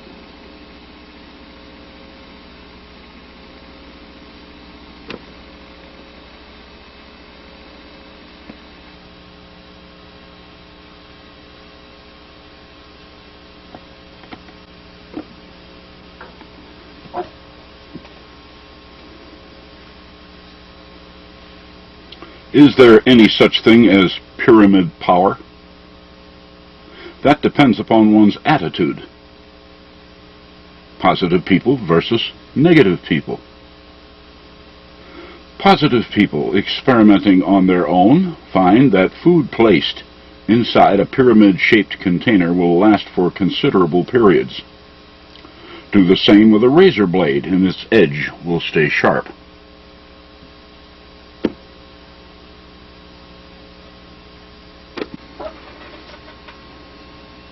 Climb up on top of the Great Pyramid at Giza, open a bottle of spirits, hold it up on top of your head, and sparks will be generated. It's actually been done. Negative people? Napoleon once spent a night inside the Great Pyramid. Whatever it was that happened to him that night, he wouldn't discuss with anyone, nor did he ever go back inside. Then, too, the debunkers who tell us that placing food and razor blades inside pyramid-shaped containers will do nothing for them. Attitude. The real power within pyramids is still beyond human understanding, but it's real and it's boundless. It is likewise feared by the powers that be, for when it is finally understood, the world will be a much better place to live in. But it comes under the title of free energy, and the modern world runs on oil. Accordingly, anything that even hints at free energy is taboo, and we don't want it around because there's no way to meter it to the consumer. But free energy is available, and always has been. Indeed, it actually comes under the heading of universal constants.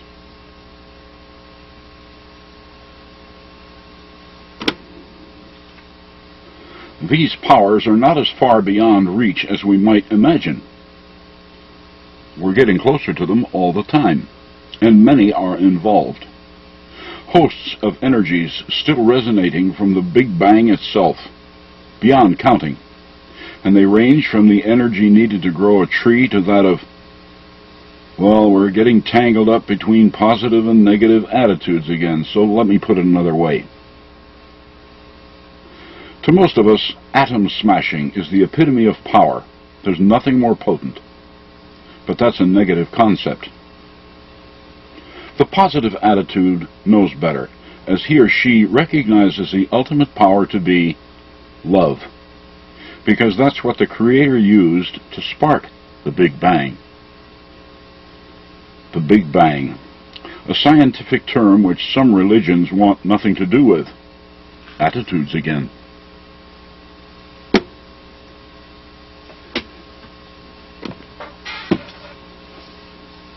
This formula from Einstein says it all, for there can be no reality, indeed no creation, without the combination of energy, mass, and light.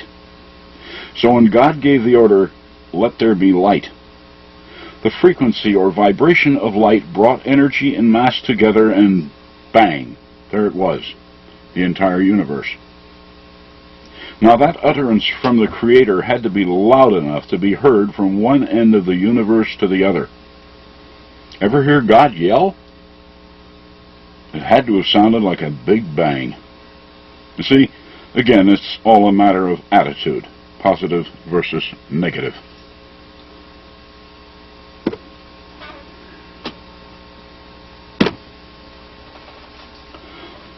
Love, then, is the most powerful energy of all.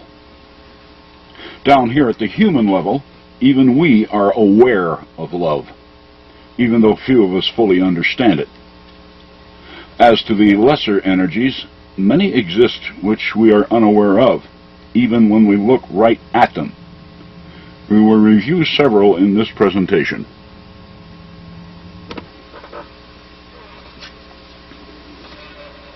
One of these natural energies is demonstrated by the planets.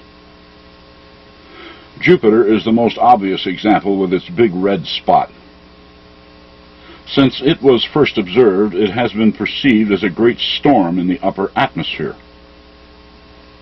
Then along came Richard Hoagland and his UN briefing, where he announced that that storm wasn't a storm after all, because it didn't wander about as storms are supposed to. This big red phenomena remains at a given latitude of about 19.5 degrees. But if it isn't a storm, what is it? Dick advanced the theory that the big red spot is a hyperdimensional signature of some sort. If he's right, then it's one of those energies we can look right at and not recognize. Well, whatever it is, one thing's for certain. It's the signature of some kind of energy, and that was enough to spark my interest. What holds the big red spot at 19.5 degrees of latitude?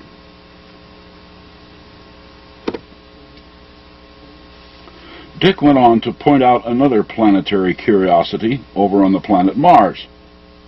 Also at 19.5 degrees of latitude is Olympus Mons, a 5-mile-high inactive volcano. Unlike Jupiter, Mars has no atmosphere and is therefore not as secretive about its surface features. We can see Olympus Mons with our probe cameras. But is its 19.5 degree position only coincidental? The fact that Olympus Mons is inactive doesn't appear to coincide with the active phenomena seen over Jupiter. Then again, Mars is a dead planet. Is it possible that Olympus Mons may have killed it? Mars is a solid planet, while Jupiter is a huge gas bag, incapable of volcano building as we understand it. Yet its big red spot is there for all to see. Conversely, if the Olympus Mons was following some universal mandate, then we do have correlations. An atmospheric signature in Jupiter's clouds, and internal energy, volcanism, on Mars, both at 19.5 degrees. While the composition of the two planets may differ, the upwelling of energy may not. On Mars it once appeared as lava. On Jupiter it's just a spinning cloud, but they could be the same energy. Okay, let's pick this up where Dick left off.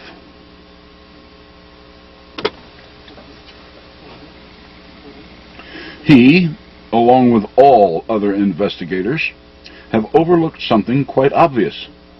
That being, that excluding Bolivia's Acapana Pyramid, all of the super high-rise pyramids of the Western Hemisphere were built between 19 and 20 degrees north of the equator, along our own terrestrial energy belt.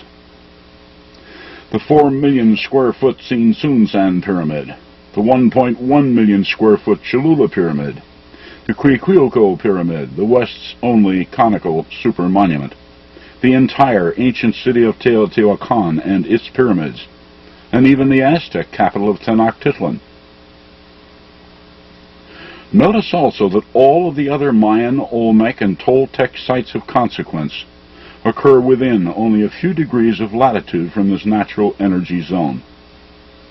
None occur north of the 21st parallel, and none are found south of Copan.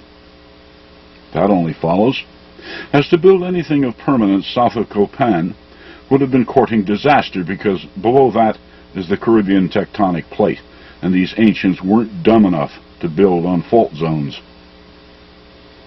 These Mexican and Guatemalan pyramid sites are trying to tell us something about the most powerful energies in nature, things that we are not yet aware of. Embarrassing, not? Our grandfathers have forgotten more than we are even able to recognize.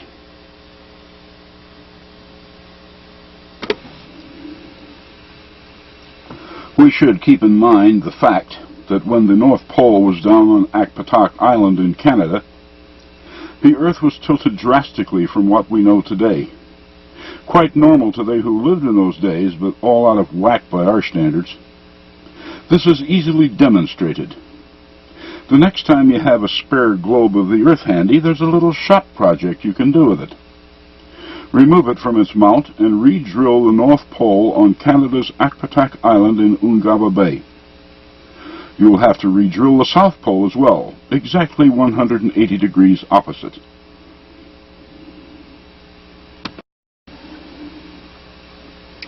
It won't be on the Antarctic continent anymore, but rather out in the Indian Ocean. Does the Perry-Reese map of an ice-free Antarctica make a little more sense now?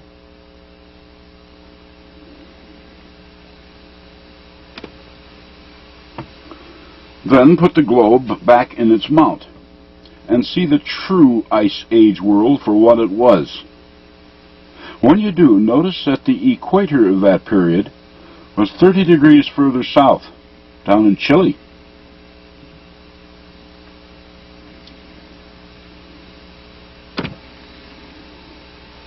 On the opposite side of the world, it was 30 degrees further to the north. China's pyramid fields, today at 34 degrees of latitude, were then at only 4 degrees, very close to the equator. But of greater interest are how the parallels of latitude then influenced the Middle East. We've all been taught that Ice Age people were savages. No math, no sciences, no sense of order, just a bunch of hunters and berry pickers. Sorry about that. I'm glad I wasn't the one selling all that nonsense to our children.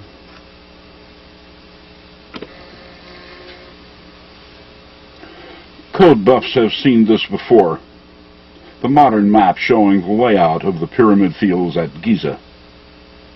With the Great Pyramid centered at 29 degrees, 58 minutes, 51 seconds north latitude. That's now, today. But when the Akpatak North Pole was the order of the day, and the Earth was tilted as previously shown, guess where the Earth's energy zone was then? Giza. 19.5 degrees north of the Ice Age equator. And Giza's pyramids were already in place, sucking up all the juice. Hey, don't take my word for it. Check it out for yourself. Find a globe of the Earth and measure the distance between Akpatak Island and Giza. 70.5 degrees. Then subtract that from the then 90-degree Akpatak pole. 19.5 degrees will remain. The globe doesn't lie. The maps don't lie. Only history does, with its urging that Egypt's pyramids were built by pharaohs only 4,000 odd years ago. If that had any substance to it, Giza's pyramids would now be down in northern Sudan at our 19.5 degree energy zone. Or about where those virtually unknown Sudanese pyramids are, or used to be. They don't get a lot of publicity these days. Too small, too ruined, and in an out-of-the-way third world country that seems to be getting closer to fourth.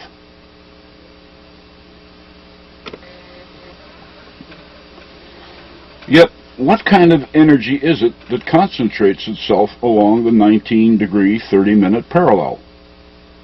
Obviously, it is an upwelling from a planet's interior. It is too powerful to be seen here on Earth. Yet over on Jupiter, it's able to punch its way through its crushing gravity and leave its signature in the clouds 200 miles up.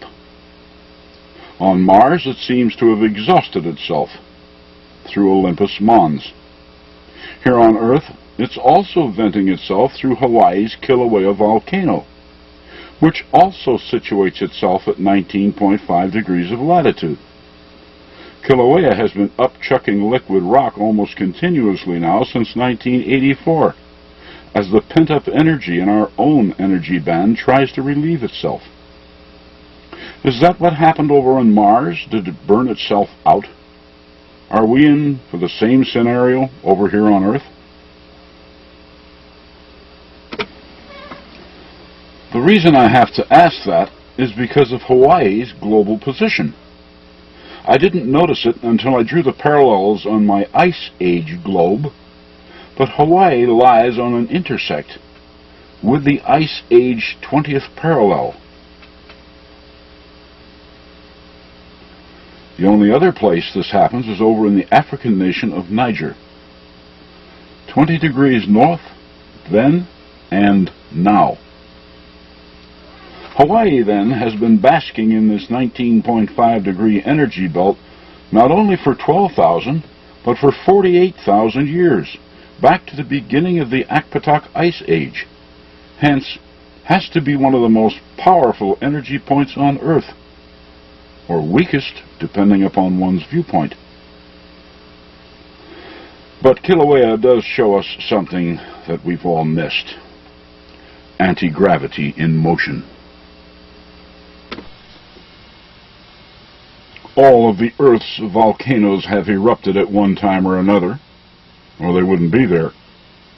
But those located in the 19.5 degree energy band may be trying to tell us something extra special. If volcanoes can show us anti-gravity by throwing up liquid rock, shouldn't it be possible to so lift solid rock? There are oral traditions of such back in antiquity, and they're still maintained today. Along the Ice Age energy belt, as it ran across Giza, we have all those 2 to 20-ton stone blocks in its pyramids, and we haven't yet figured out how they were moved. Just our own primitive belief systems involving wooden rollers and ramps. Only 1 degree to the north, on the Ice Age globe, is Lebanon and its Baalbek site. Same problem in understanding. There we find the largest dressed stone ever discovered. It weighs an estimated 2,000 tons. Even we can't move it.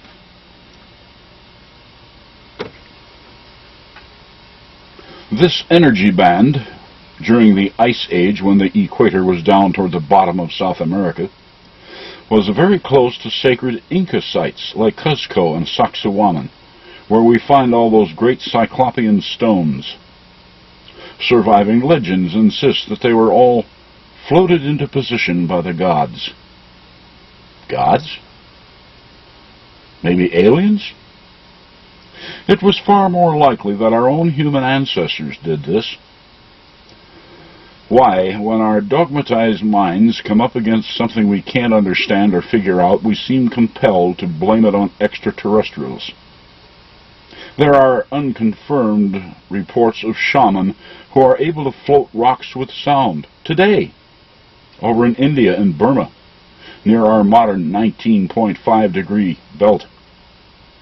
So if these disciplined modern men can do it today, why not in the remote past? Forget this alien nonsense. Not that I reject the possibility of their actual existence, but I'm sure they have better things to do than drop by our world and build monuments for us. It's illogical.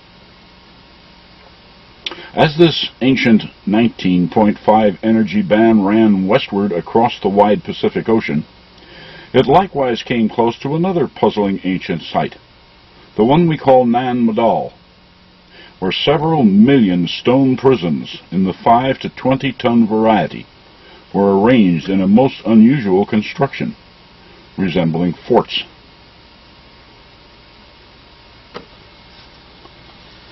Nan Madol makes no more sense than Tiwanaku. No preceding culture and no long-term development. It's like it was suddenly there. Ask a native and you'll hear, 2 brothers floated the stones through the air. Like Tiwanaku, the legends insist the whole place was built in a single day. Yeah, right. Yet if 2 fellows can float 25-ton rocks through mid-air, sounds easy enough. There's no telling how fast they might have worked. They may have thrown rocks around like we throw rice at a wedding, a long-lost skill. And would you look at the construction methods? 12 to 25-foot long stone prisms stacked up log cabin style. Absolutely unique among ancient constructions, yet much faster than the tight-fitting Cyclopean blocks at, say, Cuzco or Giza. Just slop them in place. Maybe it was done in a day. But why? Is Nan Madol a fort, seawall, temple? And to what ancient culture did it belong? Might it be something left over from Lemuria? There's a quick way to find out. Remember those 96 steps on Temple 1 at Tikal, and how they found those submerged Lemurian ruins off Okinawa? What's the most obvious number at Nan Madol? Right, the 90-degree angles at which its stone prisms were laid. 90 degrees times 96 steps equals 8,640, this number encoding its latitude of 6 degrees, 50 minutes, 28.8 seconds north. A lot of work at Nan Madol, more rock than was used in the Great Pyramid. And they even built the island they put it on.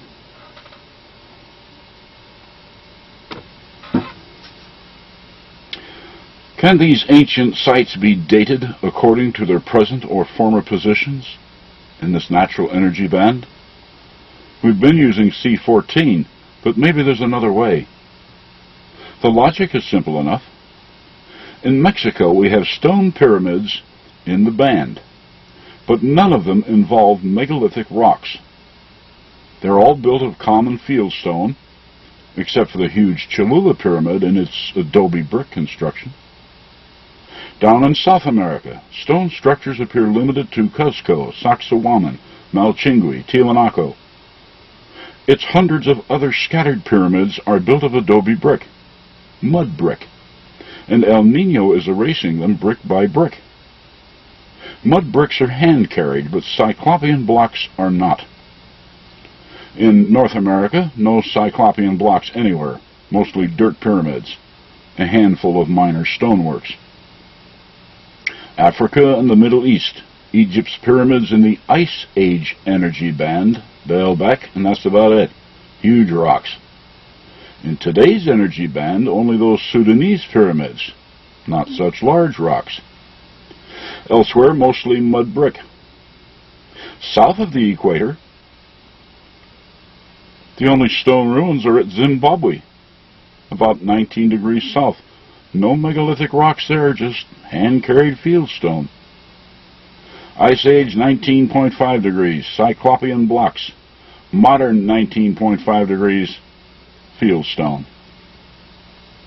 Obviously, someone back in the Ice Age knew how to float rock in midair, most likely by using sound waves. A lost art today, but it was used in reverse when Jericho's walls came down. Since then, silence. Conclusion? Simple. Egypt's pyramids are not 4,000 years old. We need to multiply that by 3. These energy bands tell it like it is.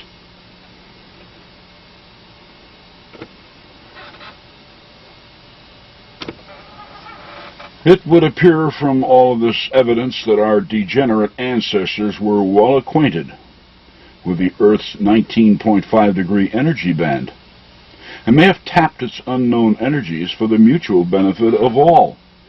Stone floating may only be the tip of the iceberg. Still unresolved today is the evidence of human rejuvenation, as recorded in the Bible. Archaeology and anthropology don't seem to want anything to do with it, but as recently as 5,000 years ago, in the flood-ravaged land where the biblical patriarchs lived, people were enjoying lifespans that were incredible by modern standards. It's in the historical record. Adam lived 930 years, Seth 912 years, Enos 905 years, Jared 962, Enoch 365, Methuselah 969, and even Noah, who didn't even become a father until he was 500 years old. Their Viagra must have been something.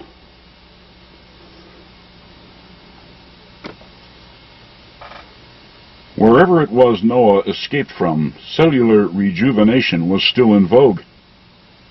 But he moved, and when he did, it was lost. Natural degeneration replaced it. Humanity had to start over.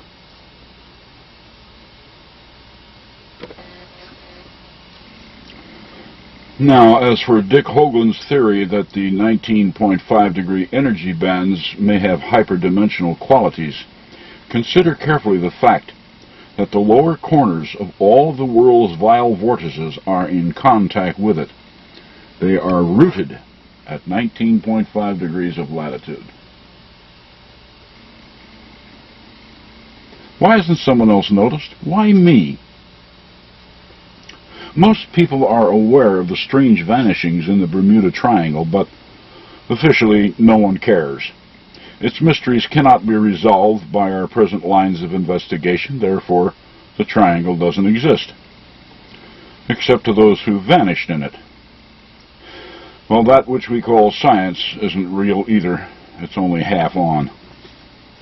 For example, why hasn't anyone noticed that ever since Hawaii's Kilauea has been relieving the internal pressures along our 19.5 degree energy band, vanishings in the Bermuda Triangle have hit a low. By itself, that is sufficient evidence to show that this energy band has a certain extra-dimensional characteristic. It may even be multidimensional.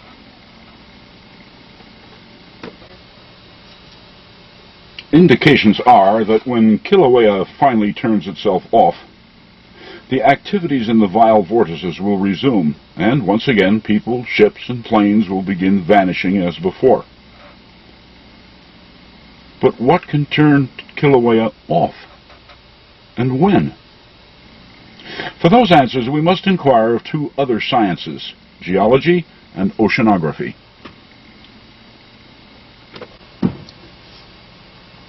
In geology, it is known that the Earth's crust varies in its thickness from about 25 miles under the continental plates to only 2 or 3 miles beneath the oceans. All of these plates float on the asthenosphere. That's a $10 word for lava. Press down on this zone and its underlying lava is displaced. Looks for a convenient vent or volcano, and the Earth upchucks. Simple as that. Over the past half-century or so, there has been a noticeable upsurge in earthquakes and volcanism on this planet, which, when boiled down, means that there is a steadily increasing pressure on our tectonic plates. What's causing it? The gradually melting ice caps. A cubic foot of water weighs about 67 pounds.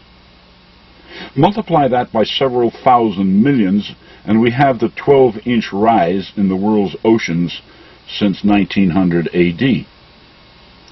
The weight of ice at the polar regions lessens correspondingly, of course, but now all that melted ice filling the basins of the world's oceans is making its influence felt at the lower latitudes in the form of increasing pressure on the tectonic plates.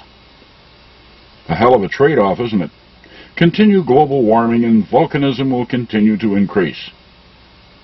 Stop it, and the oceans stop rising, and the vile vortices reactivate.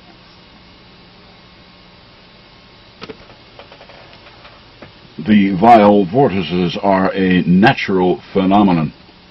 We should bring them back. If and when Kilauea shuts down and global volcanism itself curtails, how will the vile vortices react? Will their time warps resume their random behavior once again? Or will their strange activities return with a vengeance, their windows staying open longer, widening their reach?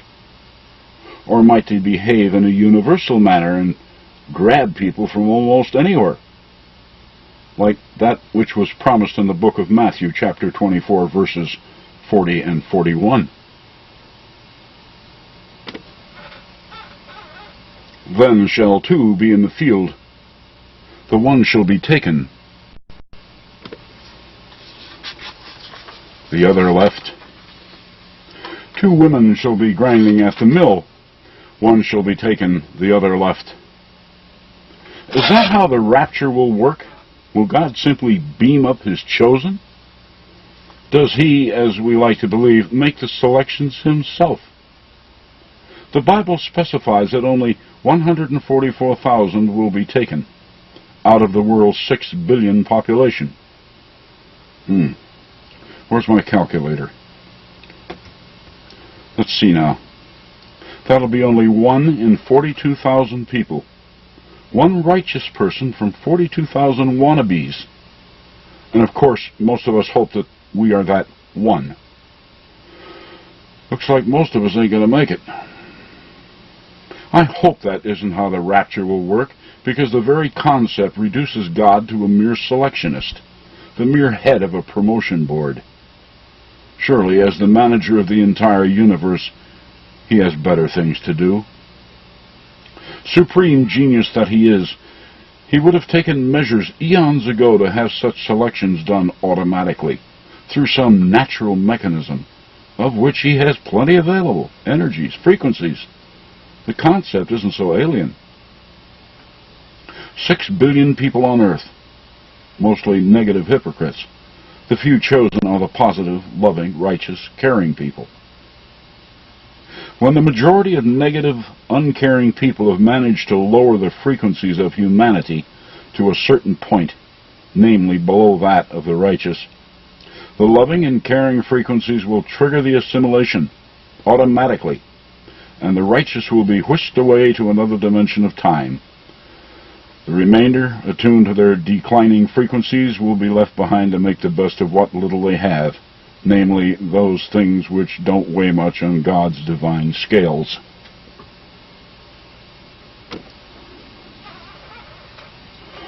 All of creation itself is frequency, every bit of it.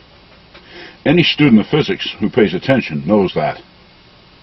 In physics, there are only two known constants: matter and energy.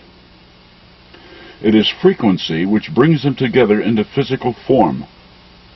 But separate the matter from energy by altering the frequency which holds them together, and the form dematerializes. It's gone.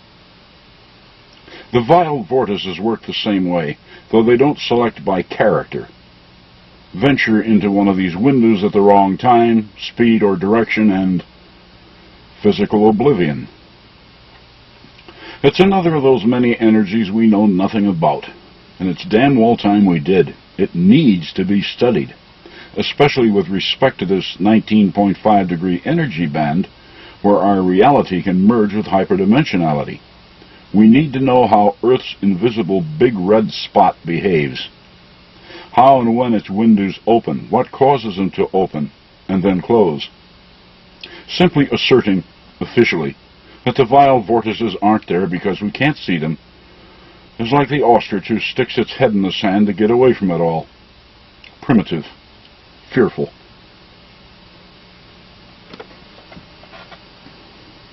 These extra-dimensional energy bands have been around since God began spinning the planets. And we're not the first to have to put up with their mysteries. Other civilizations knew of them long before we came along. Indeed, they may even have figured them out and left instructions for us in the manner in which certain great earthworks were arranged upon the planet. Your attention is invited to those diagonal lines just west of the Bermuda Triangle.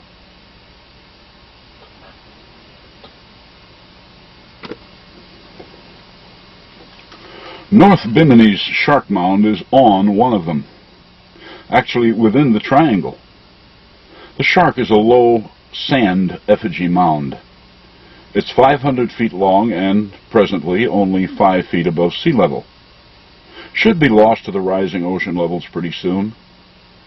But notice the direction in which the shark swims.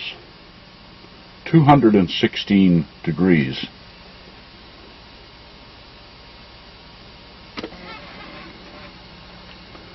A little further west, hunting in Florida's Everglades swamp, itself about 10 feet above sea level, is the 5,500-foot-long mother of Giza's kitten, the Sphinx, better known to us as the Panther Mound.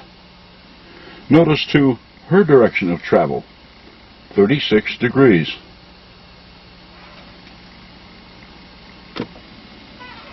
A bit to the north is the Rock Eagle up in Georgia. It's one of but few Aboriginal stone monuments in North America. Notice the direction of its flight.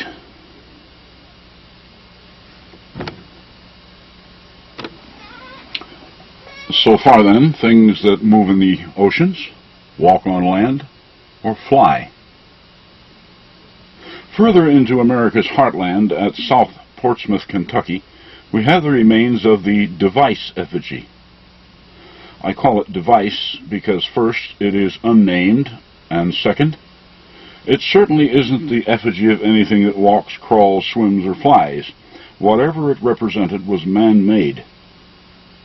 Not much remains of it today owing to urban expansionism, but notice where it points, on a heading of 216 degrees.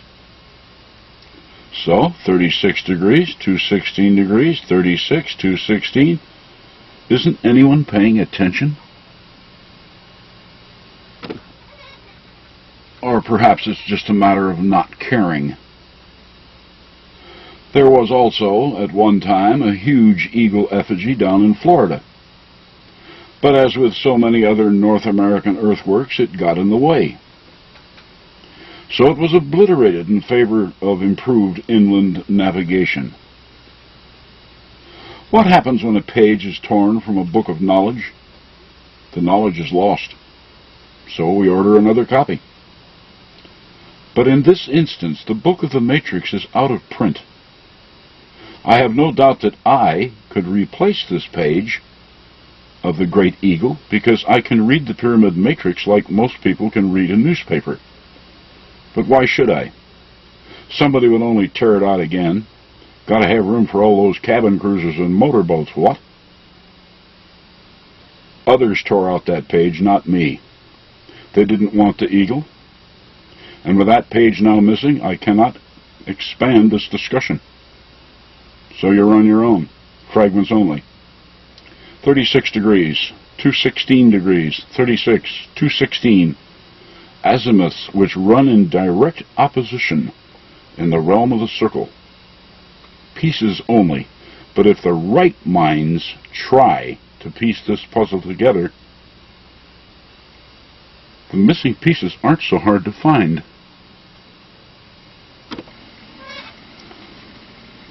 For example, one of the aircraft lost in the Bermuda Triangle was the British Star Aerial Transport on January 17, 1949. It's a matter of record that its last reported heading was 216 degrees.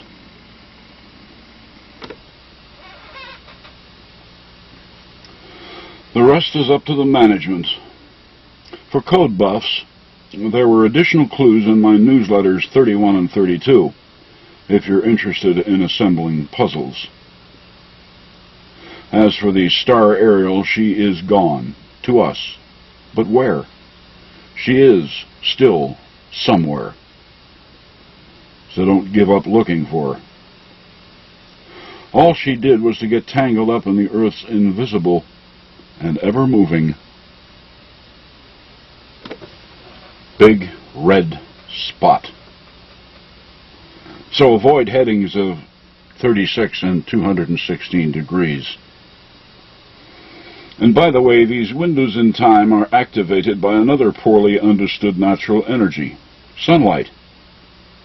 The positive see sunlight as a key to good health. The negative see it as a source of skin cancer. Again, our attitudes. Anyway, these photos we see showing Jupiter's big red spot are always taken on its sunlit side. Here on Earth, when our people and wares vanish in the Bermuda Triangle, it's in the daylight hours. Something else to consider. Report concluded. Thank you for your kind attention. God bless those who are not afraid to learn, and God help those who are. Remember now, it's all a matter of attitude.